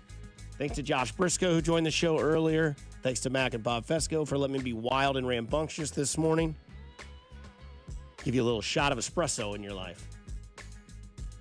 What's on the menu tonight, boys? Anything leftovers? You take it easy. Are you gonna watch the Simpsons version of Dallas? What channel will that be on? Got to be like on an ESPN affiliate, right? It's like ABC, probably, I would think. Or is it on like Disney Or Plus? maybe it's on maybe ESPN2 instead of the Manning cast. They put it on ESPN2 because they couldn't flex this game, right? Because the Simpsons already did it. If it's easy to find, like I'm all about like I don't want to flip from app to regular TV to watch. Like is Homer the play-by-play? Because I don't know how much I could listen to that. Yeah, that's the thing. I don't know. Like I like the Nickelodeon games when they have like the slime end zones and stuff like Yeah, that's fun cool. for Pretty like cool. 10 minutes, and then I'm like, all right, I'm back to the normalcy. Look, but I appreciate everybody trying to do different things. I think it's cool. So if you want to watch it, great. See what happens. And, I think NBC and Peacock on that the day before Christmas game or whatever that is on the 21st, that Saturday game, they're doing like an all Madden game. Your guy, that nitwit who picked Patrick Mahomes as like the 12th best quarterback. Hank Hankerson or something. Yes. Yeah, that guy. He's part of the Manning cast. I'd never heard of that guy before. Now all of a sudden he's part of the Manning cast. Or, I guess you can call it, not the Manning cast, the Madden cast. The Madden cast for the game on the 21st. I'm glad I'll be there. I won't have to see that guy tell me that Patrick Mahomes is the 12th best quarterback in the NFL. You're just stupid if you think that. No other way to put it. Well, if you see him at the Chiefs game on the 21st. Beat that ass. You know what I mean? Yeah. He says something about Patrick Mahomes being the 12th thing. Put that captain's hat on and beat that ass. You know what I mean? Well, it's just stupid. It's ignorant. Yeah, it's just dumb. come on. I mean, come on. Seriously, like Josh Allen minus 400 for the MVP. Yeah. Cool. Great. How did he do moved up yesterday? 250 points. Oh, look at the numbers that Josh Allen put up yesterday. How's his wins? Oh boy. Well, we don't really look at wins anymore in the NFL. We just focus on fantasy numbers and margin of victory. Yeah, that doesn't matter. Josh Allen had maybe the greatest day since the 50s, and they lost. I feel like you would hate to watch TV at this house. All broadcasts need the all 22 view like Amazon offers. Good. I did see something, Mac, that was nerdy for you and I. I forget where it was at, but they had the game was being played and it was like Madden, where they had like the names on the bars underneath there. Like, I forget what it was. Maybe that's cool. Maybe it was Amazon. But it looked That like you were playing Madden with the way they had the players. So like when they were all lined up, and you had to be like, "Is that number 13?" Oh, that's kind of cool. Though. No, I like that. No, I like that. No, yeah, it was that's pretty good, awesome. Yeah. And then they would show the replay of it, and they'd have all the names and show you what the route was. Like, Have it was cool. Have It was you awesome. found anything better though than the actual normal broadcast? I mean, I like the Manning cast. No. But I don't think it's better than the actual broadcast. No. It's in the perfect spot for some of these Monday night games that nobody cares about. Like, honestly, who cares about the one tonight, right? And they wanted to flex it out, but they couldn't, as Dusty mentioned, because of the Simpson thing. But they try all these different things. And, again, I love the fact that they're trying all these different things. But I keep coming back to, you know what? I still like just the regular broadcast. Thanks to the text from the 75. It's on Amazon Prime Video, and he says it's awesome. I saw it on Twitter for like a 60-second clip, and I was like, "This is pretty cool." But do you think you could watch that for a whole game? I don't know. I don't know. It's like when I watch Home Run Derby, I flip back and forth because I like the next gen one or whatever it is where they show like the everything or whatever. And then I like just going back and watching the guy hit and the guy pitch and do all that. It's Prime Vision is what it's called. Okay. And apparently the Simpsons game is on Disney Plus. Okay. And it's Dan Orlovsky. Oh, I'm out. Yes. Was he playing Marge? If they did it right, the play-by-play and color commentator would be Marge's sister just hitting darts in the movie. Absolutely. I mean, there's no question. Marge's sister should be out there. The bartender and Mo. Mo. Every time there's a penalty or a drop pass. Yeah, exactly. Yeah. Oh, that'd be great. Orlovsky with who? Ned Flanders. Well, great goodly doodly there, Daniel. Brioche of the weekend. Wow, Ned Flanders. Brioche. You ever met somebody that reminds you of Ned Flanders? Guy. Love that. Yeah, good take. Yeah, I do. There's a guy named Larry Beers that I grew up, was my mom's friend's husband, and then she died, and he brought a date to her funeral. Like, it was really weird. You don't bring a date to your wife's funeral, right? What? Yeah. Thanks for listening. That's what he just said. Yeah, I'm listening. I'm so surprised by that. That's insane. That's some balls. Jiminy Christmas. Wow. I mean, that's my brioche of the weekend to have stones like that. Bigger than Dan Campbell's. Oh, my Lord. No, my brioche of the weekend goes to what I now love for the Chiefs, which is the duo of the Chiefs tight end set. I love it, man. Yes. 4 for 50 for both guys every single week with both a touchdown. I know the Patriots did it back with that guy that murdered people in Rob Gronkowski, and it was successful. Why not just copycat it? Everybody copycats Andy Reid. How many times do you see the shovel pass for an end zone rush? How many times do you see Andy Reid plays implicated, never duplicated, or often implicated, never duplicated in the NFL? This Noah Gray, Travis Kelsey thing is absolutely great because it's a little bit of a torch being passed. At the same time, it's like, no, I still got it. I'm going to get the big-time routes a la the end of the game to win the game. But then also when you look at, Noah Gray and Travis Kelsey doing exactly what they're doing, it's fun to watch, and it's a brioche of the weekend for me because it's great. Is that Baylor Cupp considered a tight end? That poor guy, man. Yeah. He had one play that they drew up for him. He knew it was going to come in the game, and you could just tell it was yep. It was open too. Yeah, that's tough. Oh, there he is. Carrington got his Mizzou shirt ready for gold, walking in, playing the Mizzou fight song. That's amazing. Carrington's here this early. Yeah, seriously. Who's your brioche of the weekend, Mac? The Rams, Matthew Stafford. They did what we wanted them to do. You and I both said this is a sneaky game. Right after that Monday Night Football, where everyone crowned you in the snow versus the Niners. Got this sandwich. Oh, they were crowned. They're the Kings. They're amazing. No one can beat this MVP Josh Allen. Yeah. Right before they play the other crowned team in the NFC, the Detroit Lions. Boom. Matthew Stafford. There's only 3 quarterbacks who have won a Super Bowl, active quarterbacks. One of them is Matthew Stafford. He showed us why. 3 active quarterbacks that have won a Super Bowl? Yep. And only 2 of them are starting. I was going to say, the third one is Flacco? That's it. Isn't that crazy? I mean, think about that. It's nuts. What a trade, though. I mean, Goff for Stafford. Yep. Rams are still the winner until Detroit wins a title. Yep. Yeah. I think so. But that's just because Stafford and the Rams won a title. Right. If you take the title away, you could have a real fun conversation. Could you imagine if you took that title away from the Rams, Patrick Mahomes would be the only active quarterback? I mean, Flacco, starter. Yeah. How many more years is Flacco going to be around this thing? This has got to be it. Right? It completely fell off after what he did last year. It was like the last shot in the arm he had was last year. And then this year, it's got to be done, right? My brioche of the weekend goes to my kid and her crew from Stage Right. They did their holiday concert last night and did a great job. It's so much fun watching the kids perform. You realize how much talent is out there, too, in Kansas City, from little kids all the way up to the high school kids. They did their performance. They do it every holiday season, and it never gets old. It's always wonderful. They do such a great job. So shout out to the folks over at Stage Right for putting on a great show last night and yesterday afternoon. The 2 o'clock performance was packed. The 7 o'clock performance, I don't think there were a lot of folks that went to that one because of the Chiefs game that was going on. So, the 2 o'clock performance we all went to, I think it was jam-packed. 7 o'clock, my wife went. She's like, there's about 5 people here. So, but whatever, you do your thing. And that's awesome. And it was great, man. I love watching the kids, and they're so talented. Concerts kind of give you that extra push for the holiday season, They too. really do. Yeah. We had a couple this week. The 8th grade one, and now this one, and so I think soccer game. You had a soccer birthday. game. You guys had it birthday. loaded. Yeah, my it's all about daughter's the kids. 15. Yeah, 15. Yeah. Holy smokes. She's that today weird? now closer to 20 than she is 10. That's the one that blew her mind, right? Yeah, That's the stat. yeah. That's the. Oh my God, you're right about that. Yeah, closer that's to scary. 20. Than, Thanks, Dad. Yeah, so but big soccer weekend, and I'm proud of my daughter too because she went down and like she couldn't walk for the second half of the game on Friday. Came back on Saturday. I said, "Be Willis Reed."